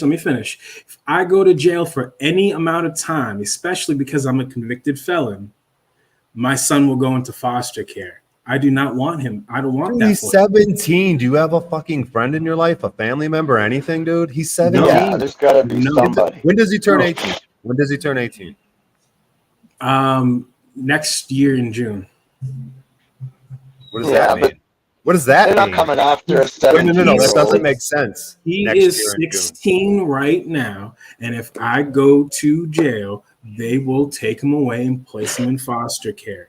I don't care if it's a short period of time or a long period of time. I do not want my son to have him get it. That's my biggest pet peeve, is being cut off. I don't want my son to go through what I went through. To me, that's what is being a man. To cutting off and ending that cycle and providing a better life for your child. And to me, that's what's being a man. If you disagree, well, that's your opinion. Go get this kid and put him on camera. I want to talk to this kid. Where is he?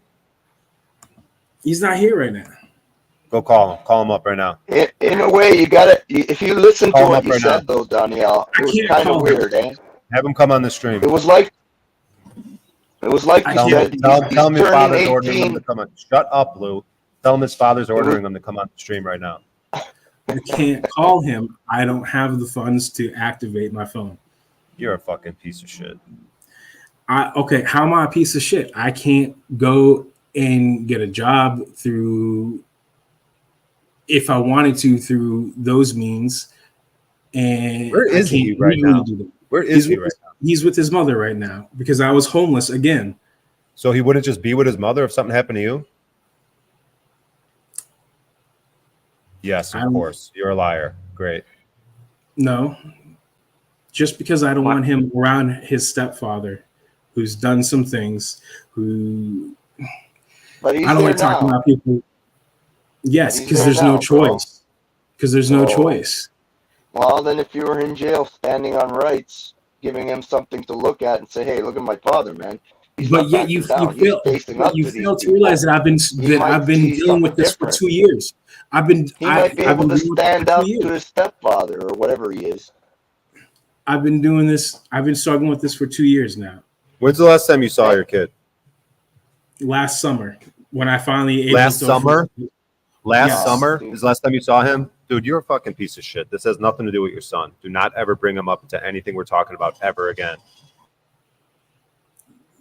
I disagree. And the whole June of next year June thing is like saying you're going to meet you on second Tuesday of next week. What does that mean? No, he asked when's his next birthday. When he turns 18. And you said next year June. We still haven't. Yeah, because I previously stated that this June he turned 17. So why would I not say next June? You said next year June. Okay, maybe it was a misspeak. Blue, shut up. He hasn't seen the kid since last summer. It has nothing to do with that kid. Okay. That's whoa, I gotta be real. Brian's bringing heat to this because think about it. You made a claim saying he'd be getting foster care. Wrong. He's with family right now. He's been with family right now the whole time. So it would not put him in foster care. You are kind of lying in a sense with this whole situation, dude. But yet you don't know what's going on their end. I know enough. He's with the mother. You haven't seen him since summer, right? And they're going through their so own. in other words, the family is taking care of the child. The courts would look at that. They'd throw your ass. Homeless? Whose house are you in right now? You called yourself homeless. Whose house are you in? Got caught up in a lie, bro. I gotta admit. Hold up, Snafu. He called himself homeless, and he's in a home right now. Why did you call yourself homeless? What are you in right now? One. I did not say I'm homeless now. I said I was homeless for the second time. Well, the fact is your mother is raising your child, right? Two. The fact is your mother is raising your child, right? I'm addressing you now. I'm addressing you now. You asked me a question as well. I'm trying to address it. Can you please be quiet so I can answer your next? You don't know what's going on behind the scenes that's dealing with them and them possibly losing their house and all that stuff as well. You Can don't I just convict you to more than 10 days right now, dude? This is what you're doing in front of us. What are you doing in a courtroom? This is just pathetic, dude. You're absolutely convicted, guilty. Slam the fucking gavel. Get the fuck out of my face. Go join Chili for a little bit. How am I guilty for what? What am I guilty for? You're dishonorable, dude. This has nothing to do with your kid. You haven't seen him since last summer, and you were trying to bring him in here as like you're completely dishonorable, dude. Because you kind of made it sound like you're raising the children. If you got hemmed up, the child would be put in foster care, and now we know that's not the issue here. You did make it sound like you were actively raising the child. You were actively, and then when Brian called it out, hey, where's he at? Get him up. It came down to what we talked about, telling on ourselves. You got caught, bro. Simple, man. You did. No. So, again, just because he's with his mother at this current point in time, one, I can't leave the state. Well, now I can because the case was dismissed. I can leave the state now. But while dealing with all that, I couldn't leave the state. I was ordered not to leave the state. Two, you don't know what's going on with their financial situations and what they're going through and what they're struggling with. Their financial situations ain't your worry, right? Three. It's a kid, right? That's your worry. Yes. You have the house. You have everything secure, right? Why wouldn't you set up maybe someone to watch them while you did your time and bring them there? My whole thing is you did make it sound like you were actively raising a kid, and then when Brian said, "Hey, bring him in," you got caught, dude. Because I even thought you were raising a kid from everything you said, everything you were doing, and then when he's pointed out, "Oh, well, you haven't seen him since summer," and the mom's right, dude. Your kid's not going to foster care. Obviously, the mom probably does have family and friends who would help take care of your kid, even if they lose. Probably a Talcott situation. He's probably not even allowed around the kid, dude. He probably has nothing to do with the kid. That's what I'm sensing. Then he's gonna bring up the stepdad. Oh, he's not. He's in danger with the stepdad. Like you're not even in the kid's life, dude. It's true. How am I not? So just because when I lost my house, You can't even afford to talk to the kid daily on the phone. You can't. You I can't do. even, That was a big red flag. I He's do. worried about When's the last time you talked to him on the phone? the When's kid. the last time you talked to him on the phone? It's called When's the last time you talked to him on the phone? Discord the other day when we played Minecraft. How long ago? It's been Playing on video games with him. the other That day was when quality I time playing video stated games? the other day when Paul was making fun of Minecraft, I threw myself underneath the bus and said I still play Minecraft with my son. What is the reason you have to talk to him on Discord and not a phone call? Because the amount of money that I do make at my They give job. phones away. They try to give Obama phones away I everywhere. was And gonna say everywhere. Obama phone. Fuck Obama. Be like Big Mike. Take that big dick and swing it. Use their technology. We're already fucked. Free phones. Google Voice, any Wi-Fi, I'll get you a phone call, dude. Yeah, free Wi-Fi. Get a fucking broken phone from a bum. WhatsApp. All right, so what's that text now? Let him respond. Let him respond. So how am I supposed to get an Obama phone, as you call it, or any aid? What are you using to talk to us right now? Can you just shut the fuck up and let me talk and explain? Damn, motherfucker. How do you expect the person to get any help from any kind of program if they don't have the proper documentation, aka Do you think phones and motherfuckers jabbing fucking heroin up their booties have proper documentation, Dan Danielle? Oh my god, you literally could go get a bonus phone for free with nothing. Hang on. I mean, you have a computer, right? Hang on. Like you can call him every day on Discord, right? I did say that I do talk to him on Discord. But then why bring up funds and being able to call on the phone? You can call him on Discord right now. Because Brian O'Shea stated, call him on your phone right now. I said I can't call him on my phone because I don't have funds. And then I don't have room to keep talking because I keep getting cut off. Okay, but you can call him on Discord. He could be right here on the panel every day with you because you invited him and said, "Hey, come and be with me on this panel. You might learn something, and I might learn too." Right? He's been on the panel before. He's been on the panel before. It's on Paul's record on his channels. Look it up. Okay, He's been on here before. I didn't know. I didn't know. My son has been on this show before. Okay, you could ask him to come every day and say, "Hey, let's be together here every day for a couple hours." We saw how that worked out with you and fucking your children, Lou. It actually worked out amazingly. You don't have no clue how good it worked. Oh, I do have a clue. They got rid of your dumbass. They're doing much better now. You have no clue. I know they're doing much better now. Since they're like, our dad's a dumbass. Fuck this fuck.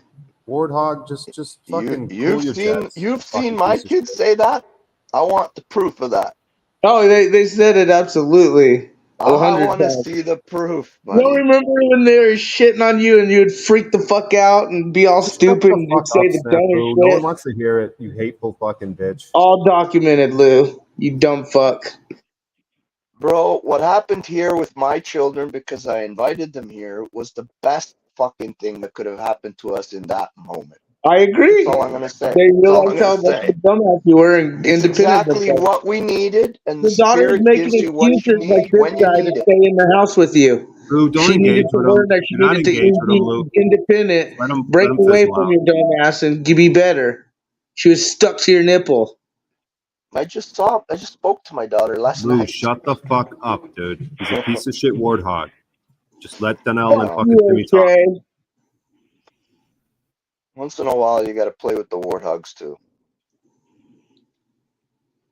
But yeah, seriously, when I say that, I'm dead serious. You could invite him up and say, "Hey, son, listen, I'm on this panel. I go up pretty much, once in a while, Yeah, but every you day, know every what? I second gotta day. admit, Shut up for a damn minute."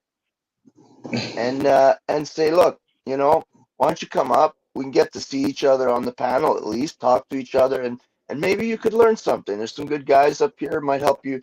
I mean, sometimes there's got warthogs and fucking zebras running around, but they drop some shit and run away, and then we can get onto some good stuff, right?" yeah, but the real topic here is the presentation you made, Daniel. I really thought you were raising your kid. They were with you. You I get him am. up. So you're They were wrong. going to go to fucking foster care, and now I know that's not at all the situation. No, you're wrong. And You're so, wrong. Listen. You're wrong. I don't know. It kind of presented. Listen, can Shut you up, mute him, please? Snafu. Listen very clearly. Again, he's been in my life since he was born. When he turned three, I won custody in court. I raised him on my own in a different state, 10 hours away from his mother on my own until I was homeless when it's again on Paul's show before, when I was living on my land and I was in the 14 by 69 barn that I bought from the Amish. I was on the live stream plenty of times on that without electricity and running water for 2 years while dealing with all this, building all that stuff out, dealing with court cases with that, getting advice from Paul before on that as well. That's on record. The whole plan was, so the way with court goes, he's supposed to go to his mother's during summer break. During that summer break, when I lost my house due to COVID, I bought the land and I bought the house, and it was only supposed to take me a few months that during that time while he was in Pennsylvania to get what I needed to get done on the land for him to come back in time. But due to delays and price keeps going up and cost of lumber going through the fucking roof, there was delays in court cases with stuff with that. So I had no choice but to let him stay with his mother for that school year because I had no running water or electricity yet. So he's not been here for a year now. He's getting ready to come back here again. So after I'm done with these 5 days, he's going to be back here again once school is over in 2 more months. So that's me fighting to get back my son. They're going through some things where they might lose their houses and whatnot. I might have to help out with his half brother. He's not my son, not through my blood, but he's got a half brother and 2 other sisters now. I want that kid up on panel as soon as possible. You know what? Fuck y'all. Shameless plug. Thumbs up. Shut up, Snafu. I was talking. Shut the fuck up. I want that kid up on panel as soon as possible. How quick can you get him on panel? I had to see Timmy. If I'm like playing the background and you're here, you got keys. I'm gonna give the keys to O'Shea, Timmy, because you're very inactive with him lately. I was supporting you when you were active with them. I thought I loved you enough. You're just back there clipping your nails. You're letting the warthog go crazy. O'Shea's like, you can feel it, right, Timmy? You had your run. I thought you didn't want me to. I thought you didn't want me to do anything. When did I say that, Timmy? No, Timmy. No, when I emailed you, I said I got to step back. I thought I emailed you, said No. I can't. Stop making excuses, Timmy. No, Timmy, you were active with the keys. I loved it. I couldn't get enough of it. And then you emailed me and said, I'm not going to be around a lot. I said, okay, but you're here now and you're not active with the keys. And I just got the feeling if O'Shea had the keys, he'd be very active with them right now. Either way is fine with You me. understand. You had your run for a week. Now O'Shea's fired up again. He had his weekly run. Now he's going to go on a run for a week. And then he's going to fizzle out. And then I got to give him back to you. If you're up to the task. I'd be gone already if O'Shea had the. Do it, man. O'Shea's ready. All right, there you go. Timmy says. Timmy is the co-host still, but he's saying O'Shea's ready to maybe get the keys back and see what he can do with them. When do I get the fucking keys around here? I've been here since the beginning. Never. Okay, I deserve them now. Never. How quick can we get that kid up on panel to know? He's at work tonight. You're not answering my question. How quick can we get the kid up on panel? I have to see the next day that he's not working. Not answering my question. That did answer your question. I won't know until I want a commitment from you. Next day is off. Date and a time, just like your date and time when you got to go serve your 5 days. Right. I want a date and a time when you can get that kid up on panel. Are you checking your calendar? Checking your fucking schedule? Yeah. See, Brian O'Shea's on it lately. He's showing real fucking, moxie here. Taking control. He's asking questions. He's getting answered. Danielle I don't know what just happened. Danielle said, I'm taking care of my son. I can't go to jail. And then upon questioning goes, I haven't seen him in a year. And I'm like, what? Trying to get him back. Yeah. That's part of trying to take care of him is getting him back. Is that not trying to take care of it? Where in any of that can you not stand for rights and freedoms because the kid's going to be altered in his daily affairs when he hasn't been there? Again, he's going to go into foster care if they end up losing their house. And I don't want... And I get the email, Brian O'Shea. I got to do a transfer of keys here. Timmy's he's got a lot on his shoulders. He's in the Philippines. They're going to lock him down again for slaving 25. Let me say, I did prompt this whole thing for the past 30 minutes by my questioning. So I take credit for that. Well, that's why you're still co-host. But I need someone just... See, the thing is, Timmy, you're successful and you have the understanding, but you don't have the will for power. And that can be a good thing sometimes, other times not. Brian O'Shea is he has this lust for power and he's willing to use it and maybe even abuse it. And that's what makes him, even though you're maybe more honorable and virtuous, makes him more of a candidate for receiving that. I need someone who can really wield this power and use it. I can't argue with that. He wants to watch me abuse it and lose the keys. It's in the back. Brian O'Shea Comedy Achievement. All right. This is the third attempt. Just forget about trying to please me completely because it's never going to happen. Right? Just do what you know you need to do, and we'll figure out the rest. Easy. Go easy. Never, Lou. Never. I'm rooting for you, O'Shea. Yeah. I'm rooting for you, too. What's the worst that could happen? I lose the keys and they go to you. That's such a bad thing to happen. As long as they don't go to Lou or Denal. Bro, you don't realize that in the end, it's going to be me. Okay. Right. No one understands how life works. The power is not in getting the keys. It's in losing them over and over again and not breaking bad. This way, the keys always have a home with trust, right? We're latchkey kids. We used to not have keys growing up. So Denal, for the third time, what is the date and time? I need a commitment that being is going to appear. Does he appear on panel? How does that work? All right, you got the keys, O'Shea. Pending. All right. Head over to and I want to invite Snafu up just so you can use the keys on him and try him out again. Snafu, get up here. I need a pig creature like they do on those History Channel where they have JFK's killer, but they shoot the pig to find out what the bullet did. I need to bring you up here and hang you upside down with your pig skin and let Brian O'Shea shoot at you metaversally. Why the fuck am I lagging so much lately, man? I swear they're doxing me. I swear I'm important and powerful, and I swear they're doxing me. Yeah, I just got booted off said the stream a little while ago. Just everything went black. My computer restarted. Never happened before. Yeah, for me, it's perfect. I don't know.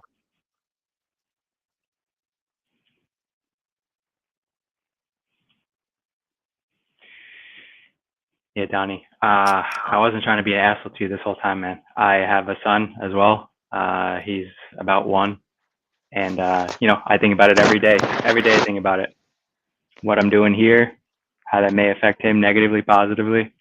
So I deal with the same, I think, you can correct me if I'm wrong, but I deal with the same thing every day. And it is a lot easier to just go, maybe I'll just slink away, disappear, and then let all these motherfuckers figure it out themselves. Why put myself into the front? But, and then there goes, the other guy on the shoulder, right? The two sides. So, I mean, dude, I can't control ultimately what's going to happen in the future to myself or anybody that depends on me. And so all I can fucking do is every day show up and bring an understanding to those around me as best I can, and make them see the man inside of themselves, if it's my son or another guy that's working with me.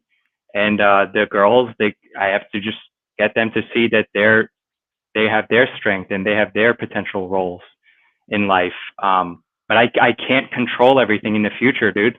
And as much as I want to be there and be there for him as he's growing up, I understand what the future holds, and I gotta make sure I get shit done now, I guess, but that's just fear talking. I don't know what's gonna happen tomorrow, man. I may not make it tomorrow, so I can only be the best man I can be every day. And it is scary at times, but what the fuck? There's no other fucking option. I can't sacrifice my values and morality for fucking anything at the end of the day. And I'm not trying to say it as I'm not trying to say that as bravado. Well, again, that's your opinion. I fought for, I have, again, no family. All I know is my son, and I miss him. I don't see what's wrong with fighting for over a year to get him back. And I won. I was facing over a year in jail time, and I won. I'm not worried about 5 days. People's making it appear that I'm worried about 5 days. It's not 5 days I was worried about. It was the year. Send me his Discord I was facing. I'm gonna call this kid. And I won. I beat that. To me, that's a victory. I don't care about the 5 days. I can appeal that and win that again using the same defense that I won the first time, which opens them to litigation and lawsuits. Are you gonna send me his Discord information via email? I'm starting to feel like you're a pogo. No, he's not a pogo, bro. No, on some real shit. No, Brian, on some real shit.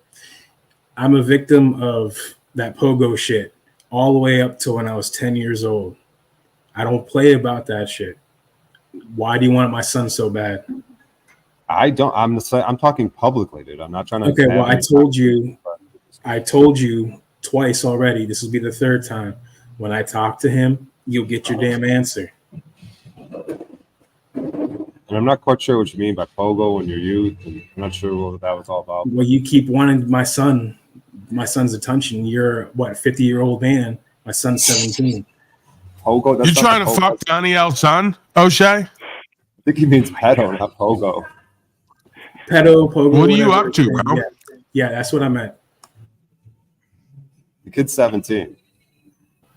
And no, he's not 17. He's 16. He turned 17 in a few months. I stated that already. He's 16 right now. And you're 50-something, 48-something. See what they do? See what he's trying to do? Things keep changing. But the reason O'Shea, how you doing? We got the chat logs here. Says you want to meet a 16-year-old boy. And again, the only reason I'm being affirmative of it right now is because I stated multiple times I'll talk to him and see when he's free. And you keep going on. How are you, Denal? Let it go. How old are you, Denal? Me, I'm old enough. I'm in my 40s. Can your son whoop your ass? I'm sure he can. No, That's and I'm pretty sure you can't whoop my ass. Beat your out of either. shape, pudgy ass up. I'm pretty sure you can't whoop my ass. As a matter of fact, How tall are you? Money that you can't whoop my ass. How tall are you? I'm gonna give you my address and you How can tall come are down you? and bet money How on tall it. are you? How tall are you? That doesn't matter. Yeah, okay. That Is your doesn't son taller matter. than you? Is your son taller than you? No, he's not taller than me. You got about 4 foot on me. You're what, 4'4", 6'4", I mean?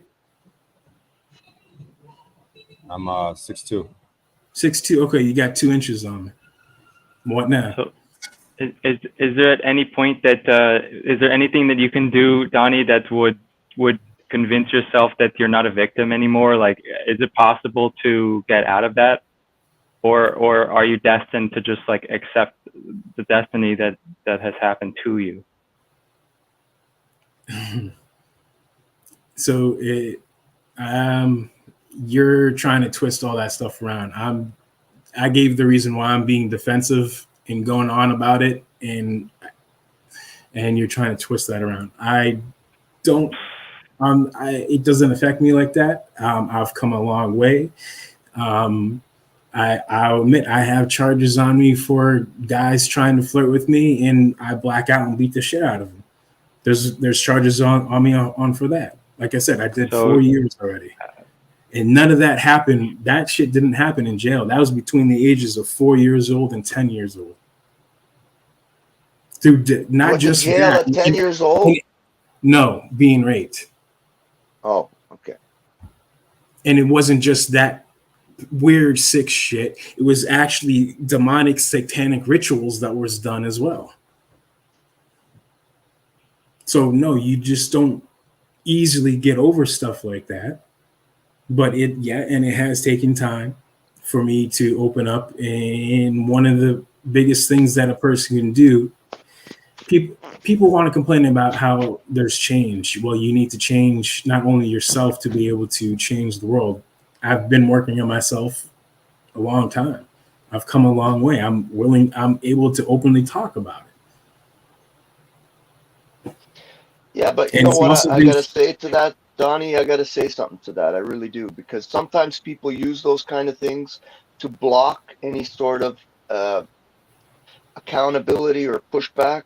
And I'm not saying you're doing that. I'm just saying be careful of that, because I was in that situation too, right? Where as a kid, and you know, there were times where I almost felt like using that as a way of blocking from taking my own responsibility. And sometimes, you know, people can do that. I just No, I'll give you an example of how far I've come. So this is hard to talk about. So my stepfather now is my 4th stepfather. He's the same person who kicked me out when I was 17 years old, and I ended up living on a park bench for a year in Baltimore when I was 17. Anyway, was always on my ass about Reese. Okay, so it might not make sense, and I'll explain it if you really want me to go into more detail. It's not me being in a Mesa. There's just a whole bunch of information you don't know. Up until about 2 years ago, at the when all the craziness was going on a couple years ago. Long story short, my mother, when I lost my house, my mother allowed me to move in while I was waiting for the barn to be delivered to the land, which was supposed to take a month. But that was delayed. But anyway, I worked 7 p.m. to 7 a.m. She would work 7 a.m. So I never saw her. One day I got a phone call. Hey, Donnie, I don't feel good. Can you tell Frank to come and get me? Sure. Not a problem. I go with them thinking I can drive a car home so they don't have to worry about it when they're leaving the hospital. On our way there, hey, have you taken? No. Why haven't you, Donnie? Well, it goes against my faith. Well, then in that case, then he goes on about how selfish I am, that I'm not being considerate and wanting to protect myself and everyone else around them, especially family, so on, that whole meal. But since you're not, you're going to have to leave. I bought a tent and I lived on the land for about 7 months before that barn was finally delivered, without running water, without electricity, in a tent on that land. So that's just one show that I am a man, that I do live everything that Paul says to do, that's evidence of that I've been doing. So he goes that time while he was in my life for the second time, he was always on my case about not being a man. But yet in the back of my mind, I wanted to say things. So so if I should be a man, that means I should beat your ass because you cheated on my mother multiple times. Not just that, you cheated on my mother with a man.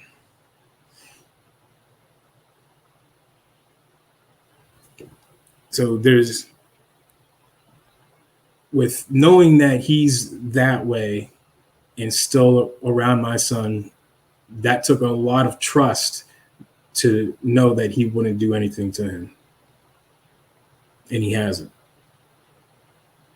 So that shows that I have come and grown in acceptance of people that do that lifestyle. Like I said, I've been through a lot. You just want to cherry pick and immediately jump to conclusions without knowing what a person's been through and why they're doing what they're doing.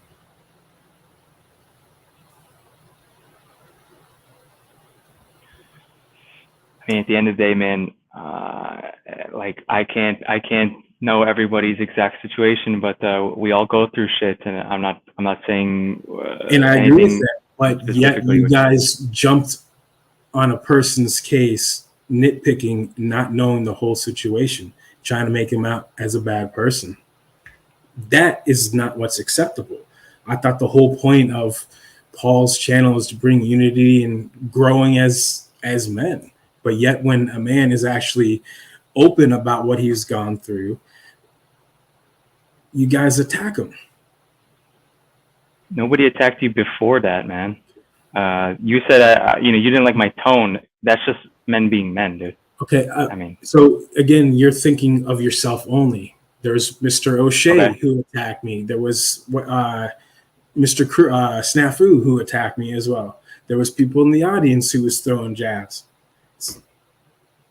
So okay, but I mean, you can't say the point is that happened, and that goes against what Paul was trying to have his whole right. But we have to be careful that to view accountability as attacking because we may not like the answers that are forced to come out of our mouth in truth. And I agree, and that's why I've been open and talking more and opening up more about what I have been through, so that you. Yeah, we have no benefit. No one, I don't think. I'll speak for everyone, and correct me if you think I'm wrong.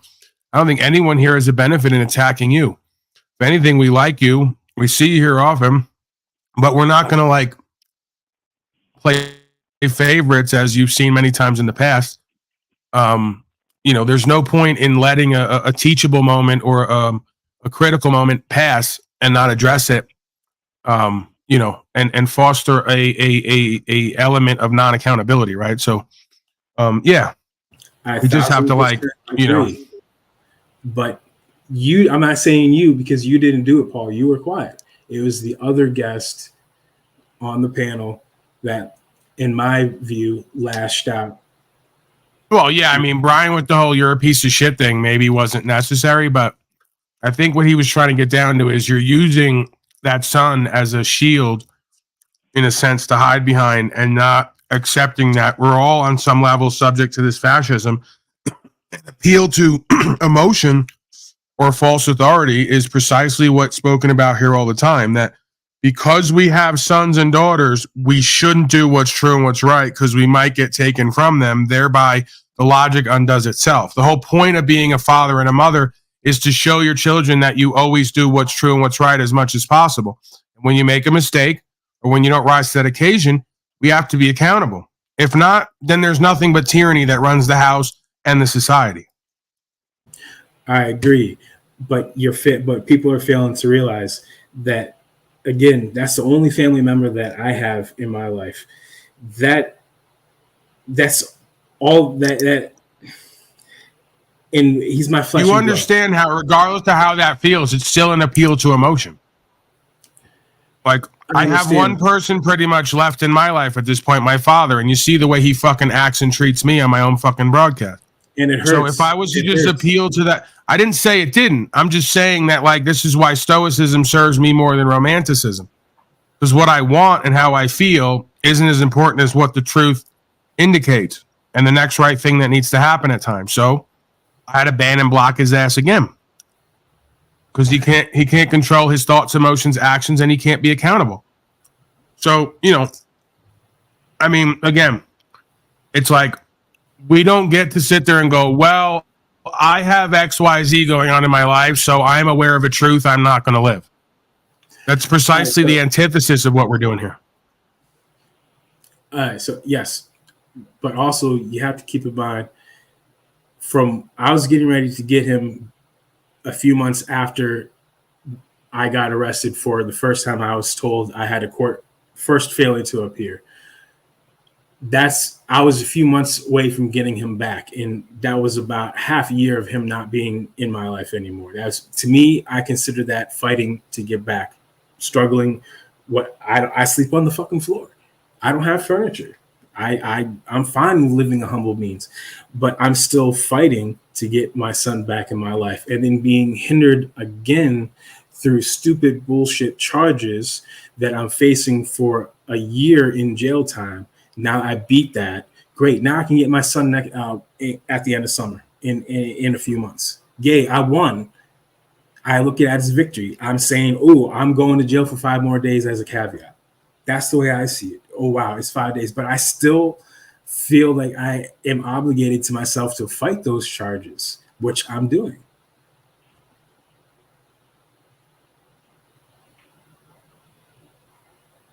The end of that battle has arrived. That's the way I see it. And I've been fighting. All right, O'Shea, Timmy, others who were outspoken before. What does this kid get into? What does this kid get into? You mean his hobbies?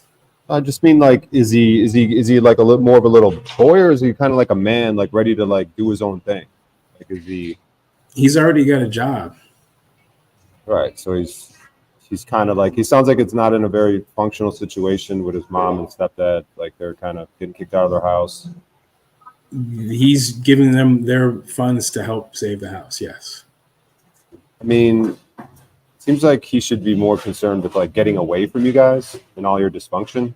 Just kind of being his own person. So how is it a dysfunction of my fault when I was arrested? I'm not putting fault or blame. I'm just saying we all come from like. I was arrested for not wearing a mask, Mr. O'Shea. How's that a dysfunction of my fault? I'm not bringing that up. I'm saying no. Elaborate on that. How is it my fault? I would hope that this child would get away from you and his mother and that stepfather who are losing their home and go off with his job. And don't give them any money because they sound like they don't know. They're not very good financially. Like, just have him hold his own money. They should be helping him save. He shouldn't be like giving these idiots money who are losing their home. He should be like making plans to like get away from you people. And that's why the Mexicans thrive so much, because family means everything to them. You rather shit on your own family. I'm not sure what that means. If I would have lost my court case, I could have gone anywhere from 6 months minimum to a year.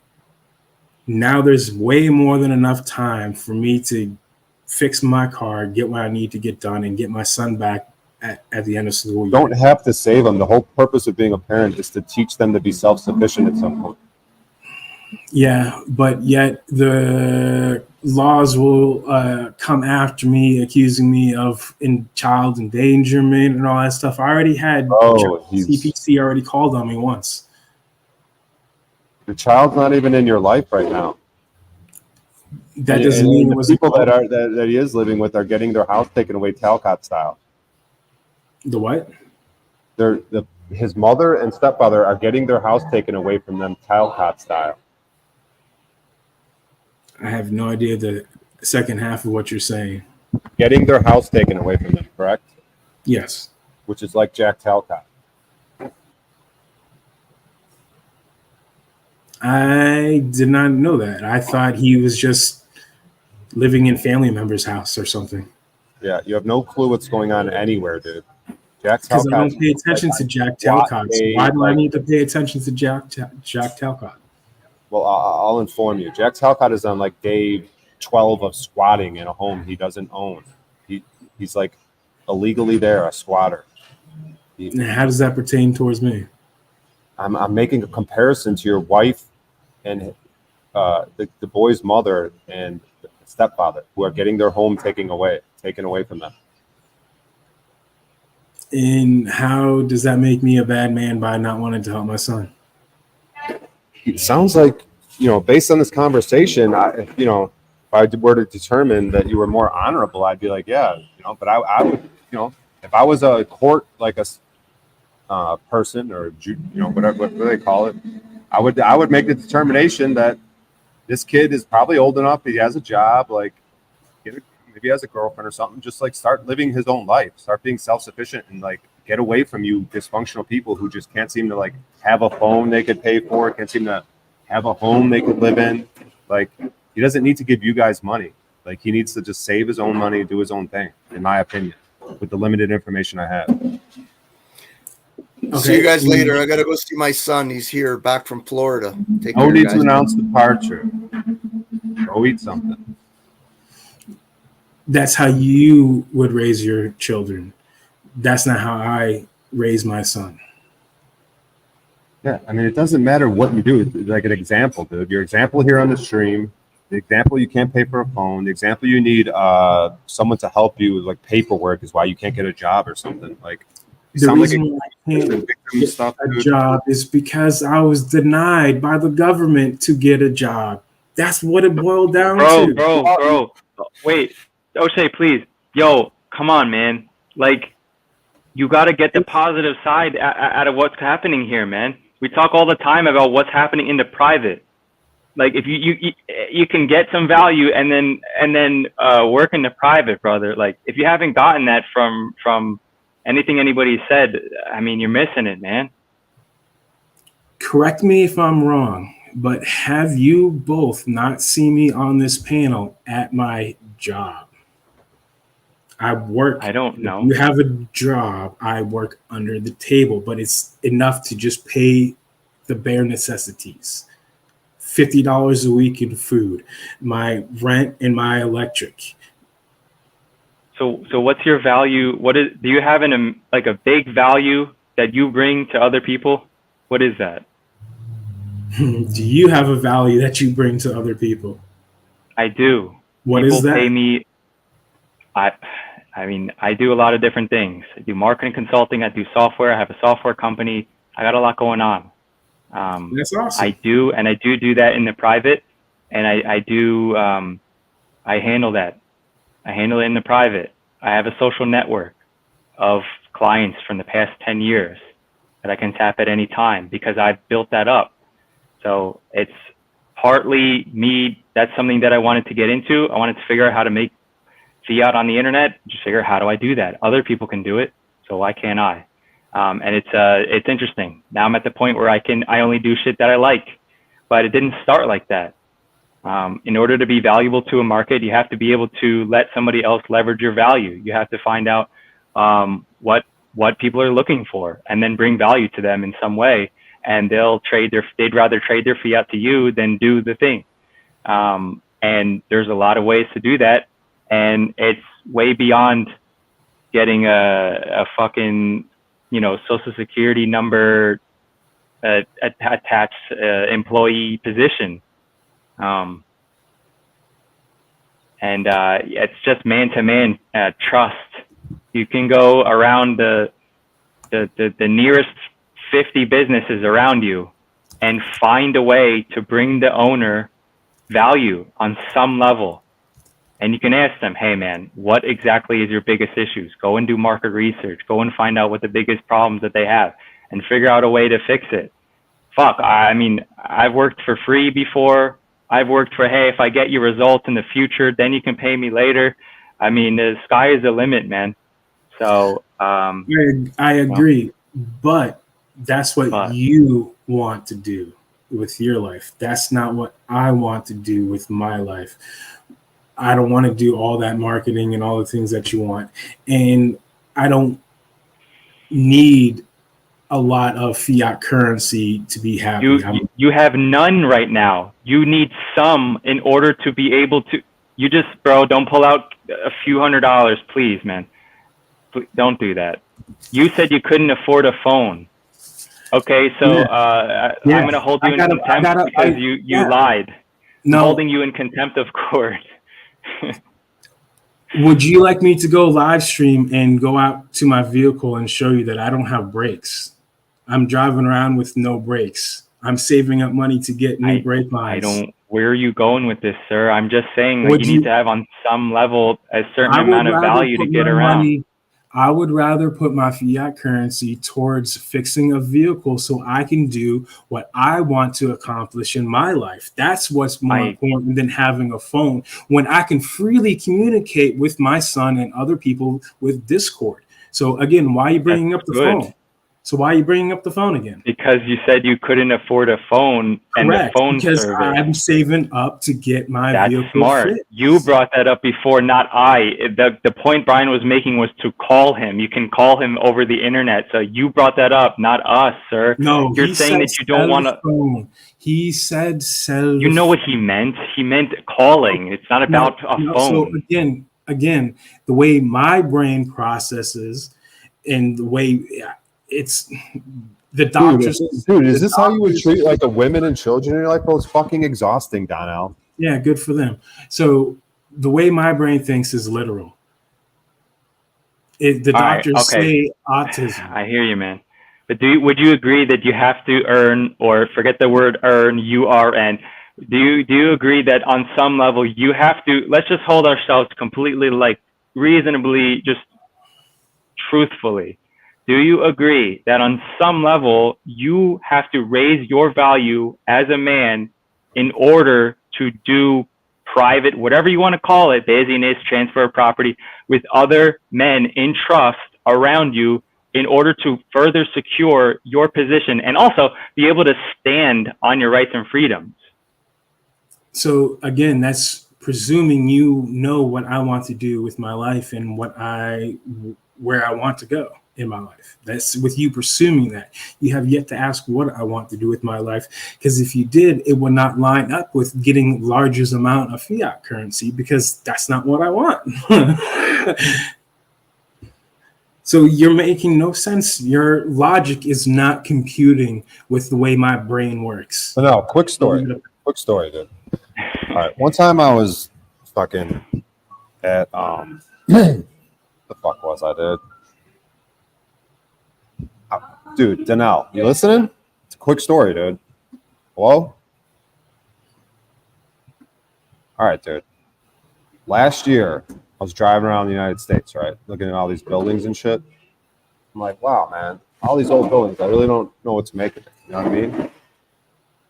Tripping out. These buildings are perfect. They're made of brick.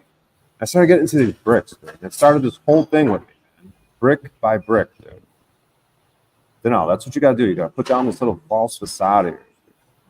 Brick by brick, a little bit of mortar. We're going to build back the foundation of Daniel becoming a man, not someone who like tries to have an excuse for every fucking thing. You know, however it was learned, whatever happened in your past. You got to get a solid foundation under you, brick by brick. Cool story, bro. I'll make sure to write it down in the book that I leave my grandchildren for their stories. But anyway, what I want in life doesn't involve largest amount of fiat currency.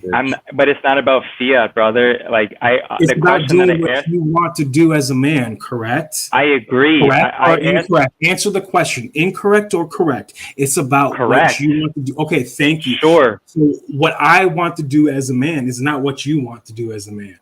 You don't know what I want. You already stated what you want by presenting your accolades of what you accomplished and what you're doing continue to grow. I know I did. And I'm stating the point that you still are trying to compare your accolades and what you want to do and what you want to achieve and apply it to me and saying that I'm not standing up and being a man. I simply asked, would you agree that you have to raise your value as a man as you currently are? And you're saying no? That's not the way you worded it. You always want to raise your value as a person, as a proper person, as a man. You always want to. Okay, so what are you doing to do that? Have you been doing that?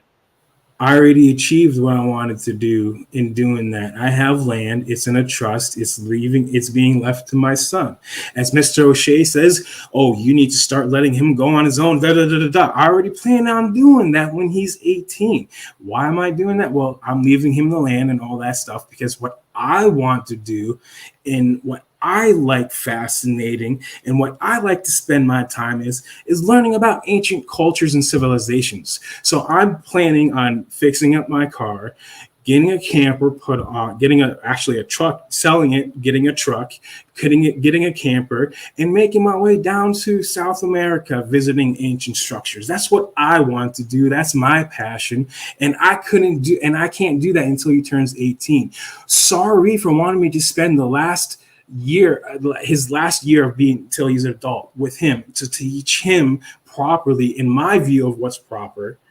That's why I want him back in my life. I need to feel what I need to set off to accomplish and what I want him to learn from me. I don't have a short amount of period of time because regardless, I'm still leaving this country when he turns 18. It's part of my responsibility as a man to be here for him until he's an adult. And that's what I'm doing. So fuck all of you for doing what you're doing right now. All right. I don't know why you feel attacked. Like you feel like I'm trying to push it on you and put you down. Yes, because you're trying to say that I have no value and I need to work on my value. I didn't say you what my had no value is and what my goals are and what I want to strive. Who knows your value? Does anyone know it? Me. Does anybody else know it? Yet you never asked. Yes, my son. The people that are around me that know me. Your son hasn't been there for a year. You said he's not around you right now. You said your son is. You haven't been with your son since last summer. Yes, you are correct. But it's illogical to think the way that you're thinking because let's see, 0 to 1, 2, 3, 4, 5, 6, 7, 8, 9, 10, 11, 12, 13, 14, 15. That's 15 straight motherfucking years of him being in my life. And now all of a sudden he's gone for a year. And I want him back because I miss my flesh and blood, my family that I want to take care of, that I want to spend as much time as I can before I leave this country. And you're attacking me for it. If you see this as an attack, I mean, I don't know. Does anybody else hold you accountable in your life? And if not, then I understand why this may seem like an attack. It's an attack because, again, you're taking it as you wholeheartedly. You did step back and relinquished your attack, but it was other people that kept on going. That's the attack. That was the attack. It was already been confirmed it was attack. He even said maybe he shouldn't have gone that far. So that means there's more than one opinion that agrees that it was some form of an attack. So how can you sit there and deny truth? Dude, on some level, defend yourself, right? As a man, you're supposed to defend yourself from attack. No, you're supposed to fend for yourself, not defend. And the words matter. But fine, yes, I agree. Okay, I mean, they do, right? There you go again, nitpicking, trying to create more controversy. If that's me nitpicking for controversy, then I mean, sorry, the words don't matter, right? The words don't matter. You know what I mean? The words don't fucking mean anything, right? Fuck the definition. Fuck everything, right? Fuck the facts. It doesn't matter, right? No, that's not what I'm saying. What I'm saying is the old phrase goes, you can do more with honey than vinegar. Think about that. Okay, I mean, I you can say that, dude. Energy back. You give me hostile, bad vibes. Right. Give it back. I know you don't like me. You don't like my values. You have different values. There you go again. Can you started give it me a timestamp? Give me a timestamp where I once said that I don't like you. Bro, you started making the bit non-bit about me, and then I come at you. Because you took it personal and you thought it was an attack. So I gave you I gave you an explanation that it was not an attack and that I backed off because you felt some kind of way. And I let it go. You can make all the jokes you want. Like if I give you a tone and then you want me to respect you, you got a power problem, dude. You have a power issue. You have an issue with controlling power and knowing where it is and there's something you don't like it, and then you got the spirit of your grandmama a bit, right? Like, as we all do at some times, right? So, So again, I gave you, I went direct at you and said, yo, what the fuck? Sounds like you're bullshitting about XYZ. And you go, I don't like your tone. And then you said, I'm going to go away now. And then you did this, right? I said that I'm not going to answer your question. I didn't go away. If I went away, that means I want to be on the panel. When did I leave? I had to press you. I had to press you like 3 times to get you to be like, okay, like, let's talk. Like, just have to talk. I look, dude, you say that I don't have the same values as you, whatever. That's not the point. That's all I not said what I said at all. All right, but clearly there's an issue here, right? Like, you back to the jurisdiction the thing. issue is that you're trying to use everything that I say and turn it around and use it against me. Instead of saying, hey, okay, so what you could have done. I asked you multiple questions, and you always say something, you say yes, and then you say but, right? Go ahead, sir. So if you, yes, one, I 1,000% agree. Words matter, definitions matter. But there are slip-ups. And if you want to correct someone, you don't have to be hostile about it. You can say, hey, I don't know if you're aware of this, but words do matter. Are you aware that this definition means that? The whole point is to let people learn and grow that knowledge. You're not even doing that. You're just doing what you're doing right now. All right, man. You're telling me how to lead. Let's not get into the results, right? Like, come on, man. You're in a position that you're in, and you're still being like obstinate. It's weird, man. You're not like. What results? It's just bizarre. Results was that I won and did not end up spending 6 months to a year in jail. I won. That's the result. I get my son back in 2 months. That's a win. That's the result. Who cares? All right, just ignore everything else. It's fine, man. Like we just watched that clip, right? And we all were quick to be like, yeah, that man should, stand and he should have did XYZ before this situation happened, right? So, I mean, it's like we got to be honest with ourselves, right? And the situations that we're in is based on our past, right? On some level, and admit it, and then move on, and grow from it. Admit what? Admit what? What did I do wrong? What did I state that's wrong? What's inconclusive? I don't know, man. You're in the weird ass position. I don't know, man. And are you a complete victim and all that? Like, so then why are you even going on about something you don't even know about? A lot of looping does go on here. I listen to a person who doesn't know this situation, doesn't know the things involved, doesn't know all the different variables. You admitted yourself that I'm in a weird position. So why even try to go tit for tat to even talk about stuff that you can't understand yourself? All right, so in your position, you're doing everything right. You've always done everything right, and like you're when just. Did I say that I was doing everything right? Appreciate it, and if it continues, you will not be welcome here. So what do you have to say about that? Yeah. I mean, look, man, you dealt with the mass situation in the fucking Social Security office. Like, again, as a man, what are you doing there? Why are you at the Social Security office begging for fucking government handouts? Why are you there? So can you please show me where I stated that I was looking for handouts, first of all? Whatever, man, you're there. You're doing business with them. Let's get down to brass tacks. Why are you there? Don't be emotional. Why are you there? What are you doing there? I'm trying to answer your question and you're cutting me off. So again, first off, show me where any evidence that I stated I was looking for handouts. Second of all, it's been stated before on this show that I am trying to do something different. There is a proper, or I don't know if it's proper, that's wrong English. There's a so-called procedure that if you gather 5 years of your tax income returns and all that, and you go to the consulate, that's what I'm trying to do. I needed my Social Security to file my last 5th year so I can relinquish my so-called citizenship. All right. I mean, that's how is it going? Are you having good results with this process? Well, yeah, until I was arrested for not wearing a mask, which I beat. So that's a win. That's a result. That's a good result. Is it not? I won. I'm just saying, man, it's funny, right? You got the now I can drive down to DC as well and finish turning in all that paperwork. I get you, man. But I mean, now you're talking about driving, right? Look, man, you're going to the words and terms. I know. Why do you gotta be so political on everything? I'm trying to help you. I'm just trying. I am actually trying to help. Fine. You're right. I have to travel to DC. See, look, man. I mean, look. You're nitpicking again. I am. That's what the judge will do. That's what the judge will do. That's what the judge will do. Sorry. And definitions. So why you gotta nitpick?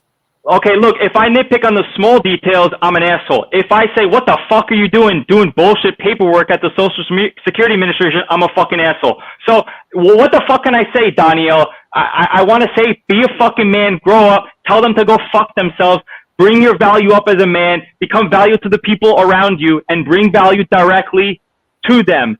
And then do whatever the fuck you want. Travel wherever the fuck you want. Have anybody be your metaversal son, your real son, and fucking do something good for them. That's great. But like this constant, you're a victim about everything, and like you're just a big victim, and you're trying your best. I mean, I'm a piece of shit, right? Okay, whatever, man. Do whatever the fuck you want, and I'll shut up. Again, to retort, hey, Danielle, real quick, did you mean traveling instead of driving? You could have said that's just one example of many of being nice instead of being. I don't have to be nice to you, bro. I don't have to be nice. Yeah. So then this is what you get. You the same energy you're giving back, I'm giving back to you. Fuck you! Jesus! Is it about what's true? What's more important? What about what's true? And then the processes that we do using the truth and being the truth in our lives, and then the results that we get, or how we say it? What's more important? It's more important to not belittle a person when you're correcting the person. That's what's important. And then it's also mind-boggling that you know that I agree with the words and terms. So why not just be nice and say, hey, did you mean traveling? Or some other form. You don't have to. Okay. Now you're okay. But now you're talking about the words and terms. All right, forget the words and terms. Answer the question. What are you doing at this? Why are you saying forget the words and terms? I'm saying be more nice about how you approach your statement. I don't have to be nice to you, man. Okay, and then I don't have to stop doing what I'm doing and correcting you. That's fine. Look at your horrible results. I'm sorry, man. I'm not sorry. How is it horrible? I won. How is it horrible? Winning is horrible now? Let's see. I wasn't at the Social Security Administration begging for something or doing some bullshit process. I just decided to be a man and deal with other men. I wasn't begging for anything, and I got arrested for standing up. You fucking religious losers. Fuck you. Fuck your bullshit religion. Fuck the Pope. All I'm saying, man, is can you just be honest and say, yeah, it would have been better if I wasn't like trying to do some bullshit wizard process to like try to scam some money from the state. Come on, man. I don't get it. I don't see how I'm trying to scam.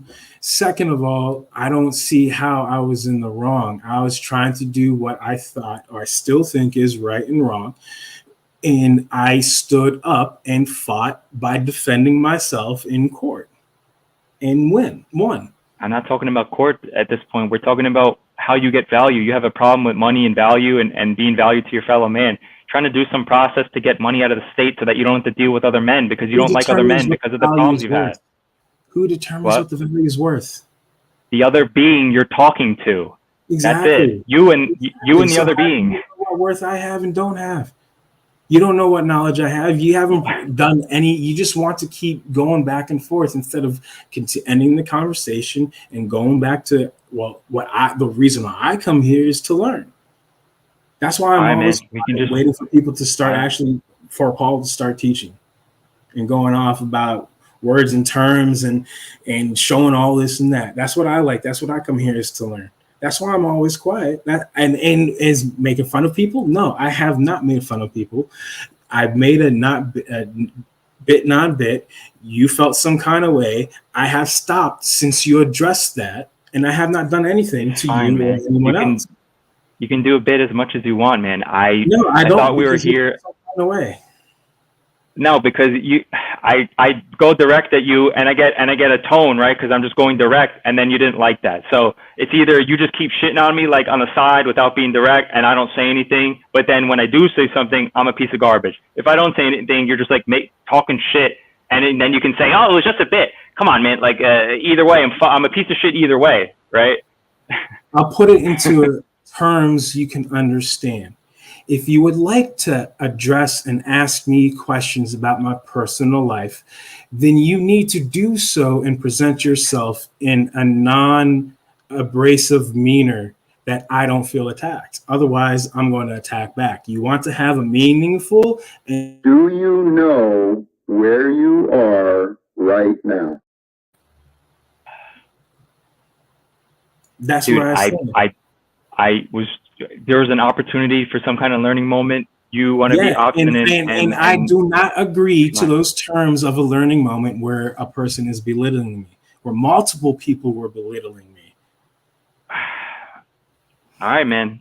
Whatever. I mean, we can move on. I don't have to have this That's conversation. what I've been man. trying to do for the past, an hour and a half, trying to get into your head that, hey, if you really want to ask these questions, I have no problem answering these questions, but you need to be more mindful and respectful.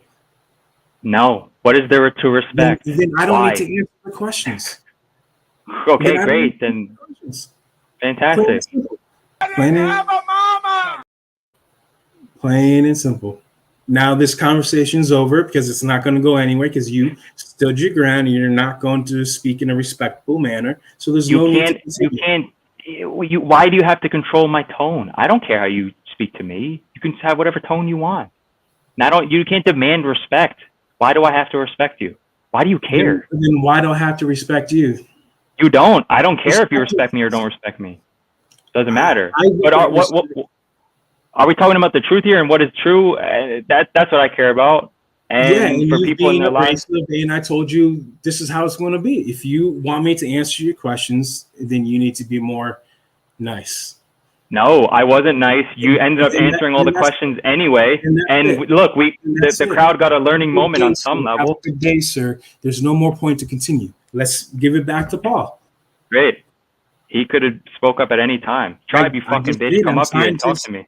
Okay, are you done? Can we get it back I'm liking this. I'm liking when Timmy and Brian O'Shea run the broadcast. I'm not, I'm like taking a back seat. I'm listening. I'm watching them kind of do accountability session with you, and you're having your perspective. I mean, I could speak on what I'm seeing and experiencing, but I'm not lacking right now, right? We're already an hour and 15 over. I prefer to have other folks in the quote unquote non-munity take an active role and a role of leadership and be able to facilitate their own way rather than always rest on me, if that makes sense.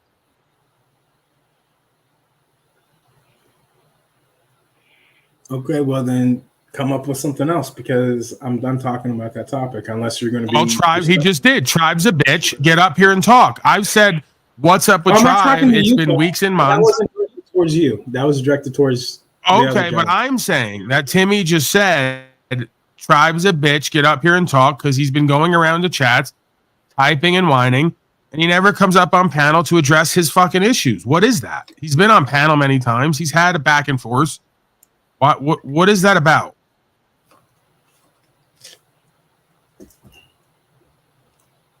And all the people in the chat, you guys have been saying. Brian O'Shea is the key holder right now, and he's running the broadcast. And no, go ahead, Timmy. I'm being doxxed. Yeah. I'm going to reset my shit because I got insane lag. I'm cutting in and out. All of a sudden, I don't know what that's about. I got you.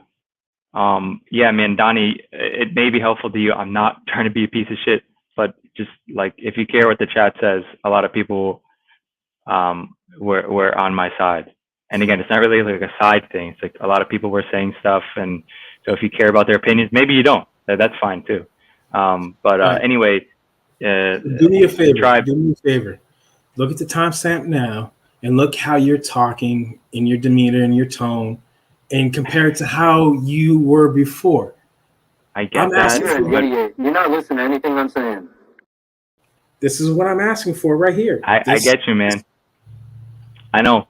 But like, You on want to some ask level, questions, then ask hard questions, but you don't I need get to be you, man. hateful about it. I get you. On some level, though, if you deal with me or see me interacting, and then like, I think the chat or other folks can see where my intentions are most of the time, if not all of the time. And then so if at one point I start to go, you know what, motherfucker, you're fucking lying. Like, if that comes out that way, then like, it's just my opinion, but I don't think that folks should just, I don't think folks that have discernment immediately go, oh, you're a piece of shit now, right? Like, I don't think they immediately switch their opinion of what my intention is, just because in the moment I'm like, wait, what the fuck? That made no sense. I'm not gonna like, you know what I'm saying?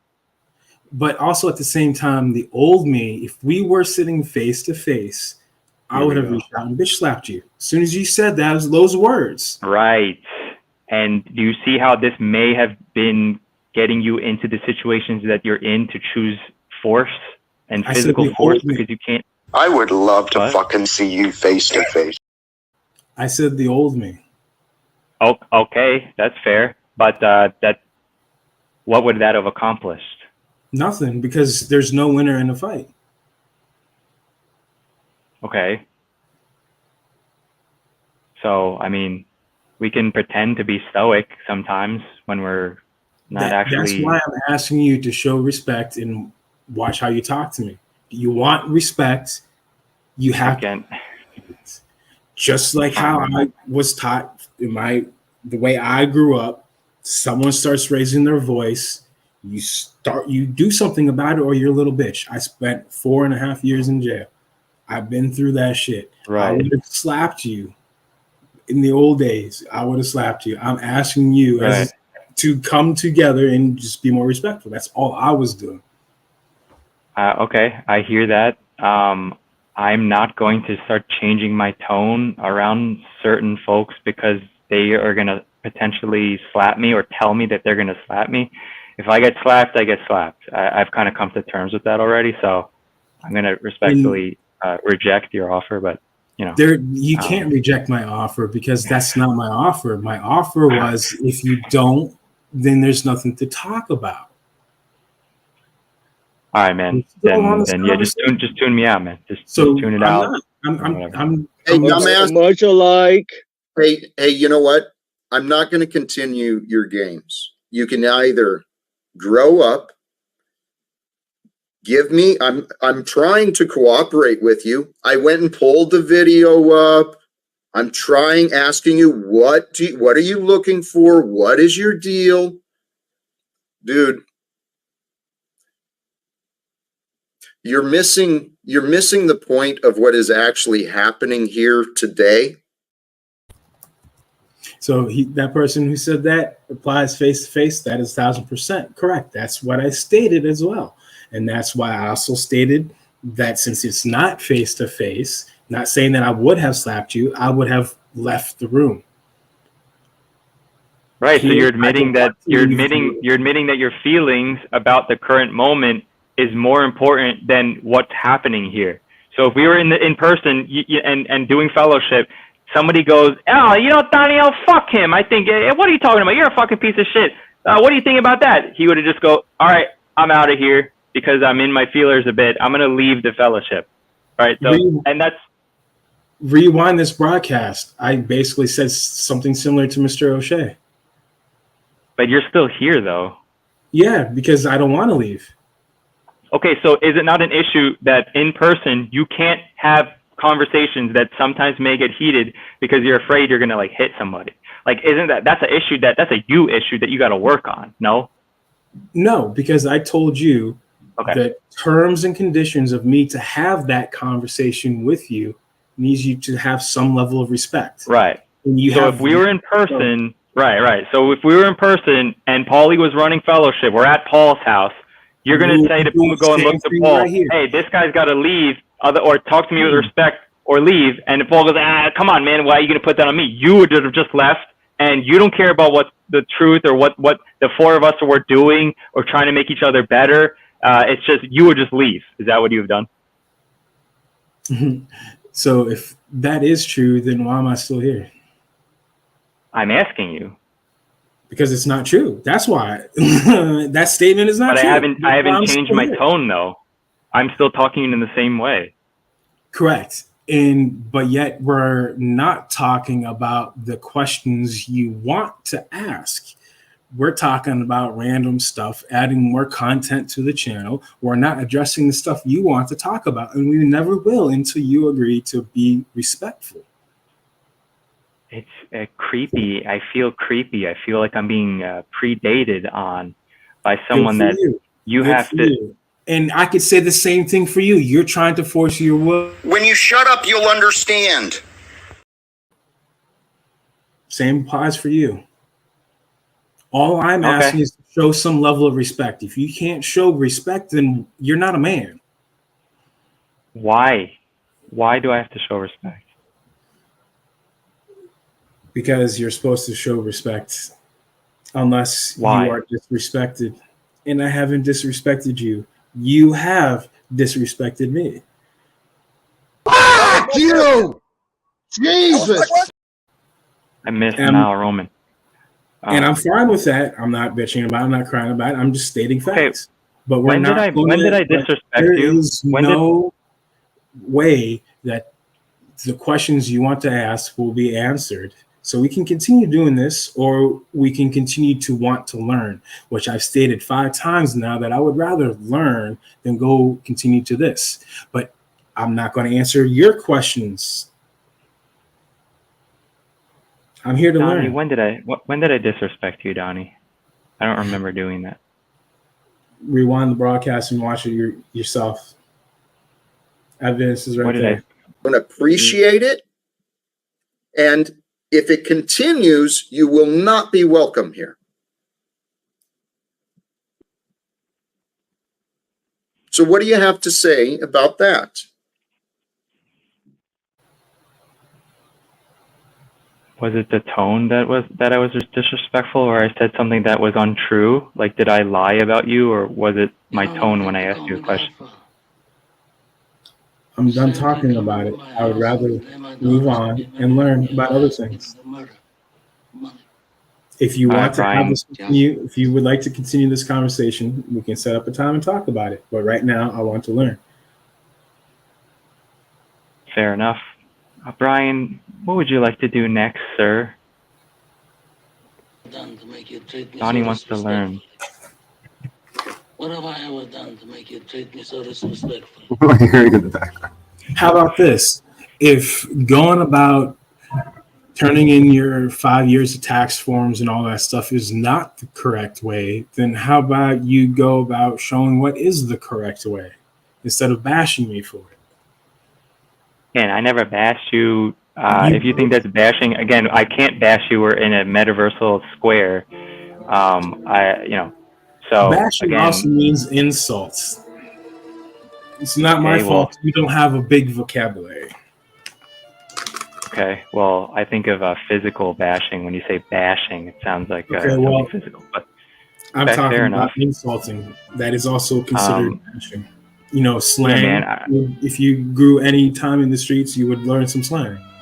Yeah, nah. All right, man. You don't have to go there. Look, man.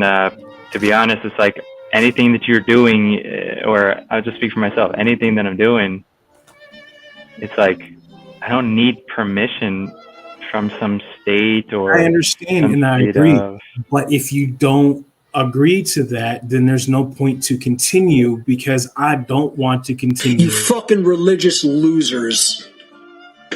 Fuck you. Fuck your bullshit religion. Fuck the Pope. I'll knock the fucking Pope out unconscious in the cage fight, which he never answered my challenge. You get knocked the fuck out, boy. I think correct me if I'm wrong, I think the Social Security thing is kind of connected with the court thing. It's like, seems like you're trying to set the records with them straight so they leave you alone. I mean, I just don't have any feeling like inclination to like do that because I don't know, they're gonna do whatever they want to do anyway. I can't like preempt everything with them. It's just my opinion on that. Well, But I yeah, do absolutely nothing. I don't want to have them come at me and do absolutely nothing, because to me, then you're not defending, or you're not doing right by standing up for what's right. They keep coming at you. What else are you going to do? Keep going and get longer and longer and longer. The more times that they keep coming after you, I don't want that. I don't need to go through that when I can go there, do what I already did, win. Who cares? I lost to Fairly 2 up here. I won the bigger charge. 6 years to a year versus 5 days, which is more of a win.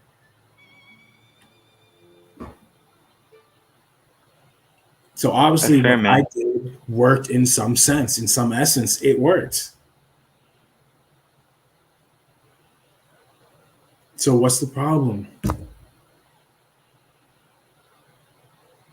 We all go about it different ways. It's about finding out what works.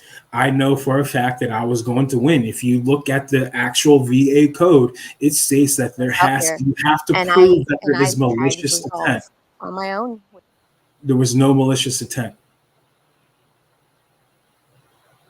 They labeled me as homeless because I don't have a 911 address on my land. I'm not getting a 911 address on my land. That's the reason why I'm classified as homeless. They don't have this address. So what am I supposed to do? A lot of looping does go on here. You dumbass.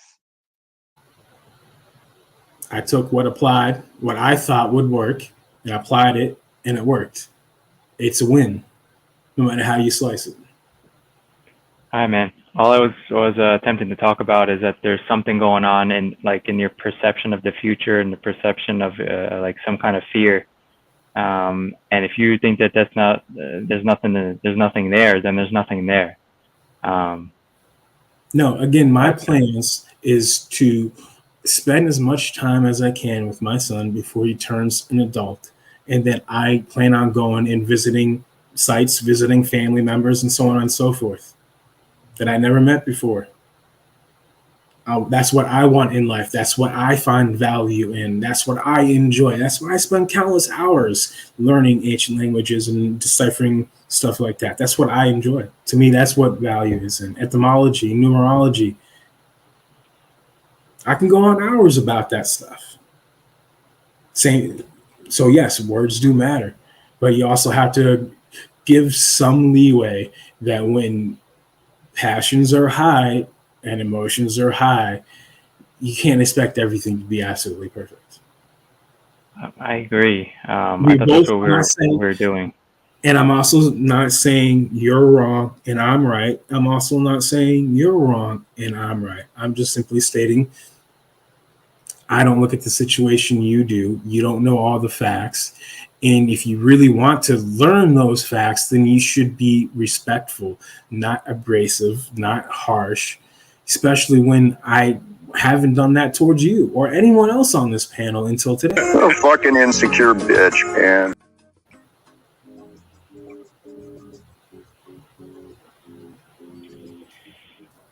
All right, man. Key holder, where do you want to take this, brother? Oh, man. Quick story, guys.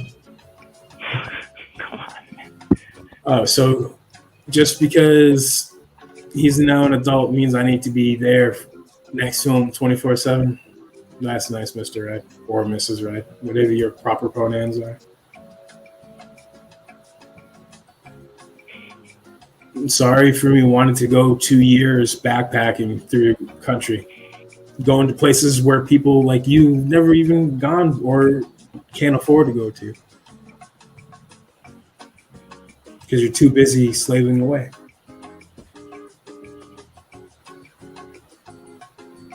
I like this. Donnie responding to the comments. That might be fun. You bitch ass slaves. That's how he's gonna say. Yeah. Show me one time where I lied.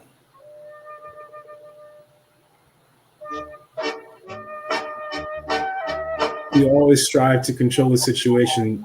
To me, I took control of the situation by not answering his questions.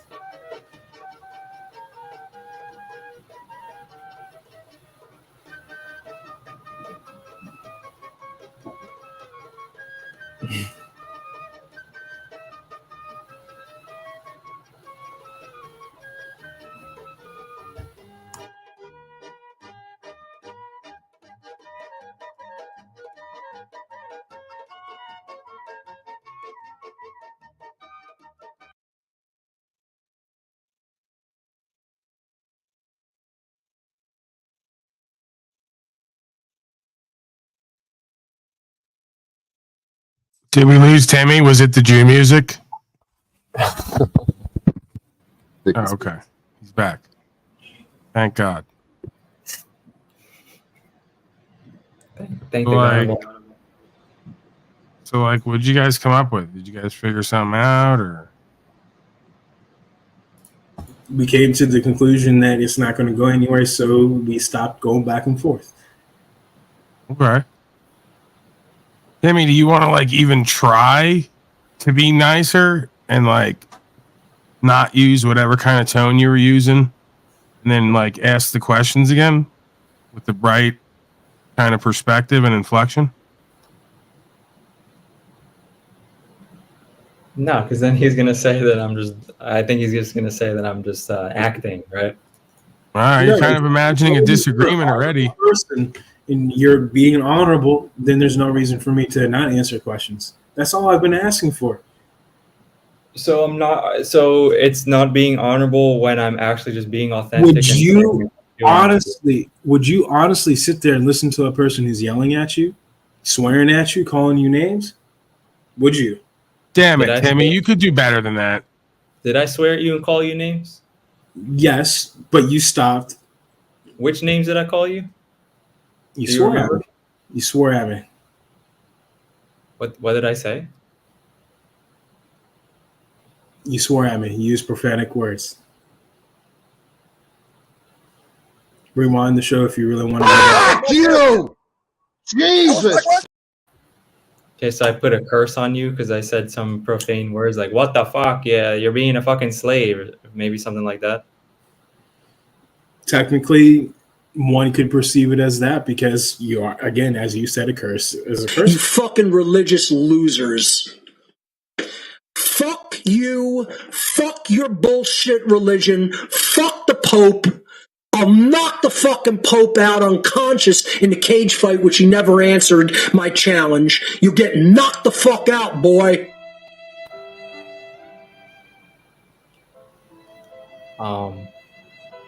Okay. Different. I mean, I guess we can do the simulation. What are you gonna do after the traveling journey? Like, how are you bringing value to the beings during the traveling? Well, it's my personal belief that here soon things are going to take a drastic turn and we're going to lose our freedoms. And before that happens, I want to do and actually for once in my life and do something that I find joyful to do. Blowjobs?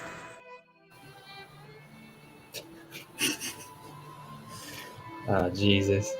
Now I can't leave. Yeah, man. I mean, ultimately, freedom is doing what you want, right? And I agree with that.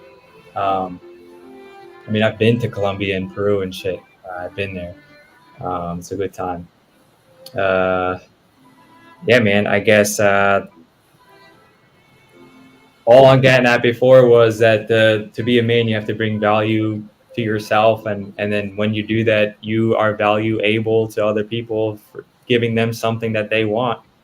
And I don't think that ends at some trip around the world or something, like as a principle, like and you can just say, hey, fuck people suck, you don't want to deal with them. Like on some level I agree. It's a balance to me, I guess.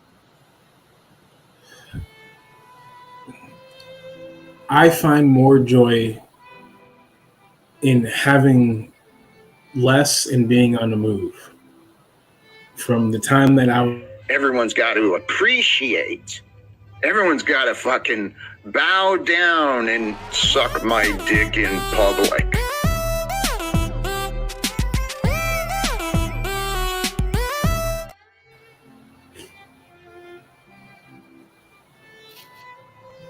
Please continue.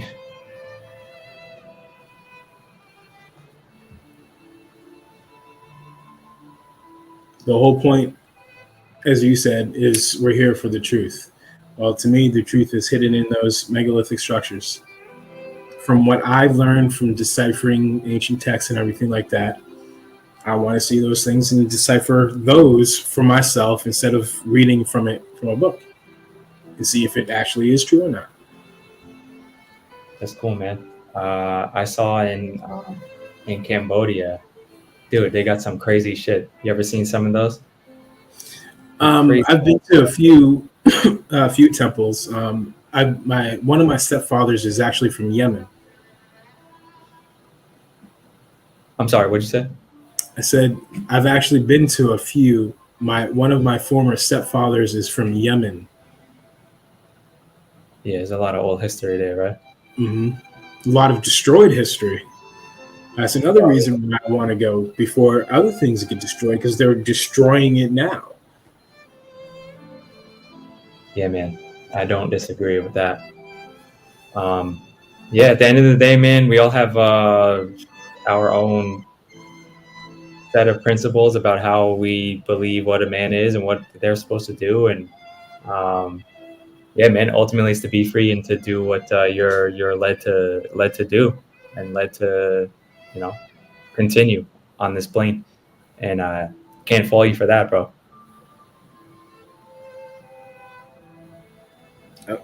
That's what I'm going to be doing here in a couple of years. No, I don't, sir. I have rights and you have duties and obligations, sir, and you will uphold your duties and obligations today, sir. Okay, so would you like to tell me what your belief is about what I have to do?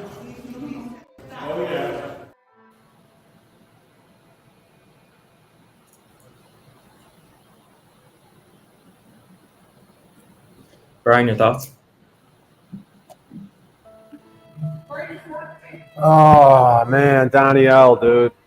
Danielle, man. I don't want to be mean. I want to, trigger you or anything, Fuck Danielle, man. Just want to be sweet and sensitive. Hear more about your stories of victimization.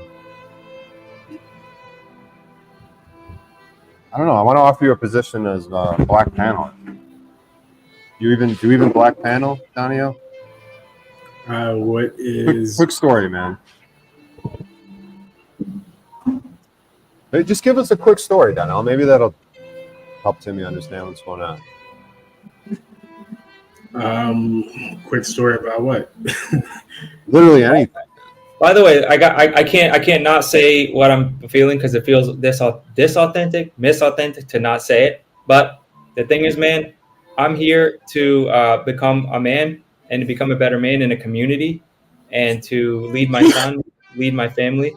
And I don't, it's not natural for me to just kind of leave it aside and say, well, I'm just going to travel around. And so for me personally, it's like I'm attempting to live what I think is the correct way man should live in a tribe and in his community. And I can't, if I try to like separate that and go like this and go, no, it's only what I want to do, then I don't think that's just what rights and standing on freedom is to me. So it's like I got to be able to figure out what's the best way for me to exist with a community and be an example and a leader, so that there's like a growth together, and that's just so that's what I want. That's what my future is. That's just got to throw that out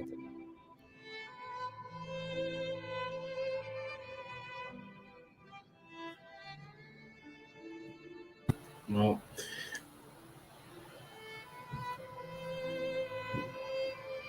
what do you want? How do you want it to know? What do you want? What's going on, dude? What do I want in regards of anything, dude? You want wanna, anything? Yeah, I want to travel down through South America and then eventually go over to back over to the Middle East, back to the mother country, Asia. I want to visit all these places.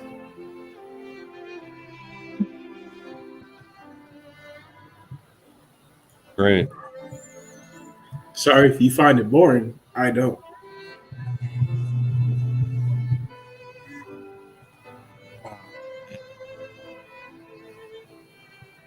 You gonna get a job that pays a little more? I don't know. Why? So I'm making enough to save, and I'm eventually getting my car fixed. I need another $200. I don't need a phone. I don't have the means to even get a phone because I don't have a social security card. I don't have all the information to get all that, and you need all that to get it, and I don't want. Fucking exhausting, dude. You remind me of the fucking schmuck smile neighborhood. How do you get the stuff that you want me to get without having the proper documentation? How about just be a man and figure it out? And how am I not figuring it out?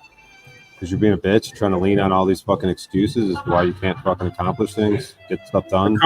So what am I not accomplishing? Please elaborate. Anything, dude. Just put your mind to something and just make it fucking happen. You're like every fucking thing brought up is some excuse, fucking crying session, fucking victimization, fucking thing that happened to you. It's fucking exhausting, dude. Like no one's gonna want to work with you with an attitude like this, dude.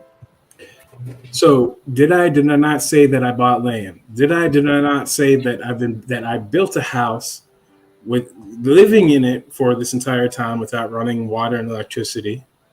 Is that not accomplishing something? Is not winning false allegations against me?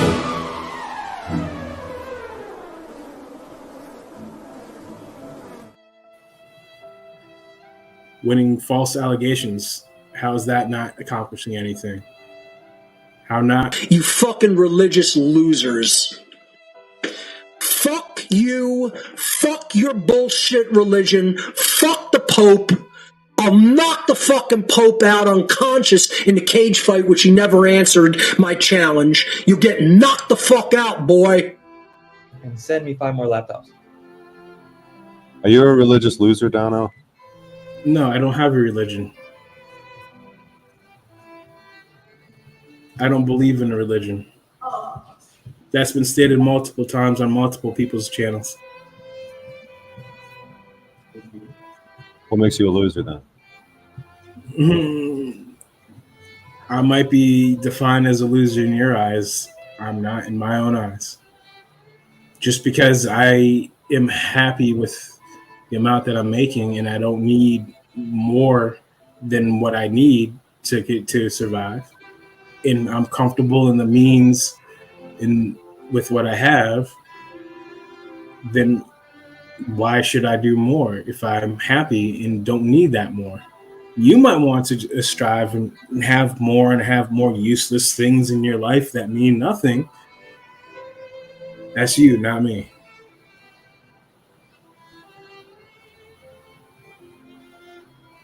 Right. You don't really have much ambition. I don't know how you're going to travel the world without much ambition. So I don't know how I have not demonstrated ambition. I already shown that I have a vehicle, that I'm getting ready to sell it. I did the land. That's passed over to my son. Now the last thing that I want to do in my life is to go visit what I want to go visit. That's the last thing I have left to accomplish. I raised a son, and I raised him right in my view. I had him not go through what I had to go through. I stopped that cycle. That's the win in my situation. That's accomplishing what I wanted to accomplish.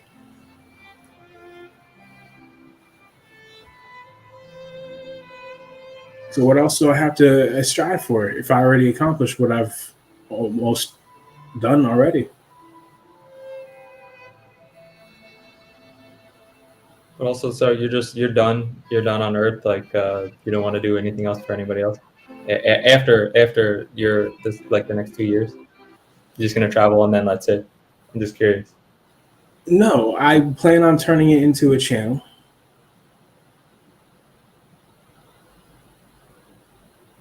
I'm going to be more into the etymology side as well when it comes to languages and scriptures and all that stuff. Because in my opinion, if you go by the original words and the original definitions of a lot of these so-called religious scriptures, they're not saying what they're saying in English. They're saying something totally different.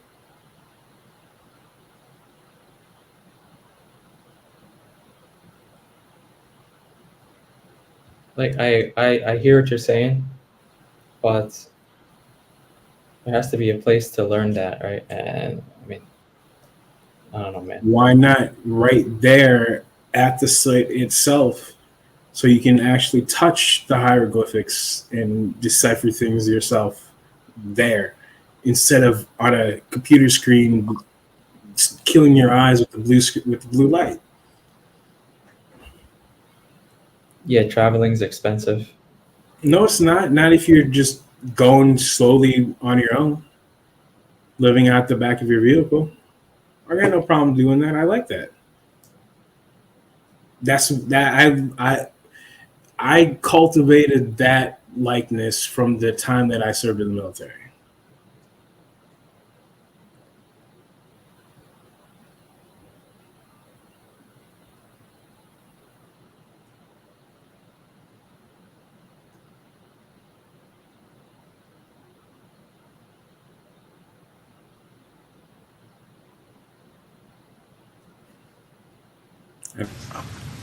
I frankly think that crisis initiation is really tough. And it's very hard for me to see how the United States president can get us to war with Iran. Which leads me to conclude that if, in fact, compromise is not coming, that the traditional way of America gets to war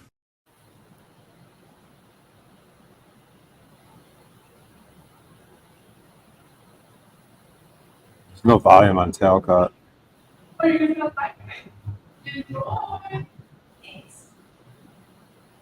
There's not supposed to be. This is way you could be on panel without being on panel. You get the effect. It's almost like we're like merged. Well, it looks like Timmy left.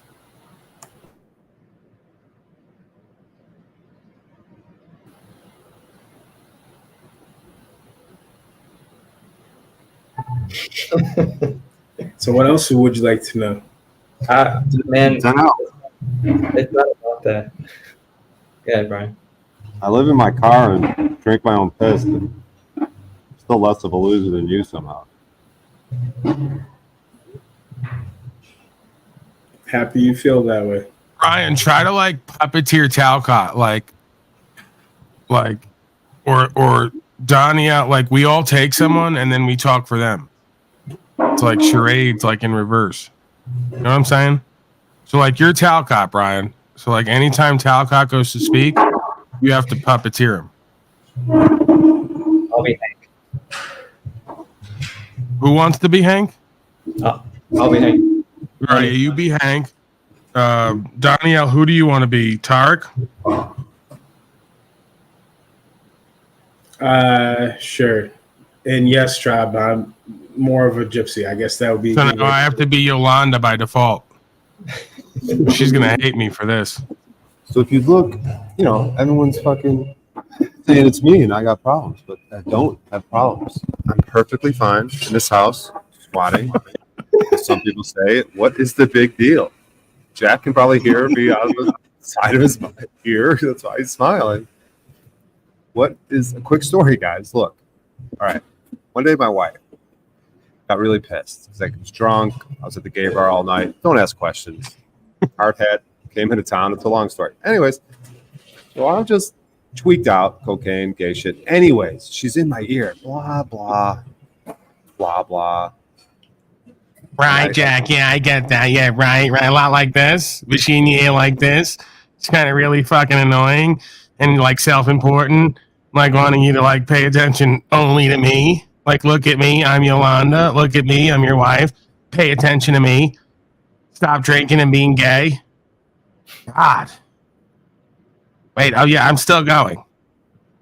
Yes, Yolanda, you nailed exactly. And then so I told this goofy bitch, like, look, if me and Hardhat we go out, have a bunch of fun, and unwind a little bit from work, I don't see what the problem is.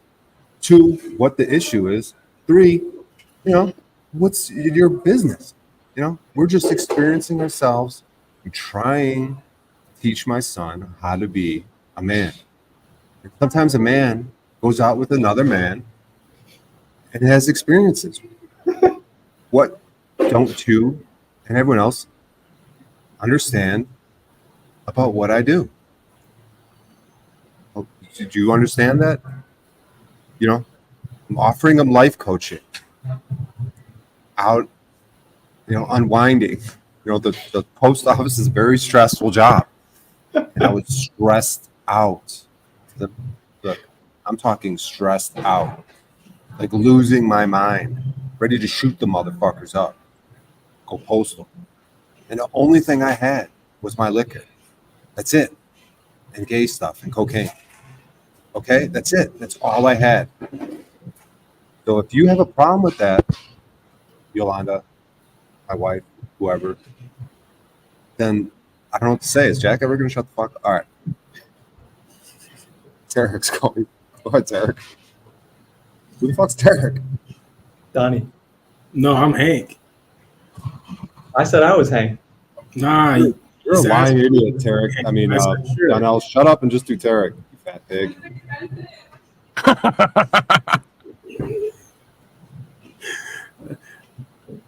Yeah, so I was being. Shut up, Tarek. No, you shut up. I'm sick and tired of you telling me to shut up. You see my mouth moving here. So no, I see my mouth moving right now. Shut up. Well, maybe you're right. I will let you have the floor. I'm just trying to get out my feelings for Hardhat that are deep inside. Well, this syringe full of cocaine will help. Look, now everyone knows I'm sincere right now. I have my hand on my chest. I'm telling you guys personal stories from my past. Jock. And I don't understand. Listen, this is outrageous. I can't stand for it anymore. You need to shut up. Oh yeah, you're just gonna talk and try to talk over me, Tarek. But it's not not now. Not when I'm telling you about. No, but then I got a lawsuit there, Tarek. No. Wait. Anyone talking? Who the fuck's talking? Oh yeah, that's me. Yeah, I'm really sick of you two queers going back and forth. It's me, Yolanda. Like, I've been up on these beta male panels for a while, and it always goes this way. Two queers arguing all fucking day, all fucking night. And yeah, you want to just sit there, Jack, and pretty much nod your head and agree. And this is like why I can't get anywhere with you. If you're going to be a fucking queer, at least stop arguing with other queers. Just get the fucking already. It's the same thing, the same problem I have with my ex-husband. I mean, I get into it. So I started smoking and drinking and fucking black men, like Hank up there. That's why he's pointing at me. All right? He knows me from the streets. You get what I'm saying here? You guys getting what I'm saying? It's me, Yolanda. Hello? Anyone? Jack, you're just nodding. You're nodding. Yes. You're acting like you get what I'm saying, but I feel like it's not going anywhere. Yes. Yeah, I hear you. And I think that you are right, Yolanda, as tough as it is to admit. We are queer on panels. You got me. I don't know really where else to go with it. Although I do have a quick story I would like to get into about being at that club.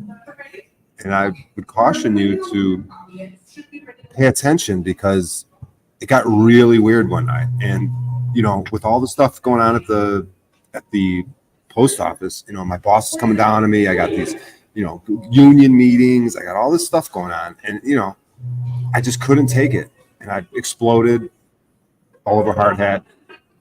And I, you know, that's when things started going bad with the wife.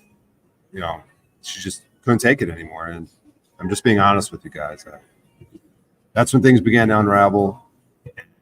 Things started to get exposed. There was, you know, texts. She started thinking about a divorce. And that's when I really started to drink even more. And, you know, I just, you know, but now here, 18 days squatted, I feel at peace. And, you know, people can't take this piece away from me, no matter what's happened in the past. Jack's talking a lot. It is fucking annoying me. Yeah, insane. Yeah, it's insanely kind of bizarre, creepy story you just told there, Jack.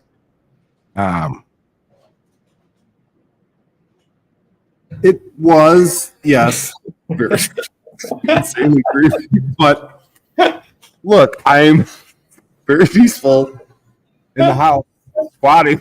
No, I'm in a Starbucks. Wait. I lost myself for a minute. Look. I mean, Jack, have you ever thought about maybe like painting a picture, going outside, doing something, and then sitting on here all day? Kind of fucking embarrassing yourself and rambling about how gay you are and how much of a failure you are and how much you need like insane amounts of help because you can't really care for yourself or do anything. I mean, any thoughts on any of that, right? And I see you're smiling there, but I think I've asked you this before. It's me, Yolanda. You know me. Yeah. Thoughts on any of that, Jack? Seriously, because I'm like here every day and I got to hear this. And well, look. Yeah, Turk. You know, hello. Turk. Hey. Now, you fat, lazy pig. Oh my God. Jack, you are so gay, but I love you because I am gay too. Jack, I love coming here. It makes me feel safe. Yes, Tarek, I know. We all know that. It's been evident for a while now. And we just, I'm getting, look, you know, I did my massage treatment earlier, and it was great.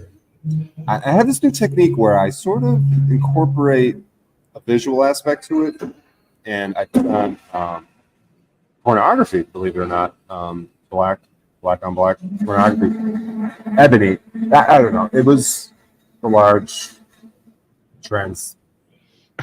Anyways, let's just get back into focus. There's 19 days here. You know, I'm not going anywhere. Why do I have to be Jack? Don't switch. He talks a lot. It's creeping myself out. Can I be fucking Hank, please? Fuck. Timmy, take over. I tap out. All right. Anybody else want to try this out? This was actually a good bit. Another genius bit. It's great. I'm taking full credit for that one. Yeah, this is great. Brian O'Shea, you just found your calling again. Like we just throw Talcott on sometimes, like third hour in, turn the sound down, and we get to live through them like they live through us, right? Take back the power. It's like the N-word for blacks with an A on the end. You know what I'm saying? Yeah. Go ahead, Timmy. You're Talcott now. I'm Hank. All right. So, brothers, what do you think? Well, you know, Talcott, I'm just really sick of, like I've said it like 3 to 5 times now today. I've said it many other times. I'm really just kind of sick. Hey, it's me, Yolanda. I'm really kind of sick of like coming here every day and hearing your bullshit. Okay. I really am looking forward to the day where you actually get something done. Okay. And not just the thumbs up, not just the prayer hands, not just the nodding in agreement. It's going to lead to no result. Well, you know, yes, but, you know, Paul, Yolanda, you know, you offer me nothing but disrespect, and you know sometimes I just, you know, I feel it in my chest that I'm owed more respect, you know, brother. I don't get why everyone doesn't just respect me more. I don't understand. They say blah blah blah, and brother, I want to fellowship with all of you more. You especially, you have a lot to offer me, and I'm just not getting that all the time. And I would like all of you to do that better, so that we can help everyone else, right? And I just keep going here, and the chat is just sometimes they agree, and it's great, and then sometimes they don't. And brothers and sisters, the chat is just, you guys are Jack, saying many it's things. kind of hard to respect a man who's been thrown out of every position he's ever been in, corporately and at home. Yeah, that's true. Yeah. So I mean, you got to be kind of realistic here with your expectations. You want to be respected, you want to be liked, even. But sometimes there's been many lies about me, and they don't give me a chance to tell everyone about me, and that's not okay. That's not Here right. we go with the lies again, and it's all about me, and no one understands me. Jack, we do. You're a gay man. You've been thrown out of everywhere. You really do nothing all day. I don't know why you're laughing at that. That's true. But I don't get, why can't you bring me more respect? And when you tell me something, why can't you tell it in a tone that I like? This is for me. This is for me. This isn't for you. I'm not here to help any of you. This is for you to help me. Why don't you get that? Don't you get it? I'm not sure. Why don't you get it? I did one thing for you. I did two things for you, and you just shit on me. I don't get it. Yeah. Well, look, even with my relationship with my torso, look, Jack, Yolanda. Yeah. Is it? I have a better relationship with my torso than you guys have with real people. Look, I go to work. People call me retarded. I say, great, thumbs up. Keep calling me retarded. Yeah, that's true. And I see. I don't really care because. Well, I'm not sure what's happening now. Somebody. They're pulling up Paul's podcast. Somebody's showing. Yeah, they're streaming us, Jack. That's what that is. Well, I am a bitch ass slave, and they're the brothers of Unslavia, but sometimes you just gotta accept it. Yeah, Jack, you know what? Let's not even really feed into any of this, because I go over there and I act like I'm cool with Paul and he's really been helpful to me. But when I come over here, I act like they're pieces of shit. Right. So let's just stick to that program. Let's keep the higher ground here. Let's focus on how gay you are and how no one respects you. And let's not even feed into their crap over there, okay? Let's take the high road here. We're used to doing that here. It's what we do. This is Cupcake Central, all right? Even look at the teacup. I got tea out for everyone. Jack, go to the comments, please. Go to the comments. Don't focus on this. You already got enough loser failure to on your back. You're burdened by. And again, this is me, Yolanda. Okay, I've been here a lot. Come here every day. And before, Jack, I saw what you were doing. You must have watched that show before with Donnie L, because you did the whole feelings thing, passive aggressive. You must have been watching Paul earlier. I saw what you were doing there, Jack. You were talking about the Donnie L, the feelings thing, insecurity, the reactivity. That was interesting how you kind of crossed over there. Anyway, back to you. I don't want to talk too long, because I know if I do and we don't get back to you, I'm probably not going to be here long. Anything else from you, Hank, up there? Gay Tarek? Or are we back to Jack? Go ahead, Tarek. Jack, I don't know why they make fun of you. Yeah, neither. You want to be Yolanda? Yeah, let's switch up. I'm kind of getting bored of Yolanda. Can you take Yolanda for a bit? Yeah, I'll be everyone. Fucking blabbermouth that one. We'll each take a turn being everyone. Yeah, what the fuck? These motherfuckers over there making fun of us, Jack. Look at this shit. They're children. Yes, they are. Yeah, children, Tarek. Exactly. We're just because I smoke fucking a pack a day, old bitch. Whatever. What is everyone's fucking problem? I'm in a Starbucks. It sucks. Can someone take over? Just do everyone. Someone else. Yes, but Jack, you don't know what about respect. You don't know. These folks don't know. I'm black and retarded. I'm black and retarded. Yep, I'm black and retarded. Look at me. Yes, Hank. Yes, Hank, but you don't know respect. You know, Paul doesn't know respect. Everyone needs to respect each other. You know, this is the most important thing, and you guys just don't get it. I don't know why don't you guys get it. I don't cause any problems. You know, I just go around and I'm just looking. I'm black and retarded. I'm black and retarded. Look at me. I'm black and retarded. Look at me. Yes, I agree. Oh, I don't know, Brian. I want to hear Timmy be everyone. Timmy, I'm be so everyone. glad I'm black and retarded because no one will throw me out ever for being black and retarded. I get like to play favoritism. Yes, brothers. And you are black and retarded, Hank. You know, but that's okay, you know. It is okay very much. Yes, I also agree. Yeah, Hank, you're just going around and you're talking about nonsense. And then yeah, I'm just here. I'm a pico bogo granny panty, and you know what I say, I think matters. You know what I have an opinion as well.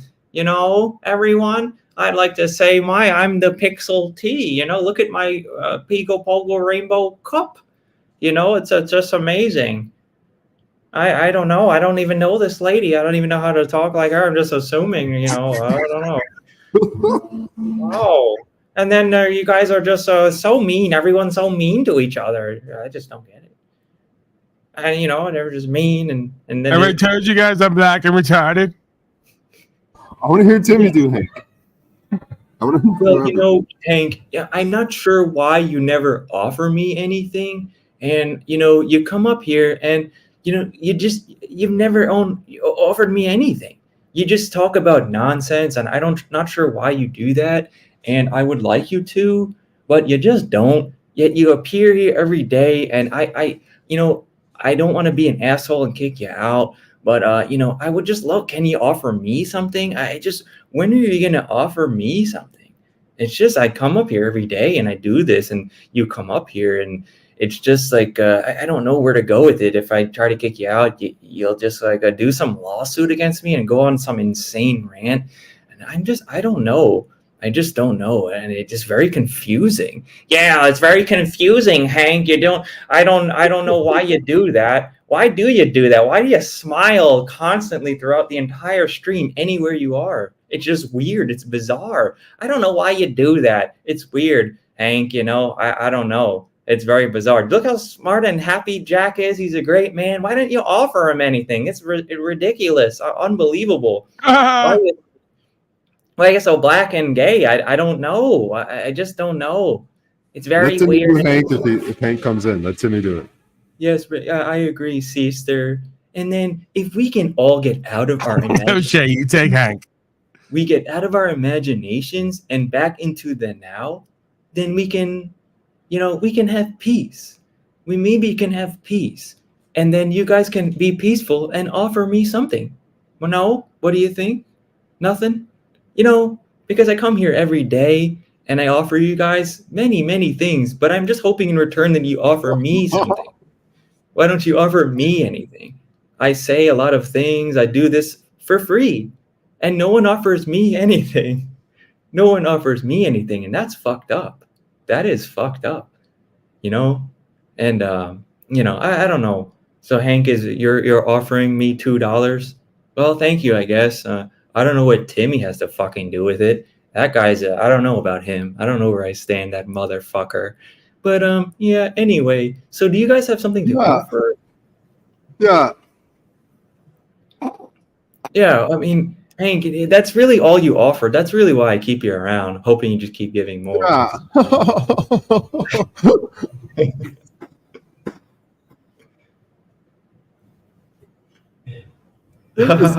Yeah. What? I didn't see. Why? Who? I don't see. Here I am. I work hard. No, that's not true.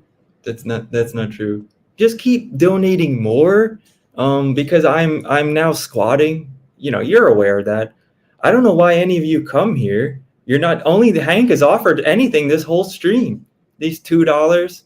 You know, I don't know. I shouldn't leave the house anymore. if I leave the house, they may just come in and lock the door and change the locks. What the fuck am I gonna do next? I'm not gonna be like Paul Unslaved and live in a fucking tent. I'm a successful man. You know, what the fuck is that? Jack, I love you, Jack. Yeah, Jack, thanks, Terry. I'm sending over a plate of moussaka.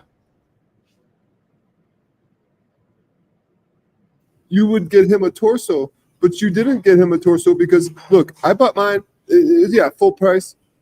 But look, And please, you're black and retarded. Look, Tarek, stop. Look, I'm in a Starbucks. I can't do this. Someone has to take over. Very loud. I never heard Timmy do Hank yet. Timmy, do Hank, please. Well, I'm just waiting for more contributions. And you know, I have to get some more stolen gift cards, Jack. You know, well, Tarek, you know, you said you were gonna pay for my house, and then you didn't, brother. And it's okay. I'm not gonna hold you to that. I'm not mad at you, but you know, you did say you were gonna offer me something, and you know, you just keep not offering me anything. And you know, I'm sad. I'm sad. What am I gonna do when I'm out there in the tent? Who am I gonna talk to? Are you gonna be there for me, Tarek? I don't know. I don't know. Now I'm frozen. I'm frozen. I'm freezing. I'm freezing. I'm freezing. I'm freezing. Deep meditation. Video paused or something. Something's False going on. connection. We can just keep going and saying what they would say. We'll just go. They're in deep meditation right now. I am a bitch. Will I get out of my house at some point? I don't know.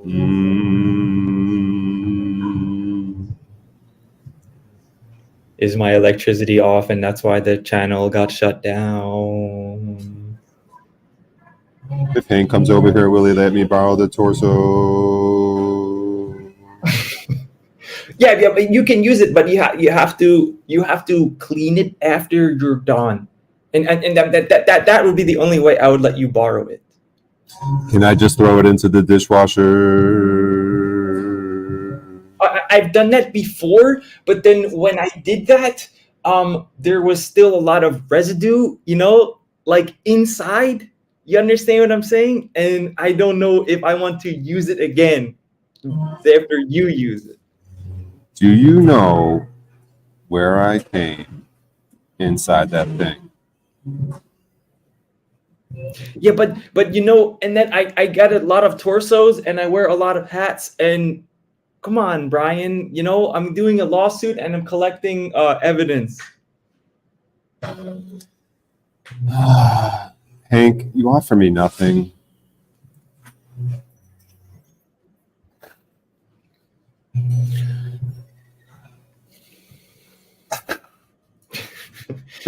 I get off this right.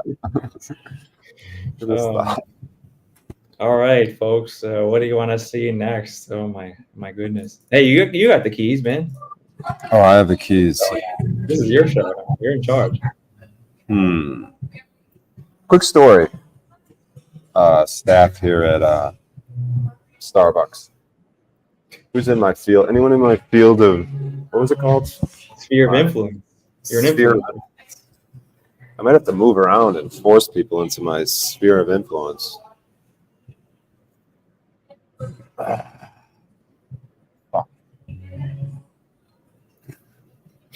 are you going? Turn the camera off. Turn the camera back on, man. I'm trying to think if I'm gonna. Yeah, just annoy the first person you see. What the fuck? I'm scared. They all work here. All employees. Dude, on some level, all the people that go to fucking Starbucks are begging for some kind of interaction that they don't get at their remote job. Why else would they fucking be there? Right. I could use some more tea. I have no tea bags. Son of a bitch.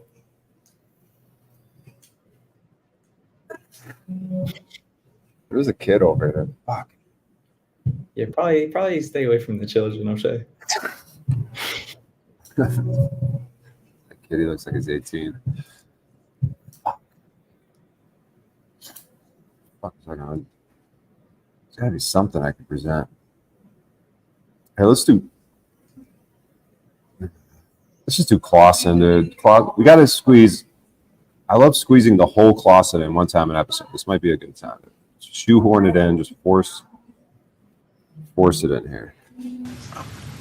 I frankly think that crisis initiation is really tough. And it's very hard for me to see how the United States president can get us to war with Iran. Which leads me to conclude that if, in fact, compromise is not coming, that the traditional way of America gets to war is what would be best for U.S. interests. Some people might think that Mr. Roosevelt wanted to get us into World War II, as David mentioned. You may recall we had to wait for Pearl Harbor. Some people might think Mr. Wilson wanted to get us into World War I. You may recall he had to wait for the Lusitania episode. Some people might think that Mr. Johnson wanted to send troops to Vietnam. You may recall they had to wait for the Gulf of Tonkin episode. We didn't go to war with Spain until the until the Maine exploded. And may I point out that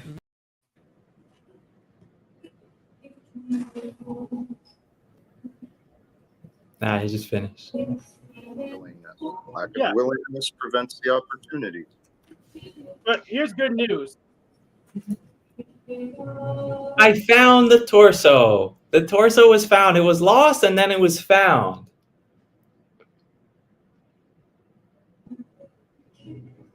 Yeah, it was lost, and then it was found. And yeah, thank you. Yeah, and then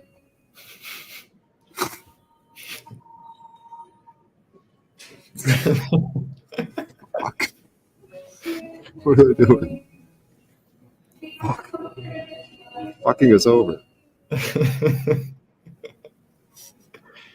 All right, Brian, be everyone. Be everyone. Yeah, there's such infantile children over there. You know, they want to make fun of my circumstance, but it just won't work. You know.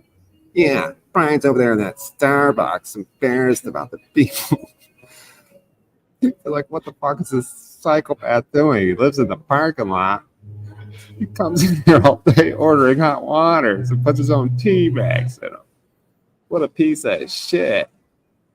Look at him. He's running out of dollars to tip the people. It's a bunch of bullshit. Hate that motherfucker. You're still going, O'Shea? I got kicked out, and I come back in, and you're doing Yolanda? Yeah, we had a little bit of a hiccup, but I realized I could just pull it back up on my own. Yeah, Paul Enslaved. It's the act never, train never stops. Even if the head guy's not here, we just keep moving. Just keep printing money over here. This shit's gold. It's more valuable than O'Shea's aged urine. Dude's got urine from 1997. You know what that shit goes for? On the black piss market? Yes, I do.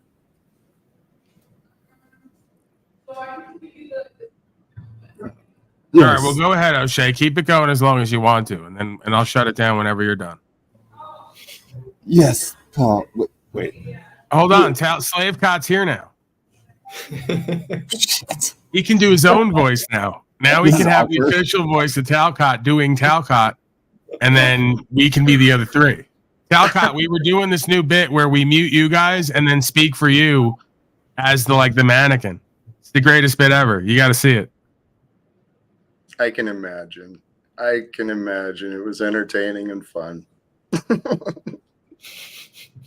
Glorious. I hope so. Fuck you! Jesus! Fuck! Who the hell is that? That's out of control, man. Oh shit! They're cracking up at stuff that makes no sense. You know what it is? Was that a real sneeze? Did you just sneeze? No. Yeah, so Brian O'Shea has keys now, Jack, but you can take over. Go ahead and take over, and then, Brian's hosting today. I came to just share some support, to hang out. It's been a few days. I just wrapped mine up, and Hank threw the blowjobs. Hank threw the idea out. and sent us all over here. Everyone's got to appreciate. Everyone's got to fucking bow down and suck my dick in public.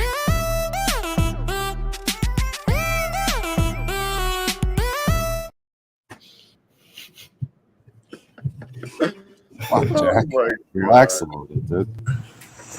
It was a big transsexual. I don't know. Like, holy cows.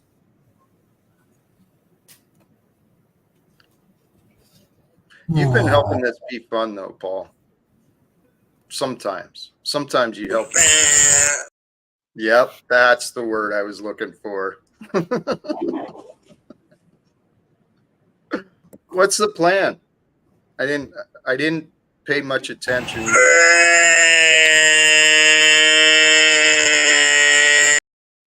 You're looking at it. You're looking at it. That is the plan. Where you just heard. We're 5 hours in, Jack. You know how it goes. Don't do that. No, Jack. Don't do it. Yeah, Jack said. Can you read that, Jack, please? Tell Jack to start moving his mouth silently and let O'Shea speak for him.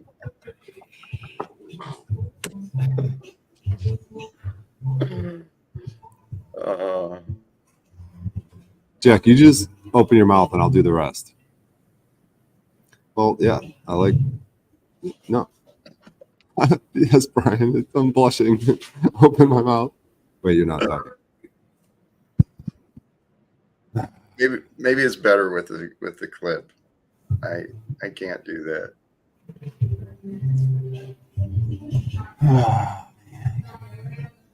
Too much fun, man. Doesn't it feel good though? Don't appreciate it. Feels good. It You feels good. fucking religious losers.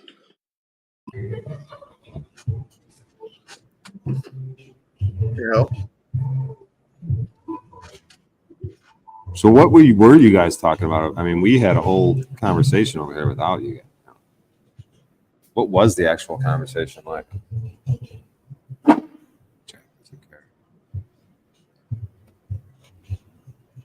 Jack, what are you doing? Taxes? Oh, it was about my wish for Crossword puzzle? you. No, it was about God and peace. And Hey, dumbass. Much alike. Hey, you know. You're scribbling fucking prayers for me? Hey, actually, I got to bounce. I just remembered. I got things. What was that? Oh, you want to see that?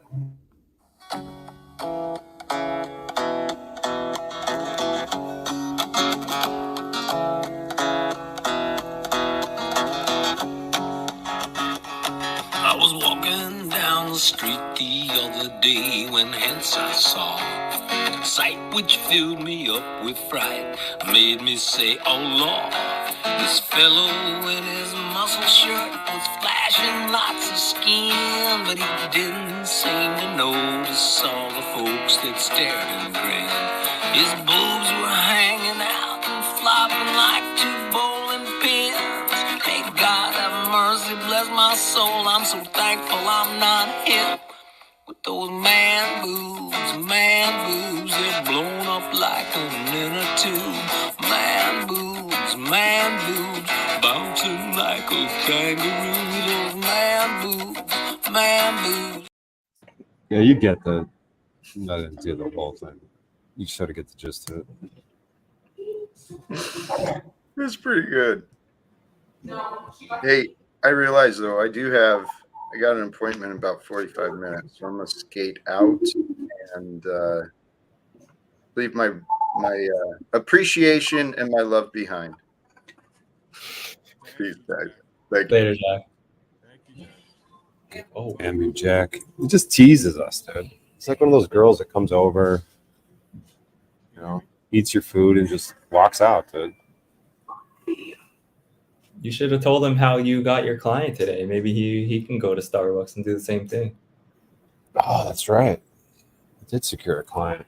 I completely forgot about Jose or Juan, whatever his name was. Juan. When's that appointment? I think I got to call him. He said something about being free tomorrow, maybe, I think. I forget. I'm such a bad life coach. Should I call him right now, though? On air? Why not?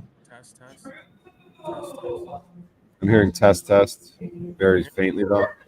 Is that Paul having technical issues? Can you hear me? No, but it's like really low. Can you hear him, Timmy? Hear what? It's Paul saying, can you hear me? Test. Oh, I didn't hear him.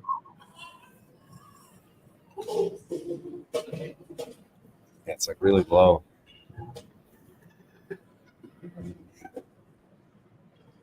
You can also offer death coaching, right?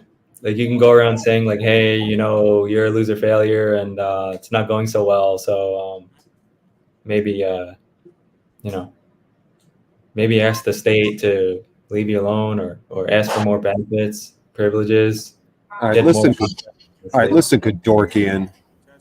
You know, if I'm going to death coach someone, instead of Jack Talcottian, Jack Kevorkian, you think it's just a coincidence that Kevorkian's first name is Jack? He's a death coach. Can you hear me? Yeah, you're good. Me and you, unfortunately, without Paul's here. The audience. Can you hear me, O'Shea? Yeah, we can hear you now. All right. Where are you going with this, man? I don't know. I think I've run out of steam. Yeah, you got to know when to like pack it in if you hit the wall. Yeah. God, I'm exhausted. So draining being hilarious all day long. Yeah, it is. Well, I guess we'll have to do it again tomorrow. Yeah. It's kind of like what we're known for. Yeah. We don't even have to call, we don't even have to call Charleston White at some point. We seem to be doing good on our own. We don't even need to call him. I was thinking about calling him, but. Yeah, he wasn't going to answer anyway. I mean, let's just be real about it. Exactly. You guys are pretty cool around here. You know, we're good. Exactly. You guys are pretty cool. I mean, Donnell, I don't know how he feels about us, but he wants to come back again tomorrow and do it all over again. I mean, I don't know. Yeah, I'm going to ask you to be nicer, though, tomorrow. Just kind of watch the tone. Oh. Okay. I could do that. You want to go like Talcott clip collection before we sign off? Since the great Talcott was here. Yeah, are you pulling it up?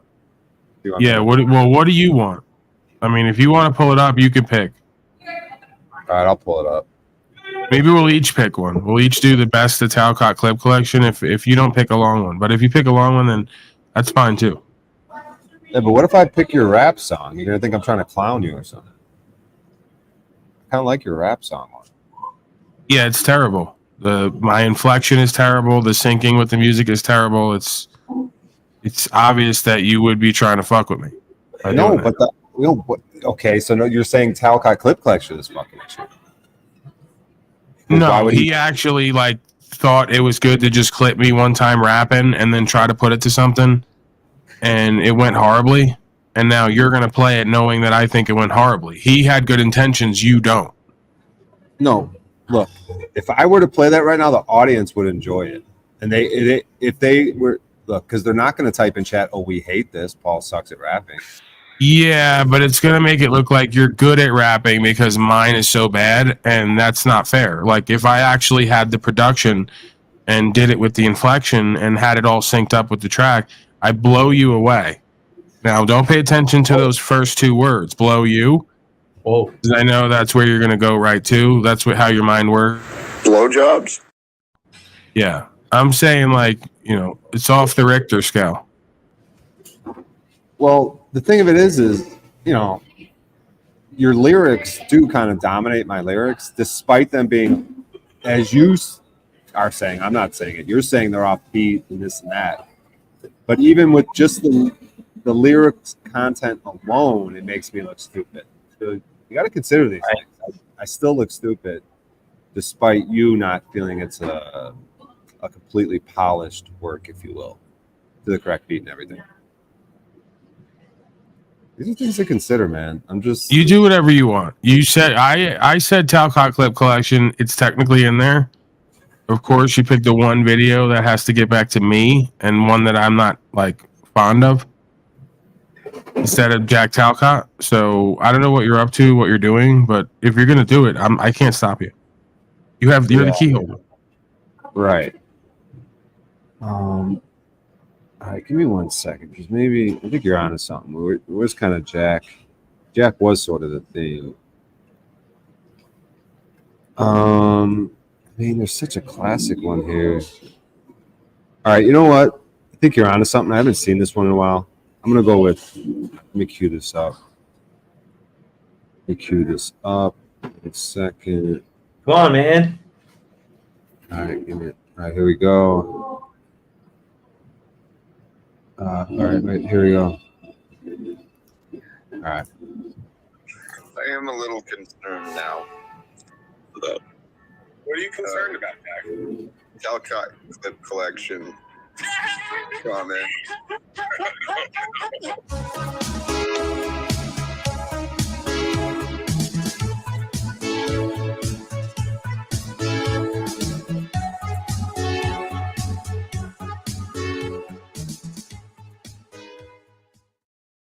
On an all-new Dr. Phil, is he a sinner or a saint?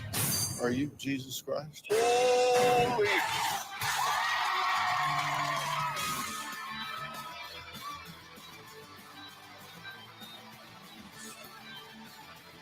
You got the volume up all the way? So Jack not only believed he was Yeah, I do. past life and an Indian god called Gilgamesh, but also currently believes he is Jesus. He claims he is a prophet who went from being an A student to a military soldier to living life as a wizard and finally believing that he is Jesus. Jack is a manipulative and delusional man who needs to be locked up in a mental institution. Take a look. Well, I can't tell you how glad I am you're here talking about this.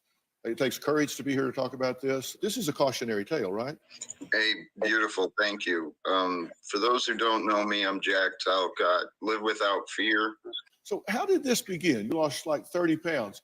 What was it in you that made it okay to stop eating food to the point that you lost 30 pounds?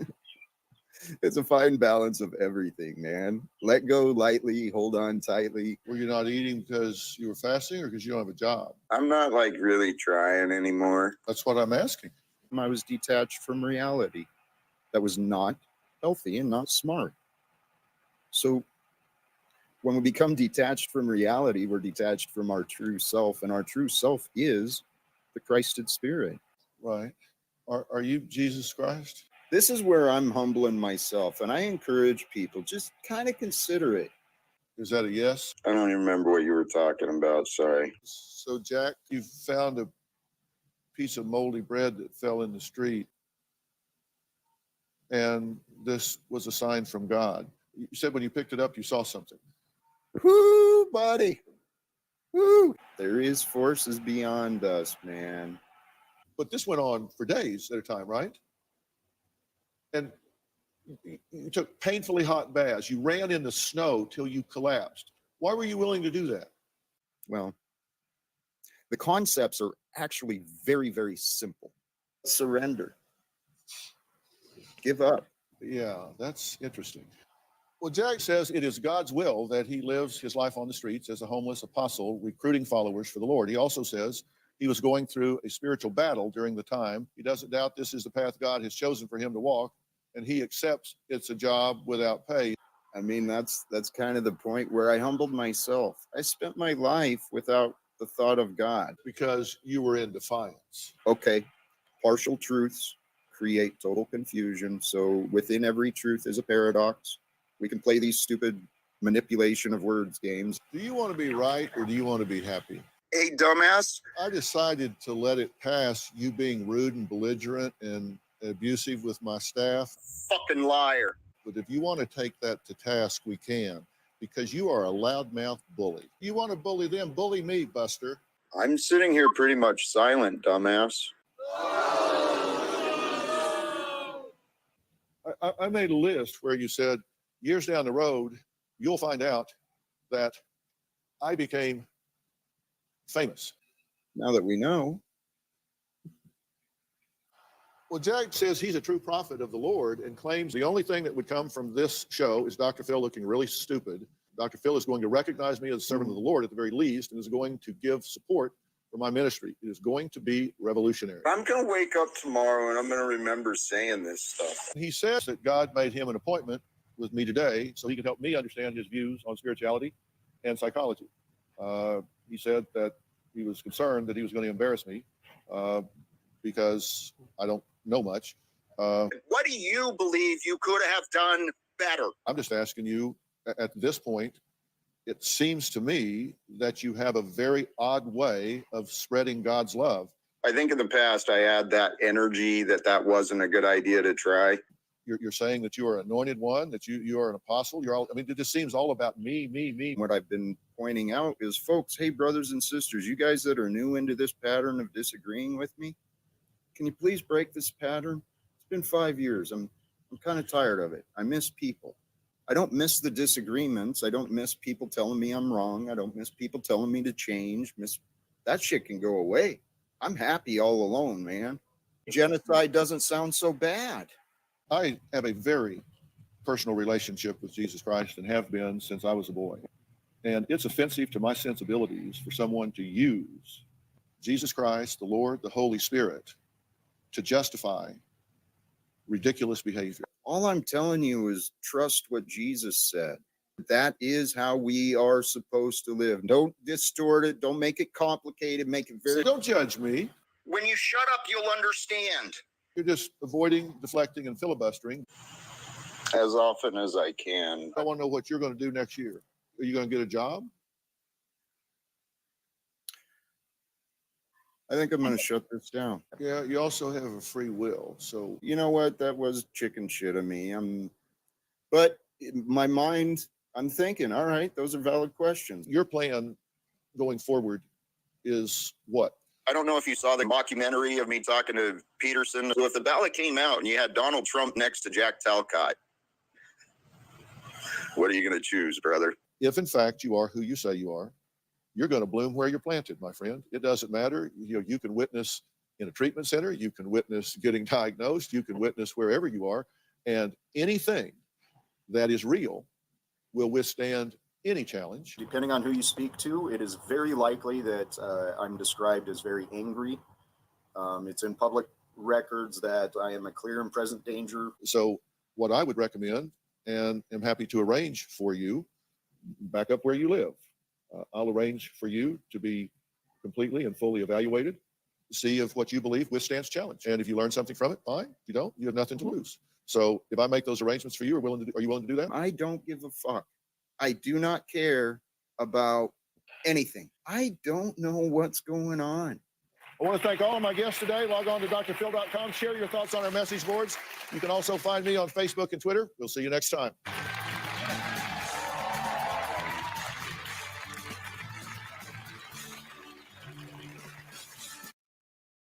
A cult classic, Brian O'Shea.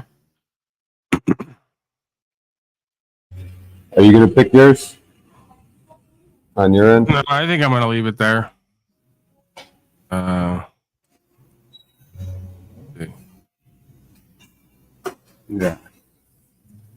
Yeah. It's good stuff, man. Thanks for everything you do, dude. Thanks for the show today. For your broadcast. All right, I'm going to give you one, short one. All right. A lot of folks on here thought this was a real Biden video too. That's what I think is great about this one. They were in the comments, like the Dr. Phil one, going, "Who is this? What's happening? Why is Biden so retarded playing this song?" Slaves thought this is all real. Great.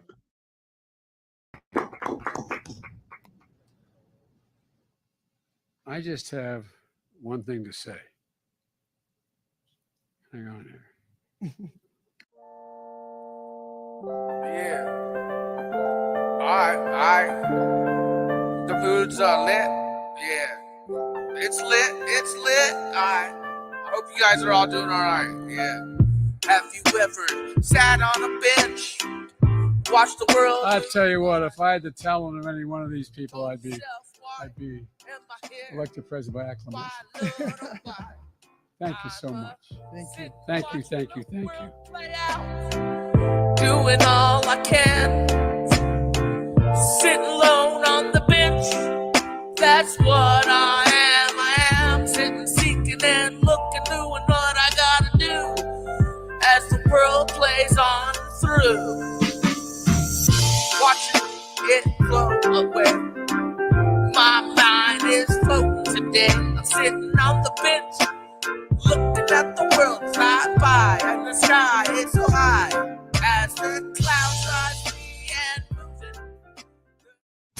They're in the comments section going, this Biden is such an idiot. We can't believe he pardoned that guy with the Hess explosion, and we can't believe he played that song.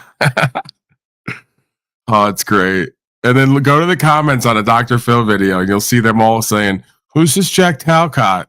And how did he get on Dr. Phil? Like, they all think it's real. That's how easy it is to fool these slaves, right? Like, to get them to vote and shit like that. They think that he was playing sitting on a bench, and they think that Talcott was at Dr. Phil. Hold on, where's the other one? With the craziest cuts of him wearing all types of different clothes. Now, wait till you see this. You go to the comments in this one, and they're all like, who's Jack Talcott? Like, where's his, like, there's thousands of people that are asking, where's Jack Talcott? Who is he? Why is he so famous? Where is it here? He might be under shorts. Come on, Talflix. Extend the video out so that's not a short. Now I got to play it like this.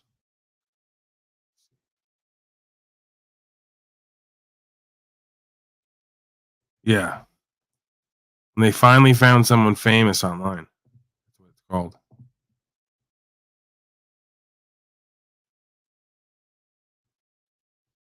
On Omegle.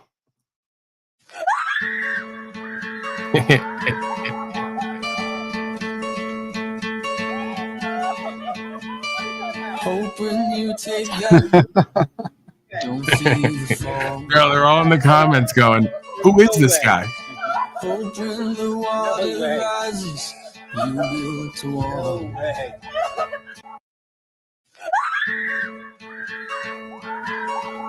It's so perfect because if Jack was famous, As he would. long as you dished it. Like, he has like a sad look on his face as well. Like,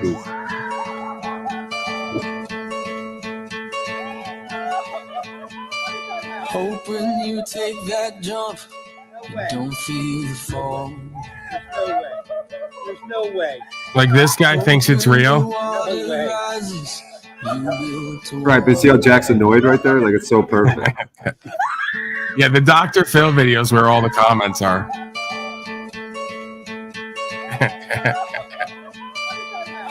As long as you dished it and you can take it, and I hear you can take a lot of things, I'm okay with it. Dick? As long as you dished it and you can take it, and I hear you can take a. All right, let's wrap it up, O'Shea. Yeah, Cynthia struck my main channel with that guy of hers. What's his name? Something bang bang. Yeah, they're hating. It's just really proven that they don't have shit going on. Yeah, exactly. But we responded by doing the best broadcast ever. Right. They can't stop the movement. Right. So they're really going to be in their feelers now. Just going to keep ramping up every day from this eclipse. Yeah, tell her that, like, her and Triggerman TV to, like, just do a better broadcast and be able to have a fucking decent conversation instead of worrying about what we're doing. Exactly. Exactly. She seemed to be, like, getting away from that community. Like, she'd always be over at Jack's or Flow States. But then once I start blackmailing, all of a sudden she's back over there, looking to strike people, making videos about it. It's ridiculous. But we'll get into it tomorrow, man. Thanks so much for today. Great work. And yeah, I'll see you guys tomorrow, man. Thanks again, dude. All right, Thanks, Mr. O'Shea. I'll see you guys later. See Bye. you later. All right, now because this is, I believe the thumbnail was about homelessness, and we're praying for these folks who are homeless. You know, again, it's self-explanatory. They're on the thumbnail. So I'm going to get out of here. I'll be back, of course, 12 to 3, somewhere in there tomorrow. Mazel from out west. And we're going to end tonight with the outro of the Habitat for Slavery. Because it's important that we get these folks housed, like Illuma Slavery, the Pathetic Worrier, Slow State who can't hang drywall. There's many of them. Jack Talcott. Yeah, I'm out of here, folks. I'll leave you with this. We know the right answers. We can all do better. I'm freezing. Hopefully this goes through. God bless America and communities for sharing the abundance that they offer. I'm going to go inside and warm up in their establishment, but unfortunately, I don't have a penny to offer them today. Hopefully that'll change soon. I just want to thank each and every single volunteer for coming out today and doing this, because you're making a slave's dream come true. Habitat for Slavery is a non-profit organization that helps less fortunate, demoralized, and/or low to moderate income slaves become responsible homeowners. Applicants are selected based on their level of need, their willingness to follow Habitat for Slavery's required criteria, and the ability to pay their mortgage or rent. Today, I'm a renter, although the rent is paid for the next year, so I don't have to worry about it. Shelter is secure for those who know of my situation. I was able to upgrade my living circumstances, so now I can proudly say, this is my home. Our organization really strives to find and vet the most suitable and appropriately skilled volunteers. Folks who have, a real desire to provide a home and a space for these helpless slaves. They're enthusiastic, they're go-getters, and really, they just love living life. Applicants are also required to help build their own home, as well as other Habitat homes with what's called sweat equity. Sweat equity is a way for Habitat for Slavery partners to invest their time, which allows us the ability to make mortgages and rent more affordable, not only for looping slaves, but the generous volunteers who work as a team to build safe spaces for them. They're going to be doing some work, like some slave work. We here at Habitat for Slavery understand that not every slave has the ability to house themselves without the help of the government.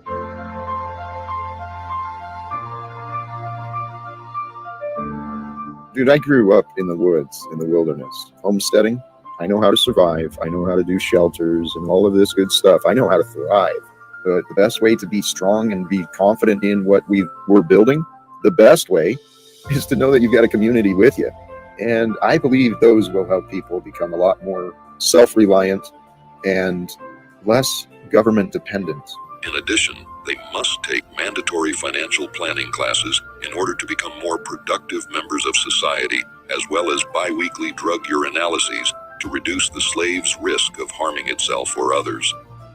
Habitat for Slavery works in over 1,400 communities across America and in approximately 70 countries around the world, seeking to connect new homeowners with businesses and people around them to spread, pound, come together, and affect positive change in every aspect of society, projecting outward goodwill and service, acting as a light unto the lost slaves of this world. You want the best for these slaves, Give them a better life. This is what I'm doing. One of the most emotional moments in building Habitat homes is the day the volunteers, the sponsors, and the neighbors come to raise the first wall. For many slaves, it's the day hope for a new life starts to become a reality. For the final stage, the key to the new house is handed to the slave applicant. This emotional ceremony marks the start of the slave's new journey as a homeowner. For most slaves, ownership is just a pipe dream. Habitat for Slavery's goal is to make it a reality. All right. I'm freezing. God bless us. Hopefully this goes out, and hopefully someone besides myself will hear my words. I got good hopes for us all. Live without fear. Namaste. God bless us all. Stop this. God of all media,